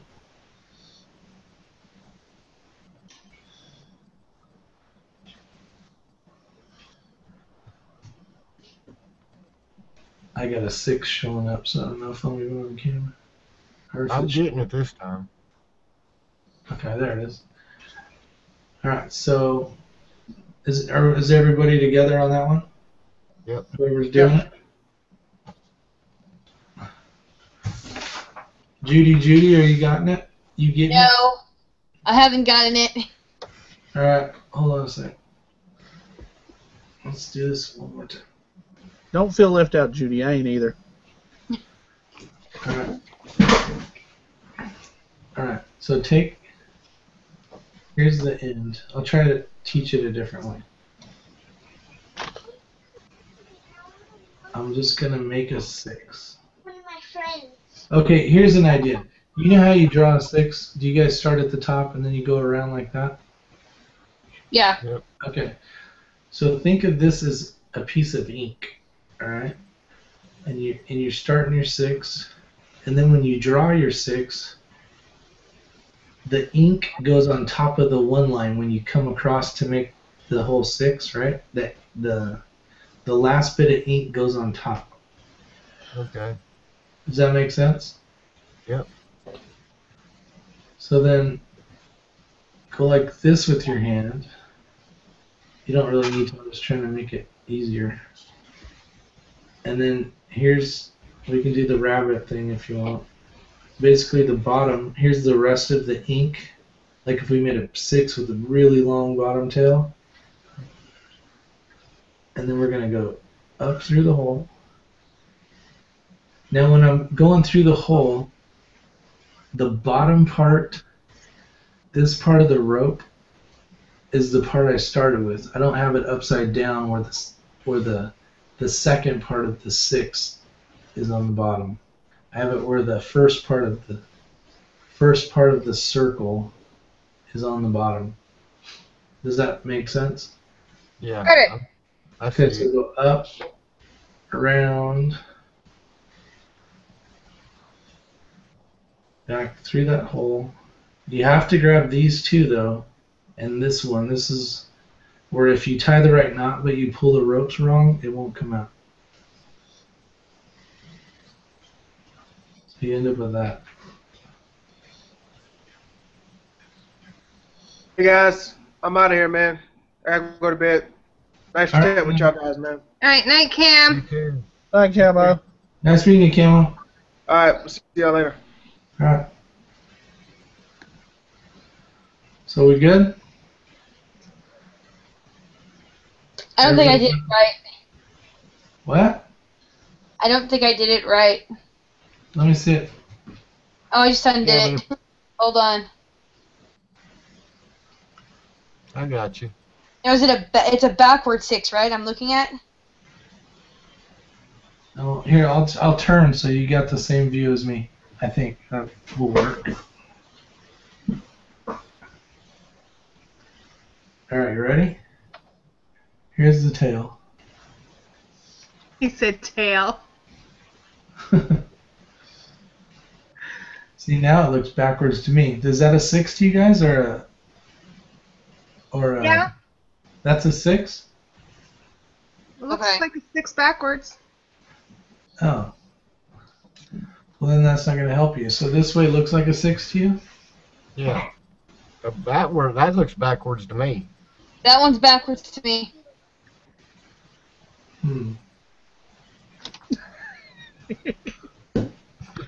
Lord It's okay. We're there.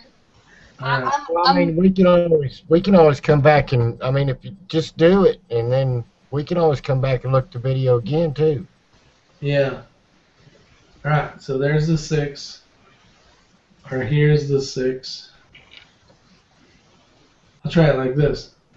Yeah, that's right. Okay. So up through the hole. It's not gonna work.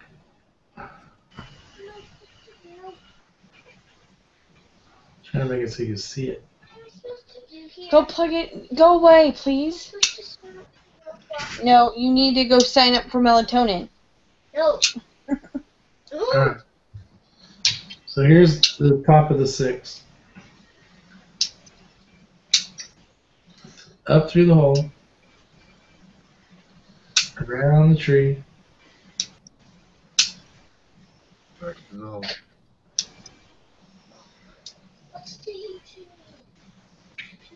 You guys got that? Okay, I think I got it. Nope. Hold on. I just have it through the wrong hole. There we go.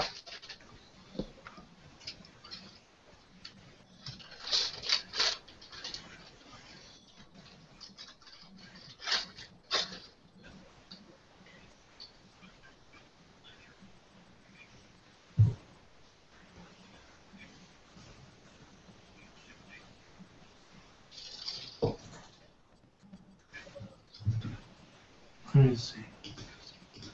Oops. Lower it a little.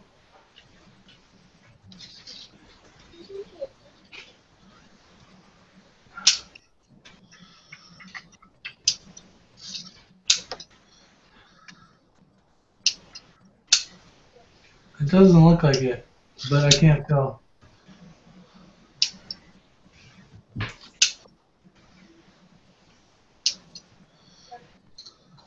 The one thing in the beginning when you were asking what you use paracord for, I wrote in tying up your enemies. Nice. Yeah, for sure. Did you see the handcuff knot? Let's do that one. You want to do that one? Yeah.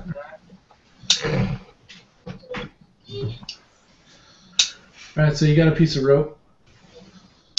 Yeah. And you cross your hands over.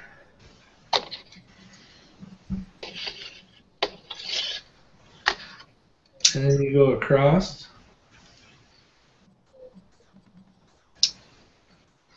Okay. Then you take, see, one's going to be open this way.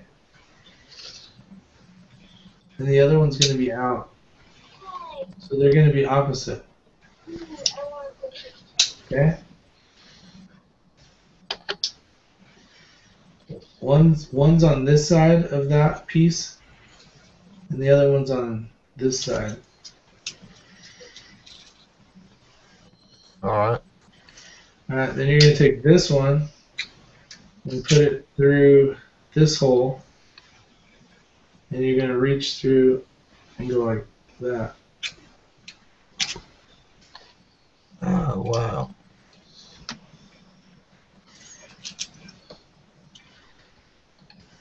And then basically you use it, they call it handcuff knot. You know, you'd obviously put the hands in here where my fingers are. Yep. And then as you tighten these up, everything cinches up, and it's a pretty damn good knot. But then, you know, these would be hands. Right, wrist. Yeah, wrist, I mean. And then you would wrap it a few times, and you can go through here between the wrists, and that really tightens it up afterwards, and then tie a knot, you know, tie a good knot.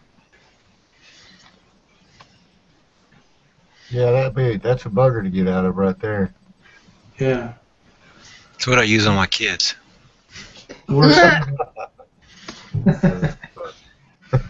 Finally you say something. Yeah, I don't say much. But yeah, he doesn't ever. Most of what you're showing, I used to do cave rescue. Okay, cool. So. You were a spelunker. Yep. Nice. What they considered level 1. I'll be right back. I'm gonna take this. Who the hell's doing that? That's him. Great music. Oh. Bought me a new knife. Oh, cool. The Kershaw Oh, Kuro. Kuro. Oh, However you say it. Hey, saying I just tied myself up. There you go, gun nut. Here. There you go, Gunnet. I just tied myself up. I just tied myself up. Get the duct tape. Whatever, dude. Remember, I've got knives too. She said, whatever, dude. Matter of fact, my straight's right over here. I got. Let me see it. Sandy, we found that noise from the other day. Dang, I thought she was going to show. It's the baby teeth on it. You can see his little teething marks. He's got his canines coming in, and he'll put it in his mouth, and he'll turn it on, and he'll go, I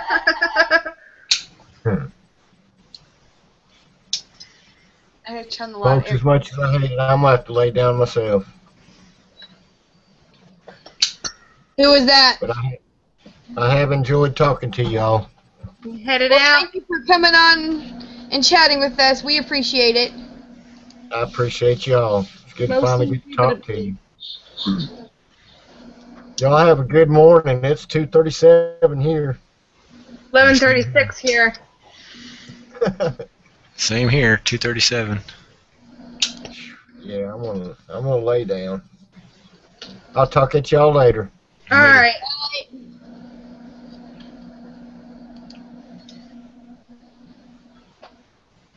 I did buy something else, but I'm returning it. Leatherman Wave. Why are you returning that? That's a world's popular tool. I don't really need it. After I bought it, I had buyer's remorse because I was like, what am I really going to use this for? I don't... Ooh, I'll have it. Nope. Listen to you, E-Beggin. Hey, I could take anything. I don't care. I got old school songs. This isn't the chat to E-Beg on. I want a canteen. I got it in the mail the other day.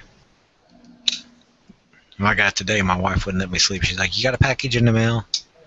I'm like, so I'm trying to sleep. So.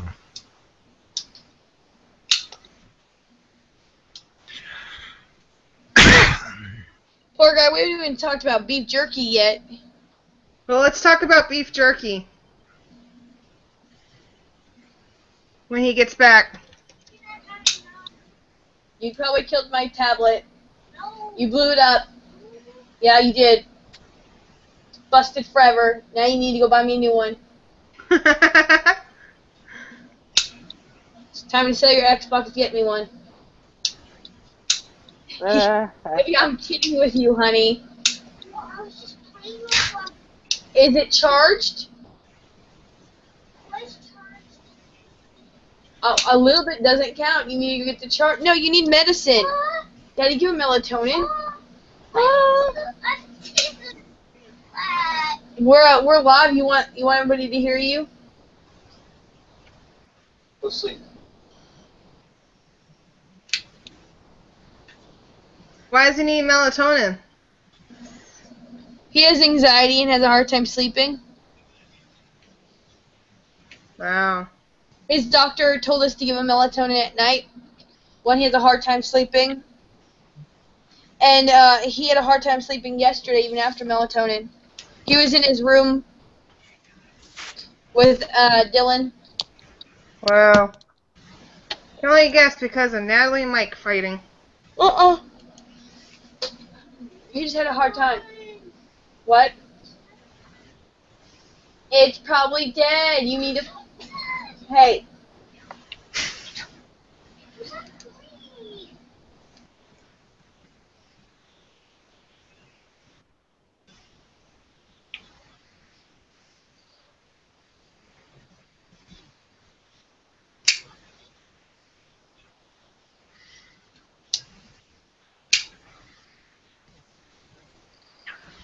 I do the same thing, Mike. I go back and forth with the knife too.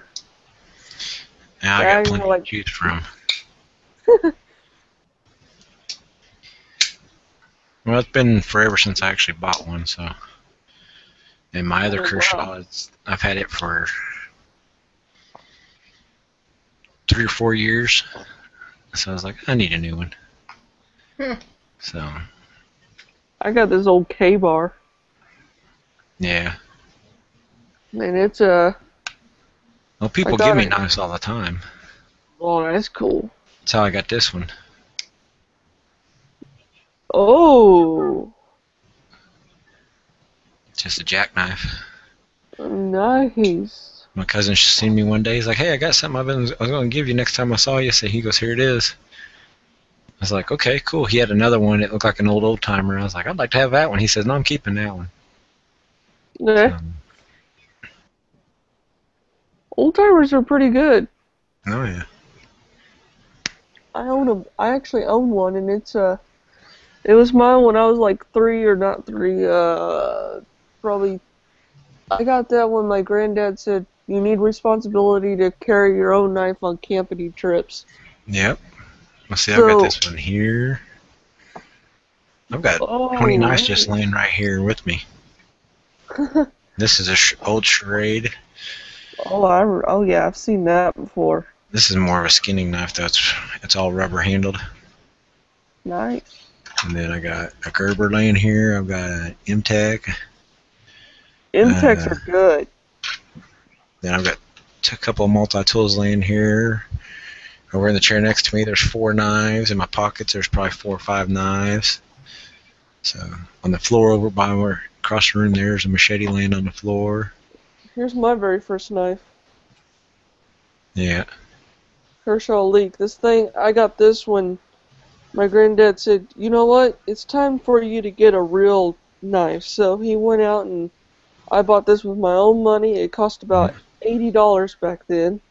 Yeah. A lot of money for me, but until I saw it and I was like, you know, I think I wouldn't mind trying it out. So I used it and it's broken now, but I was like, yeah, time for a new one. So my new one was something else. I can't remember what it was. Yeah. Well, I just got all kinds of stuff laying around. Yeah. There's a lot of things. Yeah. I'm gonna get the only thing I've always wanted is a Chris Reeve 21 Savenza. Yeah. But I tried saving my money up, but I never do. It's so hard to do when you want another knife. What in the hell are you doing, Sandra? Huh? What the hell were you doing over there making all them faces? Just making faces. No, I got hit Put earlier. makeup on. I was just making sure that my lip wasn't getting fat from getting hit in the face with a dog's tail. Be like me, I got busted in the mouth twice today. Nice. Unloading trucks. Oh, that's pleasant. Oh yeah, especially when they're about 10-pound boxes. Oh, wow. So. Oh yeah, you want to see my car? I'll show you my car. This is my car. I'm gonna use the bathroom. I'll be right back. Alright. Let's go.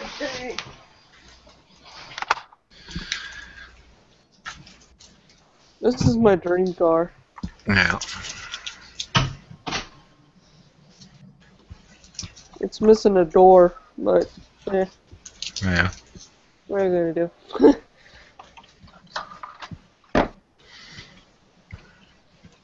I don't know. I got a real. That's pretty cool for me. I like it. Yeah. Brant, what you watching back there? I'm watching it's Nightmare on Elm Street, the original. Cool. Make me feel old. Yeah. Yeah, we were discussing it a while ago. Most of us had watched it as teenagers. Yep. I think I remember seeing it when I was a kid too, but yeah. I was 14 or 15 when that came out. China. I get these in the mail all the time. Yeah. I used to. I got. That and stuff for cigars. Oh yeah.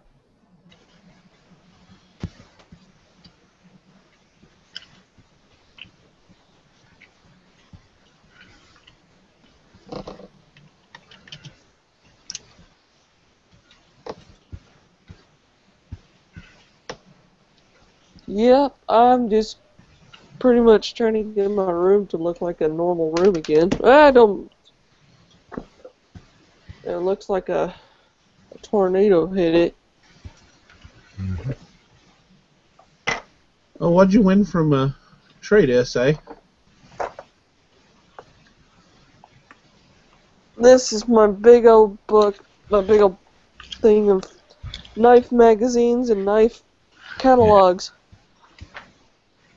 Woo! Heavy. Whoa, I'm gonna show them all. There. Put this right here. Whoa, I've never shown this half of my room like this. That's cool. I should start doing that to my videos. That's cool. Holy crap. I learn every day. What happened, bro? Oh, he's back. Cookerham.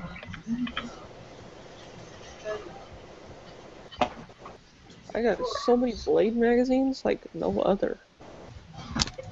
Holy crap. Let's see, oh, they do show the dates. Except I get all the ones like no one else gets, so I'm pretty lucky. Here's my favorite manufacturer, Case Knives. Love Case Knives. I need to organize anyways. Just put that down here. Oh, excuse me. Gotta love SOG. SOG. This is the new 2014 catalog. This is, I'm very fortunate to ever get these, and oh my gosh, this is knife porn for anybody. Look at all those knives. Yeah. Holy crap. They still sell the Flash 1? Wow. I'm old. Hey, do you guys have any lockbacks? Folders? What, of SOGs? Just any kind. Like the one that Charad's given out, the old timer, the lockback. Oh yeah. There's some nicer ones. Right? I got a couple of them. I got some somewhere. Hey, Redneck, how's your son doing with this new stuff he got in the mail? Which one? They both got new stuff, but they're loving it. The one with the new phone he got. Oh, Lord. I don't know. That youngin went to the racetrack. He got drunk. And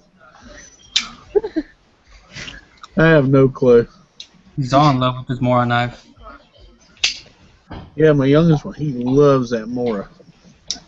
That was funny when his granddad took it. He's like, "Nope, I'll take it." I was laughing so hard. You want a good beef jerky recipe? Yeah. I got a good one for, well, it's not beef, it's venison. Same thing. Okay. You need 2 pounds of the lean ground venison, 2.5 teaspoons of salt, 1 teaspoon of hot pepper sauce, 2 teaspoons of... What was the second one? 2.5 teaspoons of salt. Mm-hmm. Then what? 1 teaspoon of hot pepper sauce, 2 teaspoons of sugar-based currying mixture such as Morton or Tender Quick. You're going to need 1.5 teaspoons of barbecue seasoning, 2 teaspoons of water, 2 teaspoons of hickory-flavored liquid smoke, 2 teaspoons of garlic powder, and 1/2 teaspoon of pepper. What was that last one? 1/2 teaspoon of pepper.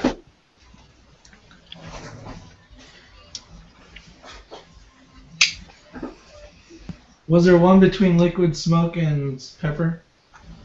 2 teaspoons of garlic powder.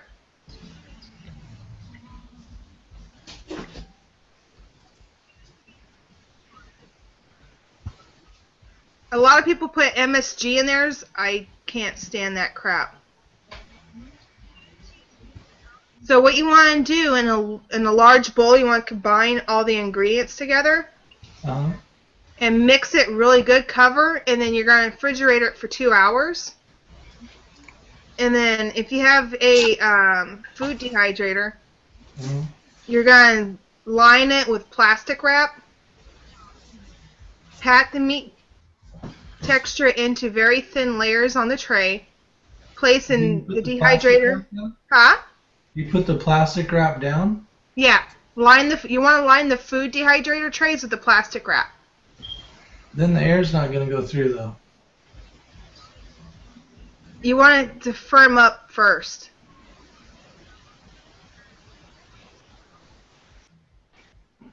That's why you put the plastic wrap down first. Is you're gonna let the meat firm first. Okay, before you turn it on. Because if you don't let it firm up, it'll go through the slots. Okay. So you want to do that for the first 2 hours. Let it do it for the first 2 hours. Then you're going to take away the plastic, and then you're going to cut it in strips, and then you're going to place it onto racks. And then you're going to continue until the meat is done drying for about 5 to 10 hours. Depends on the machine that you have. And then when you're done, you're going to blot off any grease with a paper towel and store in a refrigerator or in a jar and the tight-fitting lid. Sweet. I'll have to give it a whirl.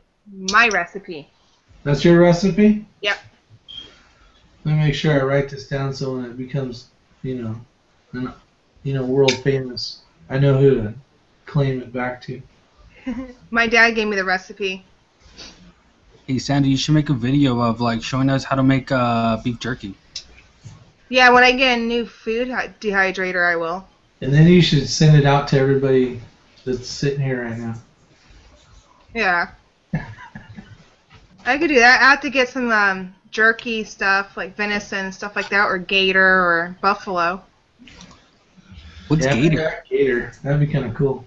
Kangaroo jerky's good. I tried that. Wow. Hey, what's gator? Huh? What's gator? Alligator. Oh, ew, really? Yeah. Gator jerky's good. Is it chewy as hell? No. It's actually pretty tender. The tail's the part you eat, right? The tail or any part of the meat that's good, yeah. Yeah, I'll give it a shot. Texas Jedi gave me a recipe the other day. Cool. I'm gonna try it out. But right now I just bought the packets. It's like the Bass Pro Shop, kind of like you add a few different liquids and then you let it marinate for a while. But I haven't even tried those yet. I just got it the other day. My dad's recipe is really good. So we got 2 tablespoons salt, 1 tablespoon hot pepper sauce. What is that, like Tabasco or anything? Teaspoons, all teaspoons. Any type of hot sauce you want. Any type of hot sauce. Alright. What is it, game? And then barbecue seasoning, Yeah. What is Like that? a powder brisket rub or something like that. Okay. Unos huevitos rancheros con... Ok. La lavaron. Just for barbecue works. ¿Dónde la puso mi mamá? No sé, fíjate, aquí, abajo de la estufa. Yeah, everything is teaspoons. Okay. No. Except for the meat that's 2 pounds. Obviously. Yeah. 2 pounds. Cool. Yeah, I got some meat I got from Costco, so I'm gonna try it out. We have Costco here we go to. I love some beef jerky. ¿Qué te dirigió cuando la vio? ¿Quién más? ¿Cómo la hace? ¿Por qué no la lavaste y después se me olvidó? Camel's gone. He's in the room. I told him to get back in. Oh, he is? Yeah, might as well. Anybody on the East Coast tonight? Pretty Huh? Anybody in the room from the East Coast? I'm originally from the East Coast. I'm East Coast. Well, I'm in Indiana, so. Me and my sister are originally from New Hampshire. Para no gastar mucho dinero. 3 o'clock. Where are you, Rick? California. Oh! What part of California? You can tell by my red head, I burnt the shit out of it. My whole face is burnt. Oh, wow. I'm up in Portland, Oregon. Yeah, we're the same time zone. Yeah. No, apenas la metí ahorita. I'm down by San Diego. An hour north. Oh, that's not bad. No, well, shit. Next August, next year in 2015, I'm throwing a camping trip at Mount Hood. The last week of August. Last week of August? Yeah. No tengo ningún minuto que me metí We'll be camping up at Mount Hood. Pero no tengo yo la cámara, más el micrófono. Redneck's coming, Camo's coming. That'll be Hopefully Judy, Steven, and the boys can come, hope. If they're able to. Yeah. That sounds like a lot of fun. Orion starts school at the end of August. Oh, damn. And that wouldn't give me enough time to see everybody who I need to see, because then people would get angry at me if I don't go see them. So we got my bestie Megan, who lives in Canada. We've got Leslie, who just had her baby. We've got Aunt Debbie and Uncle Tom and all them. We've got my dad and our brother and sister and grandma and grandpa. Yeah. Camo said he's bringing his tree hammock where he's gonna sleep in. There's a 16-person tent I want to get. It's got like a living room and bedrooms and stuff like that. Those are nice. They're heavy as shit, though. Well, these have it's called Ghost Whisper material. It's like a new material that just came out, and it's light as hell. And it's waterproof and stuff like that. That's cool. What kind of poles does it have? Is it fiberglass? No, it's... I can bring it up for you. Hold on, let me get it for you. I wonder if that's what I seen the other day. Somebody had one kind of looked like plastic wrap. It's gray, but it's supposed to be real light material. Yeah, it's like really, really thin, but it's warm. Keeps you warm. Yeah, that's what I'm saying. It looks like plastic wrap, but it's like a gray. What's his name? Outdoor Gear Review has a tent that he's testing, and it's I can't remember what he called it though. I can't remember what company made it, but it looks kind of like plastic wrap, and it's supposed to be like a couple ounces compared to a note made from sil nylon at the same dimensions. Yeah, it's really thin, but you can fold it up to the size of a credit card. Yeah. And you can put it in a small bag like that, like a jacket. You can fold up to this big, like this. Is that stuff they make the wallets out of now? Yeah, I think so. I think so. I think it's the same material. It's like a carbon fiber, real Yeah. thin stuff. Yeah, I It's got don't. the ripstop in it. Yeah. Chameleon says. But it keeps you warm. That's pretty cool. Yeah, I don't know. I just kept away. Really nice if they start making like a 2-3 person hiking tent where you're only carrying like 2 pounds or. Well, I bought one from Walmart. It says 2 people. The only way 2 people are going to sleep in that tent if one sleeps outside. I know. I don't know where they come up with this bullshit. Well, I bought it. I thought, oh man, that'd be a good tent for my backpacking, bushcrafting stuff. You know, I can put it up, put my gear in there, sleep on my hammock, whatever I need to do in case it rains. Because we did go one time it rained, and one of the guys with me, everything his got wet, everything, because he didn't do his stuff right. But anyway. And I thought, well, that'd be good. And then first time I use it, I'm laying in it, it starts raining, and I'm laying there, and I'm like, did I just feel a raindrop?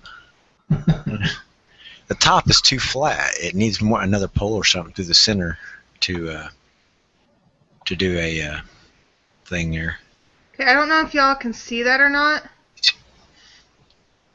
Yeah, we did a second. Here, I'll flip it over to you. Yeah, I gotta click on her. 1 million. Yeah, there's only 1 mil in the world that can weave it. And it's a super light. There it is. Yuli Stick Project. Yeah. That's and what they it's call it. Yuli. so thin. Look at this.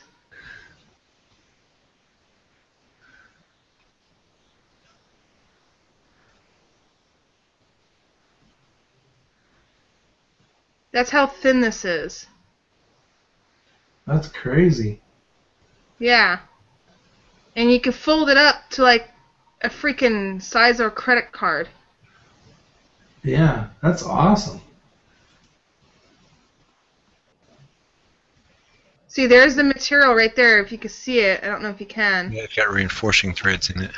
Yeah. But it's so lightweight and so thin. And Yeah, then... you can put that in your pocket. Yeah, you could just, it comes in a little bag like this, and you just throw it in your pocket or whatever. There you go. There's some. Here's the tent I was talking about right here. This has got the ghost with the ghost material too. Okay, that's. Oh yeah, that's bitchin'. It's got like an outdoor area. Yeah. Porch. Like one side looks like it has a floor. Yeah. It's got the floor. It's got a heavy duty tarp, and then the rest of it is that ghost material, that ghost whisper material stuff. Yeah, that's cool. And Go to where the weight is. Yeah. Minimum weight 4 pounds 8 ounces. And that holds 16 people? Yeah. Holy shit. That's freaking badass. Yeah. Let's see here. They got another one. I watched a video of. It's called Hillenberg makes it. It's the Raj or something like that. RAJD. It just uses 2 trekking poles. It's a pretty big tent for 2 people. Yeah, that's nice. Yeah, especially if you like carrying poles anyways. I mean, yeah, just less shit you gotta carry. Yeah. That's what I used when I got a seal nylon tarp. I had to put extra rivet, grommets in it because they didn't have enough for the way I was going to set it up. So I just went and bought a kit. Said I'll just add a few here and there. But they actually lied to me when I bought that thing. They told me it was going to be supposed to have straps on it sewed into the corners. You know, where instead of grommets, it's supposed to have the little ribbon webbing. It didn't have that. So it didn't pay much for it, so I was like, I can deal with it. I can live with it. And then here are the sleeping bags, and a lot of these have that ghost whisper material too. Yeah. You can take the ghost whisper material off and just wipe it down with a warm cloth, and you clean it like that. Oh, that's cool. Yeah. Yeah, I've been looking at sleeping bags. Well, this is a great site. It's Mountain Hardware. They have an outlet here up in Portland, downtown Portland, and they got some pretty good stuff. See, here's the Ghost Whisper ones, right here. The Phantom and the Mountain Speed. I wonder if that's the temperature rating right there, 15. Yeah, 32. 0. Yeah, because I got one that's 20 degree.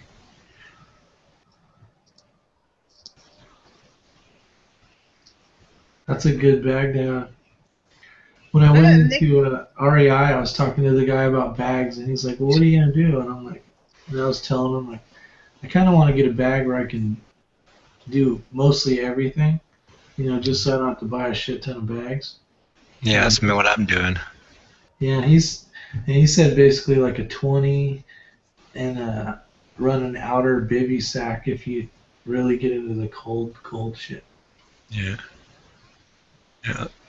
I had one sleeping bag. It was just a standard one like everybody gets, rectangle. And then I seen this mummy bag. I bought it for Walmart had a sale on them for like $30. I was like, I got the money, I'll buy it. So I bought it. And that's what I use now. And last time we went camping, I used it. It got about 45 degrees at night. I woke up the next morning. It was cold, but I was in that bag. I was sweating. Yeah, I know. The hard part is when you start going as a hiking bag, you know, if you don't want to carry a bunch of shit. Well, that's my problem with my, like I like going on the long 5-mile hikes and stuff with 40 pounds of gear. But 40 pounds of gear is because I keep thinking, well, what if this happens? What if this happens? I can use this. I need this and I need that. And I can set it up to do this. I can do this. And then the next thing I know, my bag's almost 50 pounds. It's like, crap. Yeah. What can I do? Exactly. You're like, now I got to get rid of this. I got to get rid of that. Well, a lot of places we hike into, we got to take water in with us because there's not an ample supply of water. Plus, I didn't have filters before, so I don't have to pack as much water as I did before. Yeah. I was packing 2 1-gallon jugs and 3 Gatorade bottles full of water just for a couple days of camping. And then for that 16-person one, you could sleep 16 people in. If you want to get an extra part of it, this one sleeps 10 people. Dang. And you can connect it to the 16 sleeper. Okay. And this is like a heavy-duty one. It's waterproof and all that. Yeah. It's pricey. Yeah. Yeah, it is.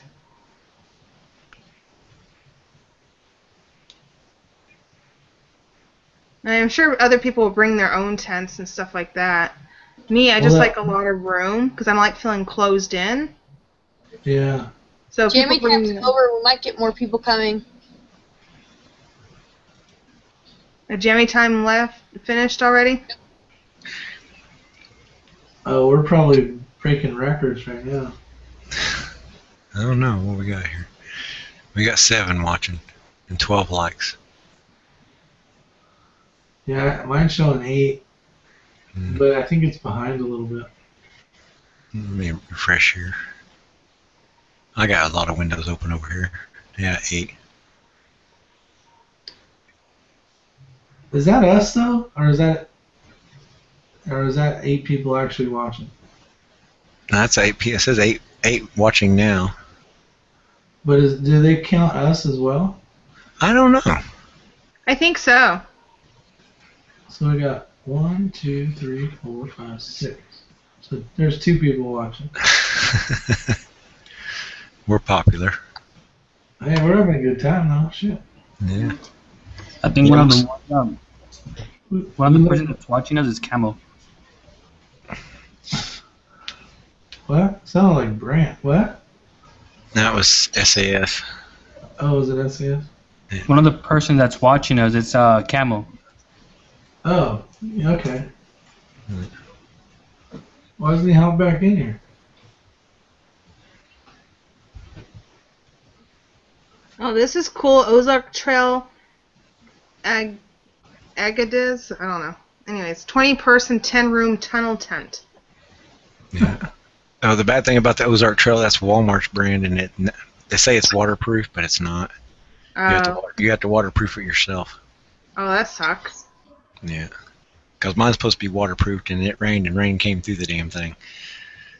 Oh, wow. So.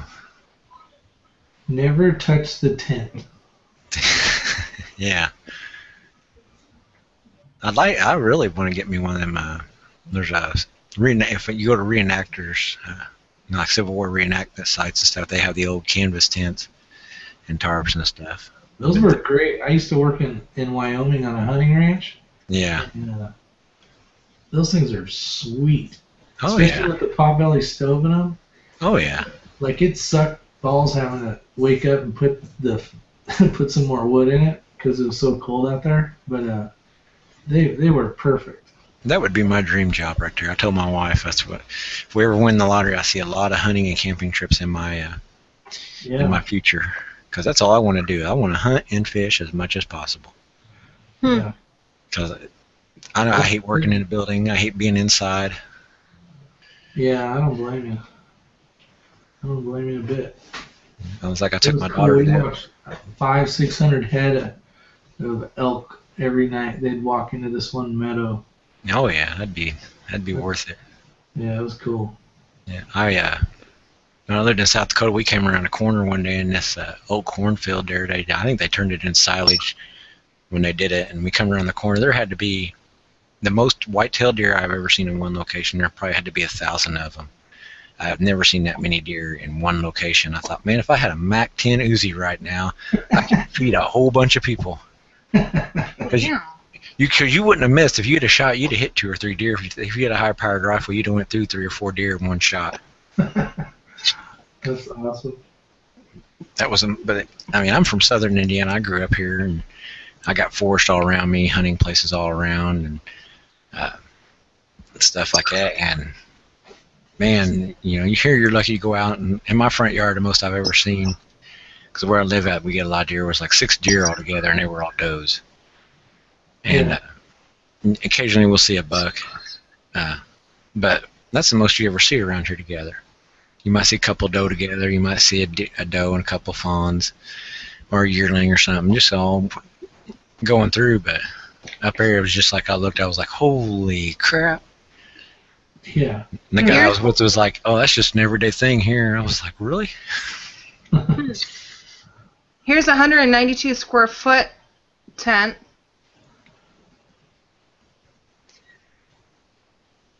That's a mansion. Yeah. Huge. It sleeps 12 people, but I think you can get more with 192 square feet. Well, it depends how much gear and cots and sleeping bags and their stuff people bring with you. Yeah. It does all 3. It does 3 seasons. It's a Grand Lodge camping tent. I know what you're talking about, the Grand Lodge type of tents. I've looked at those for us when we go powwows and stuff. We got a 3-person tent, but I can't sleep with the wife and the 2 girls because they all toss and turn and beat me up at night. That's not even a joke. My 2-year-old, well, she was 2 at the time, woke up in the middle of the night, sat straight up. I told her, I sat up and said, lay down. She drew back as hard as she could, punched me in the jaw, and then went back to sleep. Jumped on top of me like, hey, I win. Wow. And I was like, did she just do what I think she did? And it was pretty funny. And she does it all the time. She'll have dreams that she's petting bears and wrestling with bears in her sleep. So she'll just wake up and she'll be in her sleep. She'll be fighting with the blanket and stuff. And we have to make her lay back down. She has a vivid imagination. Very vivid. Beating up bears at night. She does. She's just, I don't know. She's on her own page, and I love it because there's things that she'll come up with stories. And you don't know if she's telling you the truth, if it's something that actually happened or something she's came up with in her brain until she gets about halfway through, and then you figure out that she's just telling me a story.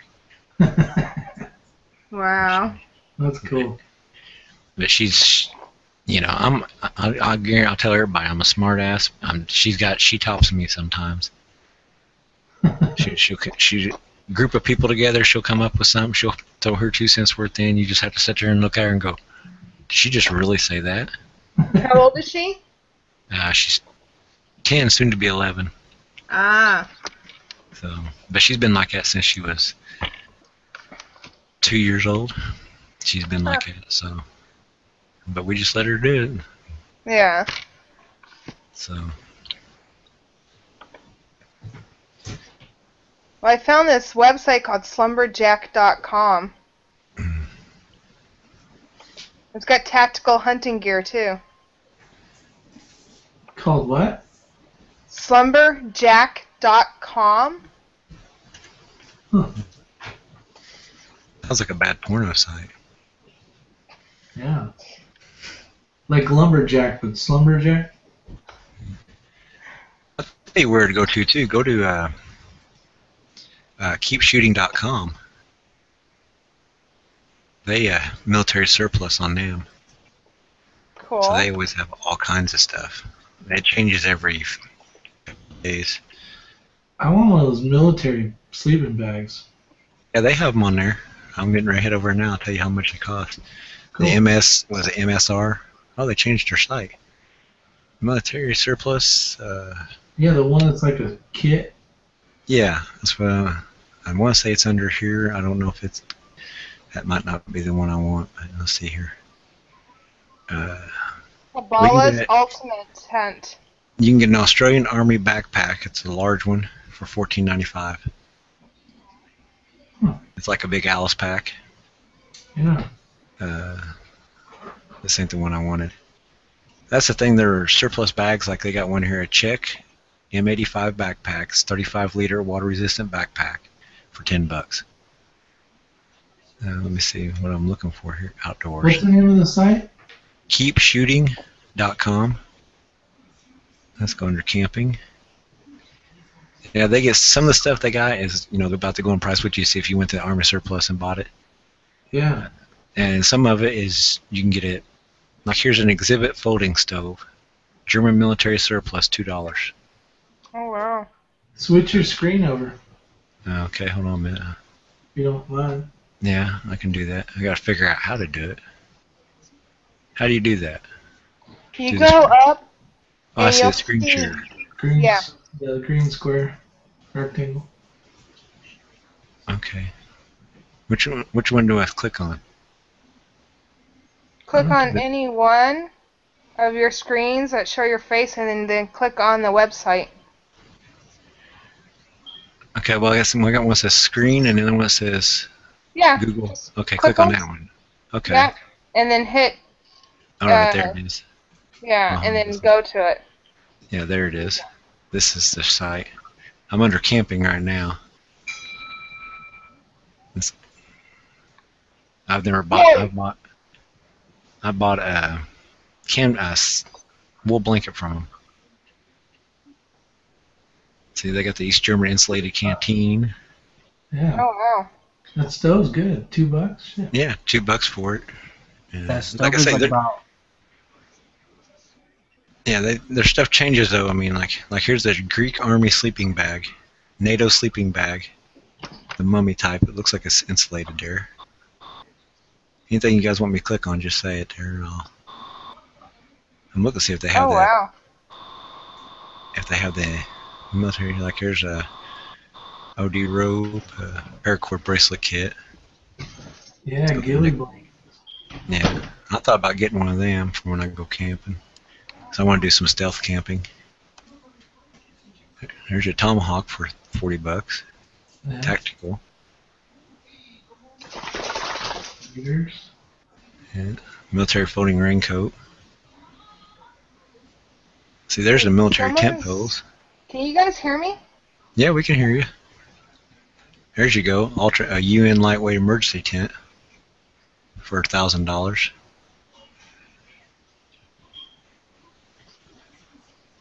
See, their wool blankets and stuff, they sell out pretty quick on their wool blankets. Yeah. I bought 2 of those $14.95 ones. One for me, one for the wife for the winter time. But some of the stuff they'll get out, and then like you can get on there, you get on a waiting list, and they'll do it. I'm gonna buy that NATO That stove kit? Trangia stove, yeah. Yeah, that's freaking nice. For $10, and most places want more than that for them. was looking for that sleeping bag. 29. Yeah, the field mattress. Yeah. There we go. My sound went out. No. There's, you can wear a shelter half for you. You can wear a poncho. No, they didn't. I didn't see the thing here. Yeah, it's sweet. Yeah, they got self-defense stuff. And they got prepper stuff. What do they got for shelter? Pretty cool. Yeah. Where are they out of?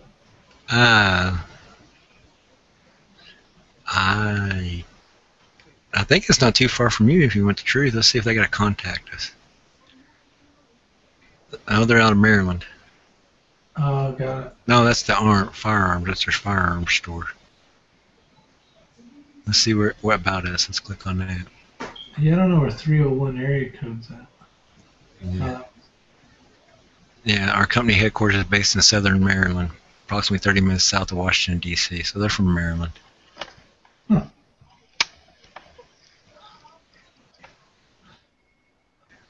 That's pretty awesome. So, but yeah, I got that one. I got another one. Let me go over here and I keep them all on a file here so I can find them. This is a good one. Go Light Backpacking. It tells me page not found.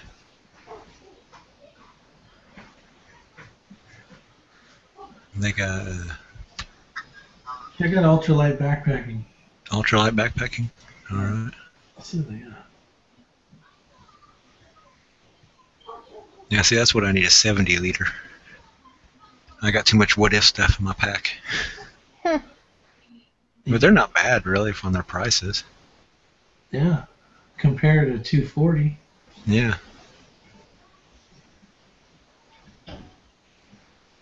And it only weighs 1 pound 15 ounces. Yeah, that's pretty awesome. Yeah. That's not bad at all. My pack I use for camping by itself, it's a Kelty Red Wing. I like Kelties. Those are good. Oh yeah, they're real comfortable. That's the reason I bought it. A buddy of mine, he used to do a bunch of backpacking in his younger days, and he's older now and retired and can't do it. He told me, go get a Kelty, because he knows the guy who started Kelty. He knows the old man that originally started Kelty out there in Minden, Nevada. Oh, wow. You know, if you're going to go backpacking or hiking, some of the best shoes I've seen that I've had are called Pro Peats. Yeah. Those are so comfortable. I got a pair of just regular Ozark Trail, and they come buy them at Walmart. I bought them. That's what I use, because then I just get them wet, whatever. Because I camp in warmer weather most generally. Yeah. But yeah, the pack I got is a 55 liter, and I fill it full with everything I got. Oh, let me see what else I got here. That's the problem with the 70 is you're just going to carry more shit. That's exactly right. You're like, yeah, my pack only weighs 138 pounds. Well, I kind of, well, see, too, when I go, the guy I normally go with,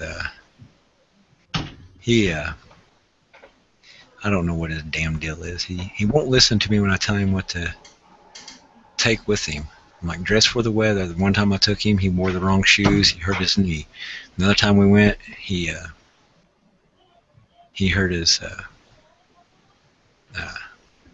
twisted his knee, ended up in the hospital for 2 hours. The girl that was with us didn't dress for the weather. She ended up with hypothermia, which is what I was really worried about, was her having let's see what this site is here. Oh, that's Bushcraft Outfitters. Talking about tents and stuff like that. But yeah, he just doesn't want to listen to me, and I told him I can't. I'm not your keeper. Yeah. You know, if we're gonna do this, I don't want to do it there. That's all I can think of right now for stuff here. Did you get that bag? That's always cool. I like it. Yeah. Now I get back to where I was, what I'm trying to do here. There we go. Now I can see myself. That's cool, Mike. I like that. I wrote it down. I'll have to take a look at it later, too. Yeah, I mean, they, like I say, their stuff, it switches out. Like they don't have them wool blankets now, but in a week they'll have them again. Yeah. And they just buy the surplus. So you just kind of, if you see it and you want it, when you see it and you want it, that's the time to buy it, because it may not be there when you have the money. That's like Costco. My newfound friend Rick was teaching us how to tie knots. That's Boy Scout stuff. Well, he's a fireman. He's been in it for how long? 25. 25 years, and done all kinds of stuff, and he knows how to do all the knots and stuff like that. And I asked him how to teach me how to do a noose. So if you ever get out of line, I know what to do now. What he needs is a sheep shank. And I can also do the wrist one. All he needs is a sheep shank. Yeah. Just ask, Yeah. ask him what a sheep shank is. I'll make them for you. It's right here. Move. Now. Watch out, Remington. Go get on your bed, boy. I gotta get on set at 10 in the morning. Hey Sandy, Yeah. when are you getting your 30-06? Hopefully in August. Next month. I'm getting mine. Well, cause mine's on layaway, my 9mm. So I'm gonna get it probably like next month. Cool. Yeah, mine's on layaway. I was gonna say, who went in the darker? It was me. Here's your sheep shank. Oh, that's cool. That's more complicated than the handcuffs one. Wristicuffs. There we go. Wristicuffs. It's kind of a worthless deal. All it does is take up rope. Yeah. Yeah. Most nuts I use when I go camping is like trucker hitch, figure eight, Yeah. double figure eight. Mm-hmm. Yeah, those are the ones that, you know. Well, the figure eight one I learned when we did all the caving rescue and stuff like that. Because I actually had to rescue a guy one time, and we had an extra long tail on that. If it wouldn't have been for the extra long tail, because we only had one rope with us, which I know is against the rules. I had to go on the tail of the same rope that he was hanging from, and the guy outweighed me by 100 pounds, and he would just pushed himself to the limit where he was literally wore out. He couldn't take another step. And I'm underneath him with a jamar, and I climbed with knots. So I got my knots tied, I got the jamar on there, and I'm trying to literally push him up with everything I got, and the rope just kept stretching and stretching and stretching and stretching and stretching. I was like, oh crap. After 3 hours, I finally got him out of the thing, and he was sore. The harness he had was an actual rescue harness, which has the high point in the front that your 5-bar rack would connect to. You know what I'm talking about, the brake rack like you were talking about earlier. Yeah. That sits up so high in front of him because the guy who got it got an actual full rescue harness. So it had that, and I'm underneath this guy trying to push him up, and he had the rack jammed, he had another jamar jammed and some other ropes. It was a mess. Mm-hmm. He was like, cut the rope, just let me die. So that's when I learned about God. the figure eight. After 3 hours, I was ready to cut the rope. Yeah. Wow. But that was part of the training. training. A lot of people after that long, and they've been in that thing, they're, no blood's gotten to their legs in a while. They, Yeah. a lot of stuff can happen. Yeah, see, my harness, when we went and bought harnesses, the guy we bought harnesses from, I don't even know if he's in business anymore. He had a rope hanging from the ceiling on a block and tackle. It had a carabiner on it. You say, oh, I like the way this one feels. He'd be like, hold on a minute. He'd hook you to that, and then he wouldn't even give you warning. He'd just grab and lift you up off the floor, about a foot off the floor, and you hang there for about 5 minutes. Tell me what you feel then. Yeah. You need to get to know where it bites at, because the one I really, really liked, for the price I was wanting to pay, it was like, I was like, oh, this one fits really nice, until he lifted me up, and then it bit me so bad. Ooh.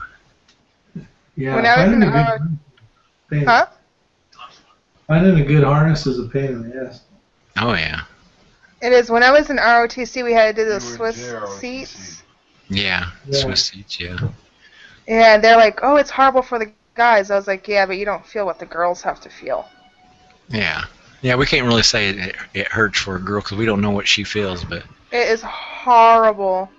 But for the guys, the harness makes ours stick out, so when it bites, it just kind of, it's like scissors. It gives us camel toe and it hurts like hell. That's better than moose knuckle. No, it's like the worst wedgie ever. in the wrong area where it should never be. It sounds like my daughter when we went on a 16-mile bike ride. She goes, "We have to stop." I'm like, "Why?" She goes, "My shorts are riding up on me. I got the worst wedgie I've ever had." I was like, "Okay." Well, she's never. Well, see, I ride my bike back and forth to work, so I ride 6 miles a day.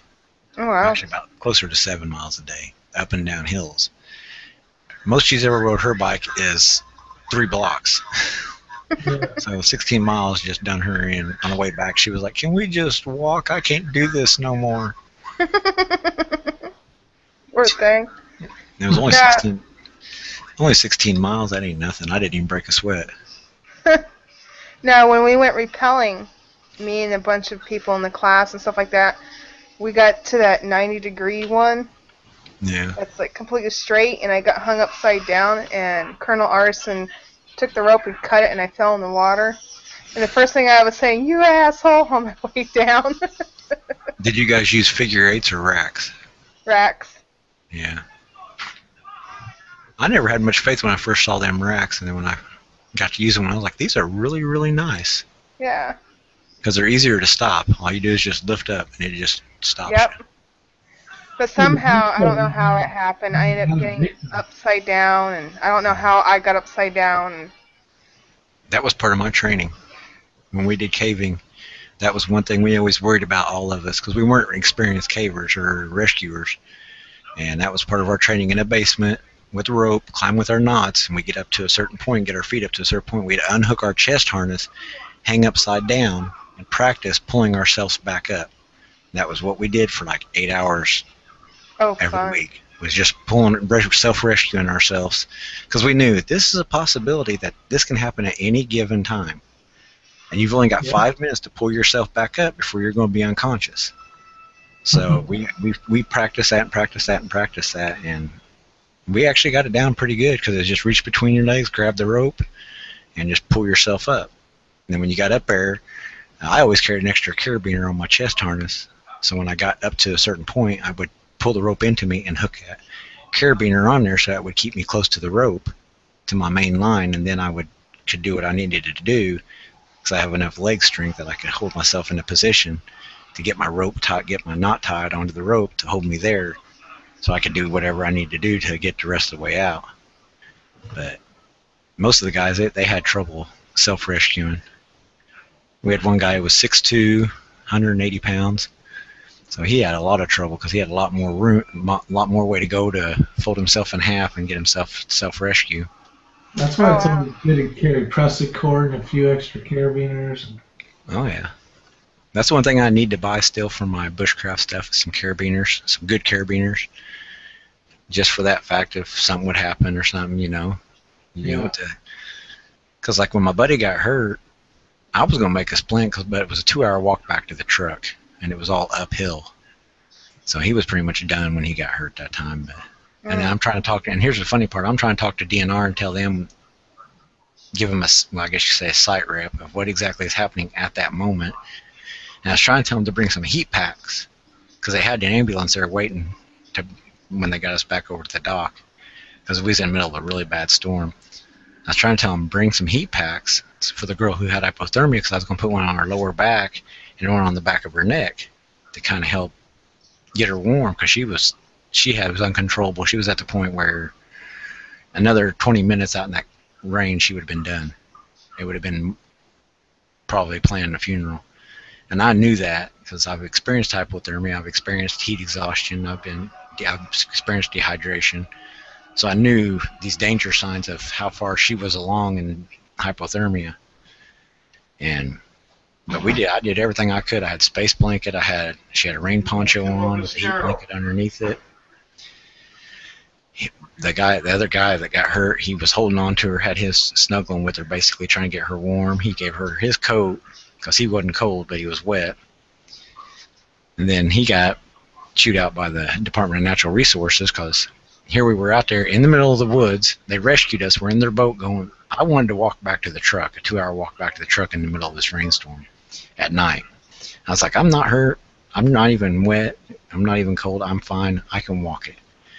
They was like, you're getting in the boat. I'm like, I'm not getting in the boat. They said, you get in the boat or we'll put you under arrest. I was like, okay, I guess I'm getting in the boat. Because I was fine. To me, I was good enough. I could have walked out.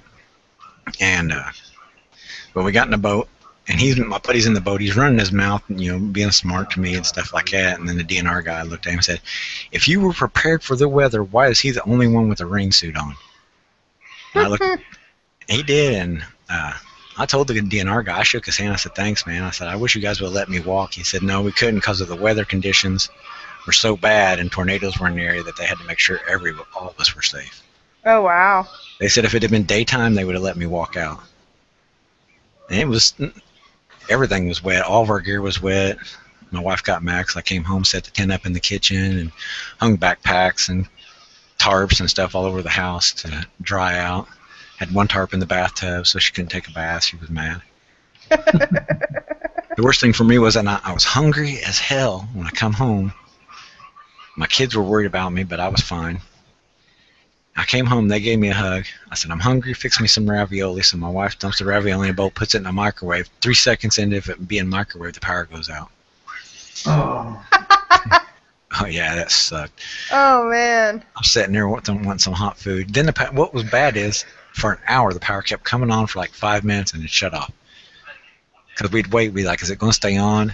And we'd wait, and we'd sit there and be talking about everything that happened, and she'd go in there and start the microwave, power would go out. Turned out there was a tree 1 block over from my house that had grown up into the power line, and it had rubbed the place in the power line. So it being wet, it was hitting the tree and then grounding out and tripping the breaker. Wow. It took the power company 2 hours to figure out what was going on. Damn. My life is an adventure. Cold raviolis. Yeah, I ate it, man. I was hungry. Yeah, they're not that bad. What? Like, I bet she hates getting tuna straight out of the can. Just get you some saltine crackers and some tuna straight out of the can on a saltine cracker, eating it. Oh, I eat that. That and sardines. Yeah, well, it's like people too. Oysters. I don't eat oysters. I love oysters. Oh, they're so good. I use them for fishing. But anyway, talking about food, the one thing I figured out too about camping, since I got into backpacking and stuff, I was going to buy some of that Mountain House, man. The price on that Mountain House stuff, that's ridiculous for one meal. It is expensive. You know what I get? Bear Creek. Yeah, Bear Creek's fucking good. Oh, yeah, they got that chili. Yeah, the potato soup one, I love that one. Oh, yeah. I love that. I got some of the chili when we went to one place, and I made me some of it, because it's got enough in to feed like 8 people or something like that.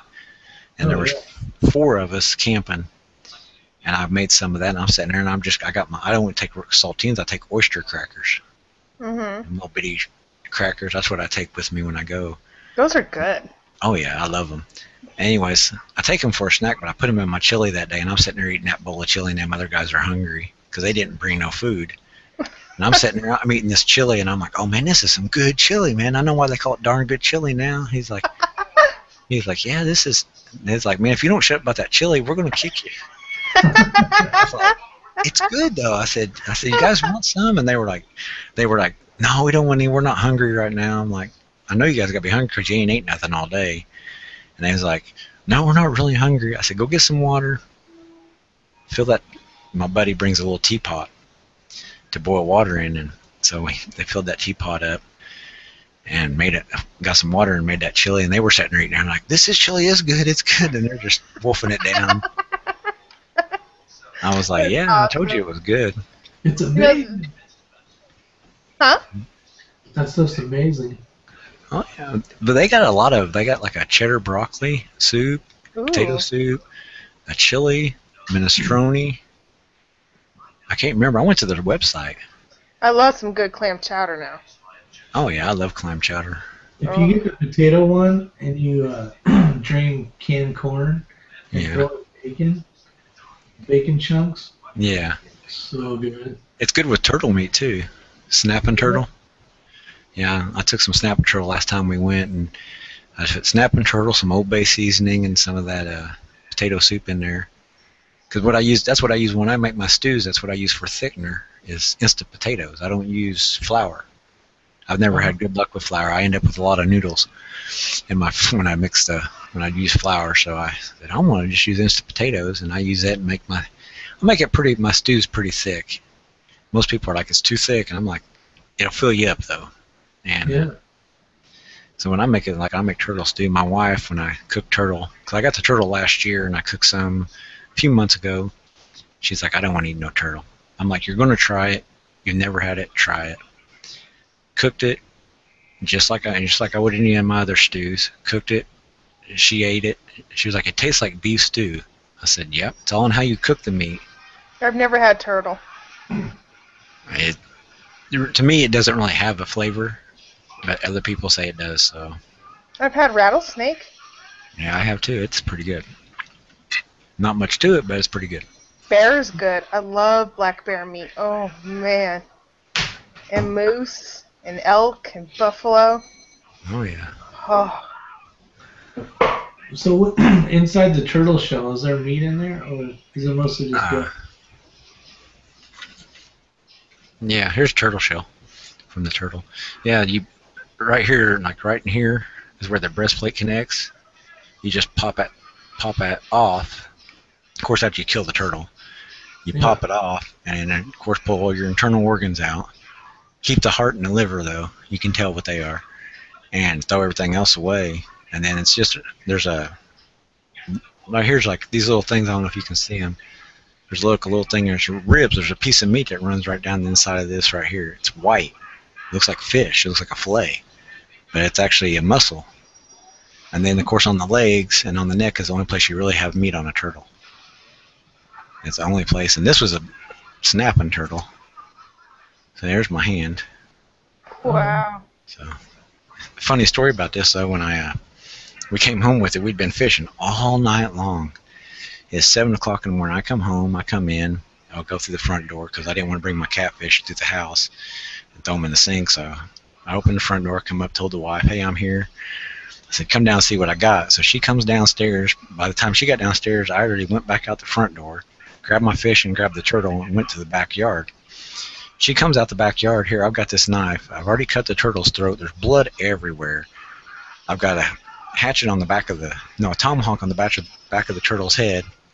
And my cousin's got the hatchet lifted up, getting ready to smack the back of the tomahawk to cut the head off. She opens the door, and one thing she sees is blood everywhere, and sees us doing that. She's like, "What are you guys doing?" I said, "We're killing this turtle." She goes, "Why?" I said, "Because it's going to be in the cooking pot here later." And she's like, "Are you serious?" I said, "Yeah, we're going to cook this turtle." "I don't think I want to eat turtle." I said, "You don't know until you try it." And I still got 3 pounds of meat in the freezer. Oh wow. So, I think they'd have that much meat. oh yeah, but you can't do much with it. It's all, because it's around the bone and stuff. So by the time you get done cutting it off the bone, you don't really have a whole lot. So the only thing you can do with it is cube it up and put it into a stew. But you can eat every turtle from all the information I looked up, because we have hognose turtles, snapping turtles, box turtles, what we call water turtle. And the only turtle that I've come with all my research that I found, the only turtle you cannot eat is a box turtle, and that's because they eat poisonous mushrooms. Oh wow.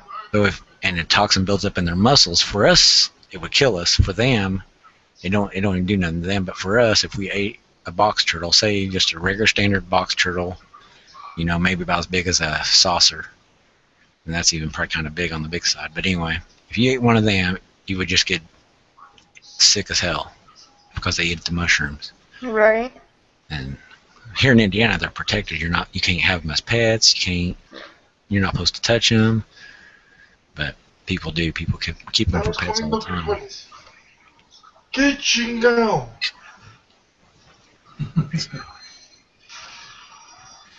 Yeah. I'll eat just about anything there is out there to eat. I like caviar, calamari, shark. I love shark steaks.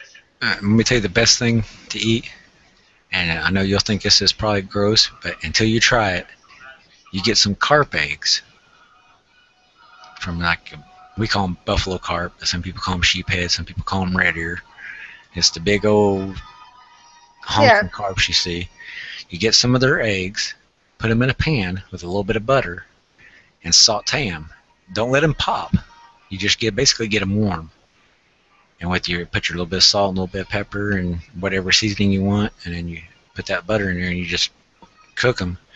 Get them just warm. Don't let them start popping, and then eat them. Huh. I would have never thought that, but a buddy of mine done it and brought me some. He's like, heat these up in the microwave for like 30 seconds and then eat them. I said, okay. I did that. I was like, these are good. Wow. Now, when I was living in North Carolina, we go to the Roanoke River, and we go fishing for heron. Yeah. And my friend's cousin, his wife, Susan, we'd scale, cut the heads off, and take everything out. And there were surprises. I was actually getting my fingers in there and taking out the guts and stuff like that and scaling them. I was like, yeah, my hands can get washed. I don't care. Well, Susan would take the eggs, the roes out, clean them up and stuff like that, and fry them up with eggs. Yeah. Scramble them up with some eggs and bacon and onion and mushrooms and stuff like that. Oh my god. Oh, yeah. That's a waste of time, though. Scaling a fish. Yeah, I know a lot of people do it. I don't know why. It sounds crazy, but it's just easier to cut them behind the gill, cut down the back, cut down the belly, cut through there, cut that along the rib cage, cut that meat, flip it over, and just flay that thing. No skin on it at all. Well, I like the skin. Well, some people do, but my favorite part of the fish, and this is gonna sound funny, when you fry them, is the tails and the fins. I like eating the tail fins because they're nice and crunchy, and they're really good. Like from a trout or a big mouth bass, they taste so good. Sounds like a chip. Yeah. But it's really good. If you haven't eaten the fried tail parts, it's really, really good. I just pull the meat off let the skin stay there. Yeah. I know a lot of people do that. That's like in South Dakota, they don't like catfish. The damn catfish up in South Dakota, a lot of the fishermen, they call them junk fish. They're good. I couldn't believe it.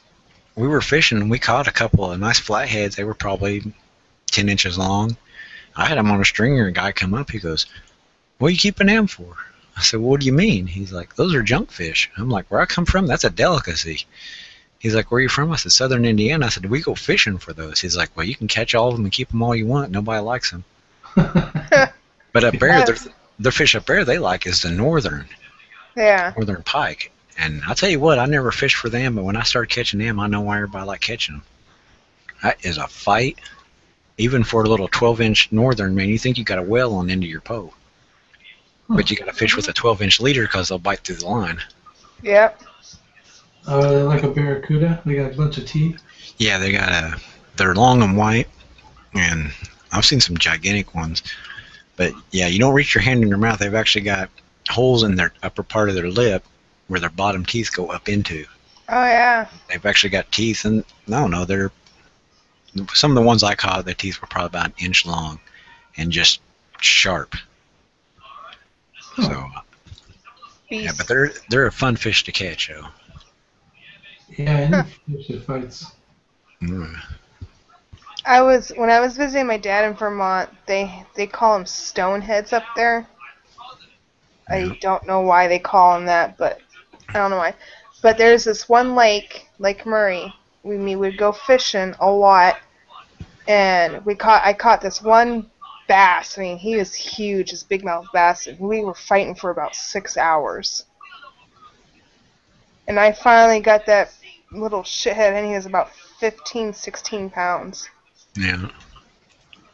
I was like, holy shit. Well, that's why I take my kids down to the creek. I take them down to the creek and let them catch bluegill and stuff like that. Yeah. Because to them, I mean, they catch a bluegill, and a little 4-inch bluegill. To them, they've caught the biggest fish. And thing I took them a week ago, 2 weeks ago, something like that. I got videos on my YouTube page, and I caught a fish I've never seen before. I have no idea what it is. It's long. It's no bigger around than my thumb. It's brown base coat, and it's got black stripes that run vertical. Its nose kind of it's pointed on the nose. It's got a big mouth on it, but the little side fins are huge. It's like this thing could fly out of the water. And if it's a fish I think I've seen before, but when I saw them, they were babies, and they've got this little knot on their head. It's like a spike. And they literally come out of the water, and they just kind of skip and run into you. And it hurts because they got a little spike on top. It just hits your leg. And you're like, ow, crap, where is it? What is it? But I've never seen them before. Yeah. I couldn't tell you what it was. But I caught 2 of them that day. Huh. I mean, their mouth, I could fit my thumb in their mouth. For a fish, it was only this long. I could fit my thumb in its mouth. That's how big it was. I was like, this fish, I don't know what it is, but it's got a big mouth on it. Do you have that on your video? I think there might be a snapshot of it. I'll have to get with the wife. I think she has a better picture of it. I think because I had my camera, she had hers. I was videotaping. She was snapping pictures left and right. But we caught some rock bass. We caught some bluegill. I love big mouth. My daughter caught not a largemouth. This is a rock bass, so they're only like that big. Yeah. You catch enough of them though, they do taste pretty good. She caught a catfish. I didn't even know there was catfish in that creek. I've lived here all my life. I ain't never seen a catfish in that creek, and she caught one. A little flathead.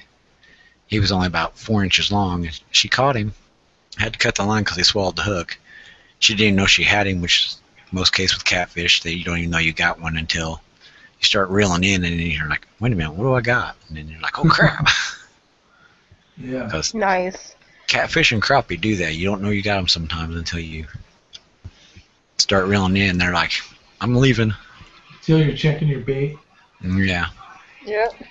It's like me and Dad went when I was up in Vermont visiting him. We went to Waits River, and he caught himself a 21-pound brook trout. Yeah. That'd be a big trout. Good eating too, let me tell you. Yeah. I know when I worked at the health food warehouse, they got smoked salmon one day, and I couldn't figure it out. I'm in there picking merchandise to ship to customers, and I'm like, got this one there. I'm like, something's on fire. You know, smoked salmon smells like burnt wood. And I was like, what is on fire? And one of the guys, he's like, hey, they got salmon in there. And I'm like, do they? He goes, yeah, it's smoked salmon. He goes, I shipped something. He goes, the other night I seen it. He goes, see if you can find it. I said, I know exactly where it's at because I can smell it. So we got some of that, and we actually heated it up because it was, it's already smoked, so all you really got to do is heat it up. Yeah. So the guy took it in the break room, and he had a plastic pan left over from his lunch. He washed it out. He was cutting it up, putting pieces of it in there, taking it in there with a little bit of water so it didn't dry it out, and putting it in the microwave for like a minute, and then bringing it back here into the freezer, and we were eating it all night long. Oh, no. Nice. So that was some good stuff. That and frozen berries while you're working. Oh. But you were Remy. Not me. And that's the best snack in the world when you're working. Get some of them frozen berries and pop them in your mouth. Frozen raspberries and blackberries. Oh yeah, those things are good. And blueberries. And black raspberries. Oh yeah. Well, see, that's what we got. I got an advantage here in early spring. You get the mulberries and the raspberries come out. And when we went fishing, we were actually under a mulberry tree. And there was actually berries still on it, which surprised me because it was in the middle of the woods, and the birds love those things. Yeah. So, but yeah, there was trees. That's in the video, a picture of it. And it was funny because when we went to go fishing, there's a school about 3 blocks from where we went fishing at. Right on their sign, it says the name of the school on it. And it says, God bless America, gone fishing. And that's right in the beginning of the video. I'm coming around that corner and I saw that. I was like, what are the odds of that? Coming around a corner and that being on the sign when you're on your way to go fishing. So. It was a national fishing day. Might have been. That's one thing here. They do have in June, middle of June, they actually have a free fishing day for everybody. Yeah, they had that in Texas and North Carolina and stuff like that as well. Vermont, they have that. And well, some states don't have it. Huh? Where were you at in North Carolina? I lived in Wilson and Lucama. Was that near Asheville? No, but I stayed in Asheville for a while. It's more towards like Morehead City, Raleigh, North Carolina, Surf City, Roanoke River area. Like did you ever- Martinville County. Did you ever make your way down to Brevard? No, I didn't have a chance to go there. I got a sister that lives down in North Carolina. She's North went Carolina is beautiful. Like Martin County, North Carolina, where the Roanoke River is, it's beautiful. She lives on the Outer Banks. Okay, yeah. Like Morehead City, Surf City, Nags Head, stuff like that. Yeah, she lives in Mooyock. Okay. Yeah. She wants me to come down and visit. I'm like, I don't want to live on no damn island. It's nice to visit. It really is nice to visit. It's beautiful down there. Oh, yeah. Well, if I went down there, it'd be like when she came up here to visit me. I didn't know she was coming. She said, oh, we're thinking about coming to visit you. Well, remember, you're thinking about it and doing it's two different things. So I didn't get a chance to take time off work. So I was working and trying to spend time with her. So, like during the day, we were going running around till it was about time for me to go work. And then I was going to work, and then they were picking me up, bringing me home because they wanted to see stuff. So. Oh, that's cool. And she was born here just like I was, but she moved when she was like 6 or 7. They moved down to Washington, Indiana. Mm-hmm. And then when they left Washington, Indiana, they went to Virginia Beach. And then now she's married and everything and lives down there in North Carolina. But she's lived like all over down there, Florida, Virginia Beach, Tennessee, and now she's in North Carolina. Oh, that's cool. So, and now she's talking about coming back up here. I like North Carolina. It's nice. You know, I stayed away from Kenly, North Carolina. Didn't really care for that city too much. Well, my dream place, and I went to it in '94, was the foothills of West Virginia. I loved it down there. I love the weather, waking up, you got, hills and stuff, all the trees, just undisturbed, because you're getting into Blue Ridge Mountains and stuff. I loved it. Yeah. And then all them southern girls with that southern slang, southern drawl. Loved it. Good times right there. It's like my dad's. My dad lives on 250 acres up in Vermont, and Time I'm moving beautiful, all the Blue Mountains and all that. in. Time I'm moving in. Gorgeous. I'll be somewhere on the property. You want to be there? Yeah, Nope. bears eat you.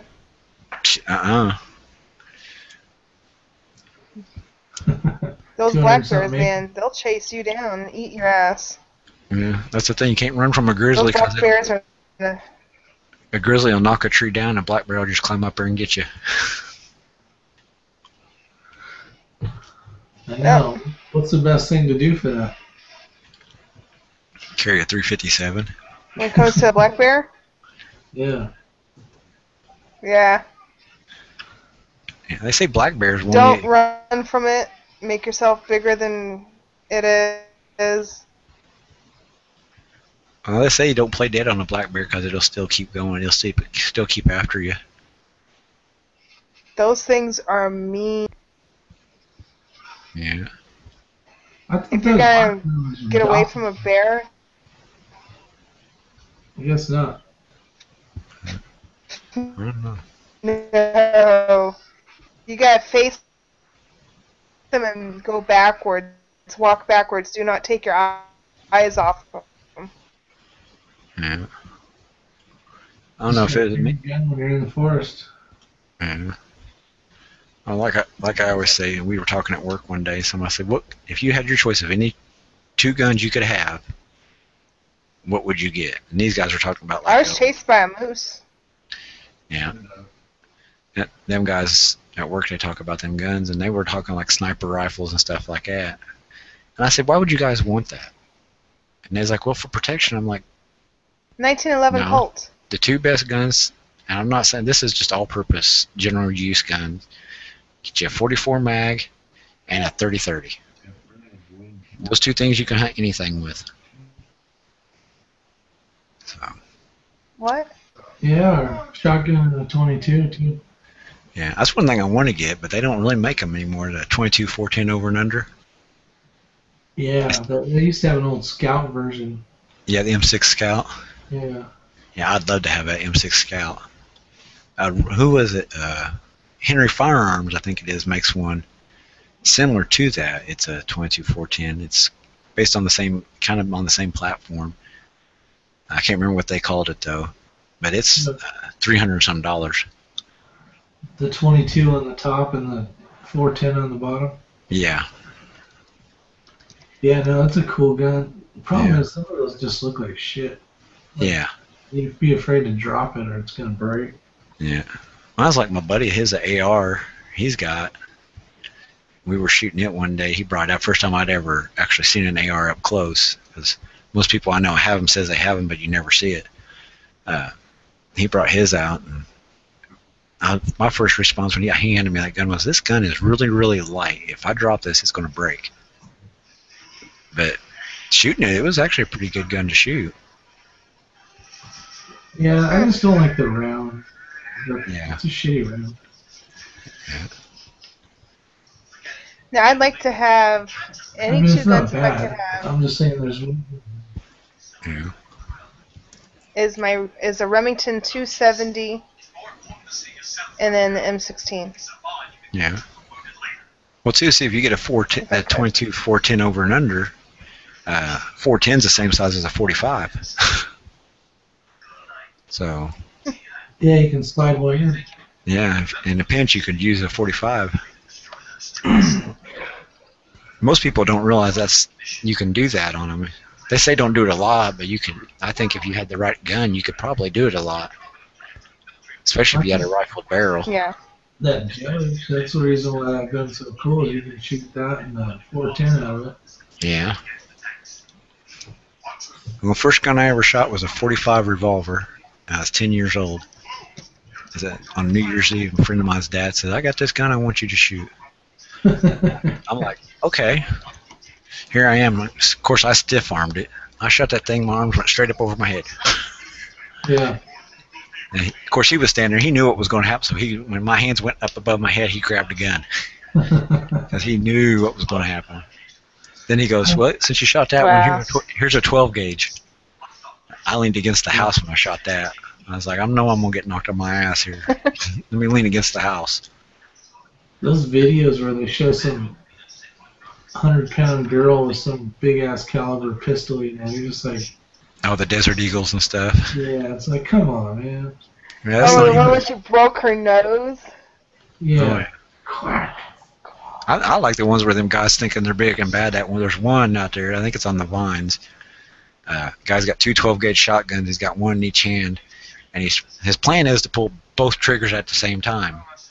Well, the problem was, in his weaker hand, when he pulled the trigger, the gun shot out of his hand and come back and hit him in the face. And then when it did that, it stalled him. He pulled the trigger on the other one. And the gun just falls on the ground. He's holding his face, and everybody, of course, the cameraman, when you actually see the raw video, the cameraman runs over and asks him if he's okay. But I had a buddy do the same thing to me, though. He gave me a turkey rifle, which, you know, is a shorter gun with a double-aught. Yeah. And, of course, not knowing what he handed me, because he loaded it. I didn't even see what he loaded. He just came out and goes, "Shoot this." I said, "All right." And I grabbed a gun. I held it up, and gun shot up out of my hand, knocked me backwards. I was like, "What in the hell did you do? What did you give me? Where's the gun?" And he's back there just laughing on the ground. He's on the ground laughing at me. So I was mad at him for that. I had gotten drunk. Well, you guys, I'm with a going few to of my wrap it up, friends, I and think. one of my friends was. All right. Well, it's nice meeting Are you. you getting sleepy? You too, we got to wait for Sandy to... She looks all ninja out. Yeah. Yeah, there you are. No, I'm all good. Now you keep going in and out. Sometimes we get a black screen. Yeah, every time you get a black screen, I go You're not out. sleeping. No. I don't know when I'll fall asleep. Whenever I fall asleep is when All right, I fall well, asleep. we got 5 people watching. Yeah. But So no there's one's 2 other saying people anything, so- watching. Not sure who, but thanks for watching our awesomeness. Or Hope you chat. learned a few knots here and there. Yeah. Yeah, it was a great chat. And I came in kind of late there. I didn't even know you guys were having anything going on over here. Yeah, I was bored. I figured, let's do a chat tonight. Yeah. It's I all thought good. about doing one. I thought about doing one on just camping Well, stuff. you should do another one. That'd be a great one to do. Stuff on camping. Well, see, I never know when I could do one because I work. My schedule's all jostled around. I had to yell at them about that today. So I don't never know when I'd be able to do anything. Yeah. Yeah, just do one and invite people in your Google account or whatever, and they'll pop up. In G+, yeah. Well, on my days off, I got buddies that I talk to. One lives in Texas, one lives in California, one lives in Nevada, one lives in Iowa, one lives in Florida. So they're all ham radio guys. So. Nice. I Skype with all them guys. I want to learn how to do that. What, Skype? No, ham radio. And it's your first license is easy. It's just basic rules and regulations and basic electronics. Yeah. That's your first license, and your second license is a little bit more on the electronics, and more on the electronics, less on the regulations. And then your third one is basically all electronics, still some other regulations and stuff. So. And then you can go out farther too. Yeah, well, see, I've got my second class license, which is general class, and like I said, I hook my computer to my radio, and I've talked to Czech Republic, I've talked to all over the U.S., down in South America, on 5 watts. On voice, I've talked to Texas, California, Florida. Mainly down, I get more south direction for some reason. So all the people south of me, I can hear better than I can people west or east of me. North of me, I got a buddy that lives in Romulus, Michigan, and I can't even hear him. Huh. He was talking to a buddy of mine in North Carolina. I could hear the guy in North Carolina, but I couldn't hear the guy in Michigan. Is there a big mountain range back here? Oh, not in Indiana. Oh. But it's all propagation. It's all how the radio signal goes here and goes there. And I just was in what they considered the dead zone of their signals. Okay. A signal follows the curvature of the earth, so I was in the blind spot of their signals. So there's a lot to it. So. Yeah. Well, let's do another chat one of these days. Yeah. So I got you guys subscribed, so when you do your when you go to work on Rick, when you go on your shifts, how is it? Is it 2-3, 3-2, what? 2 4s. I work 2 4s. 2 4s, yeah. So 2 days on, 4 days off. Sounds like a good schedule. Yeah, it's a great schedule. So whenever you're on a Monday, whenever you're off on a Monday and you see me and my sister's random chats on, just let us know. We'll invite you on. On Mondays? Yeah. What's it called? Random chat. Okay. Sounds good. Me, I'm just wherever. We're all goofy in there. We got Jack in there and a few other people, and we just, yeah, we just make fun of each other. It's just like a comedy skit, stuff like that we do. Brant, he seemed funny as hell. He's just random. Yeah. Brant is Brant. That's the best way to describe Brant. He's Brant. Yeah. That's the best way to describe him. He's got a lot of knowledge in knives, it sounds like. Yeah. Yeah, he just needs to kind of like, I don't know, tone down a little bit. I I think he's just younger and having fun. Oh, yeah. Yeah. I wish they would have had this stuff He's around when I was 22. growing up. I know. Can you imagine? Oh yeah. It was nice to I'd have been. dial up. I'd have been in a lot You're more only trouble. Here, what? Yeah. You're only, what, 35, 34, Rick? Who, me? I'm That's what you 42. look like to me, yeah. Yeah. He's got a few years on me. No shit. Yeah. You don't look it. I'll be 39 Friday. So, Happy Oh, wow. birthday. Happy early birthday. yeah, thanks.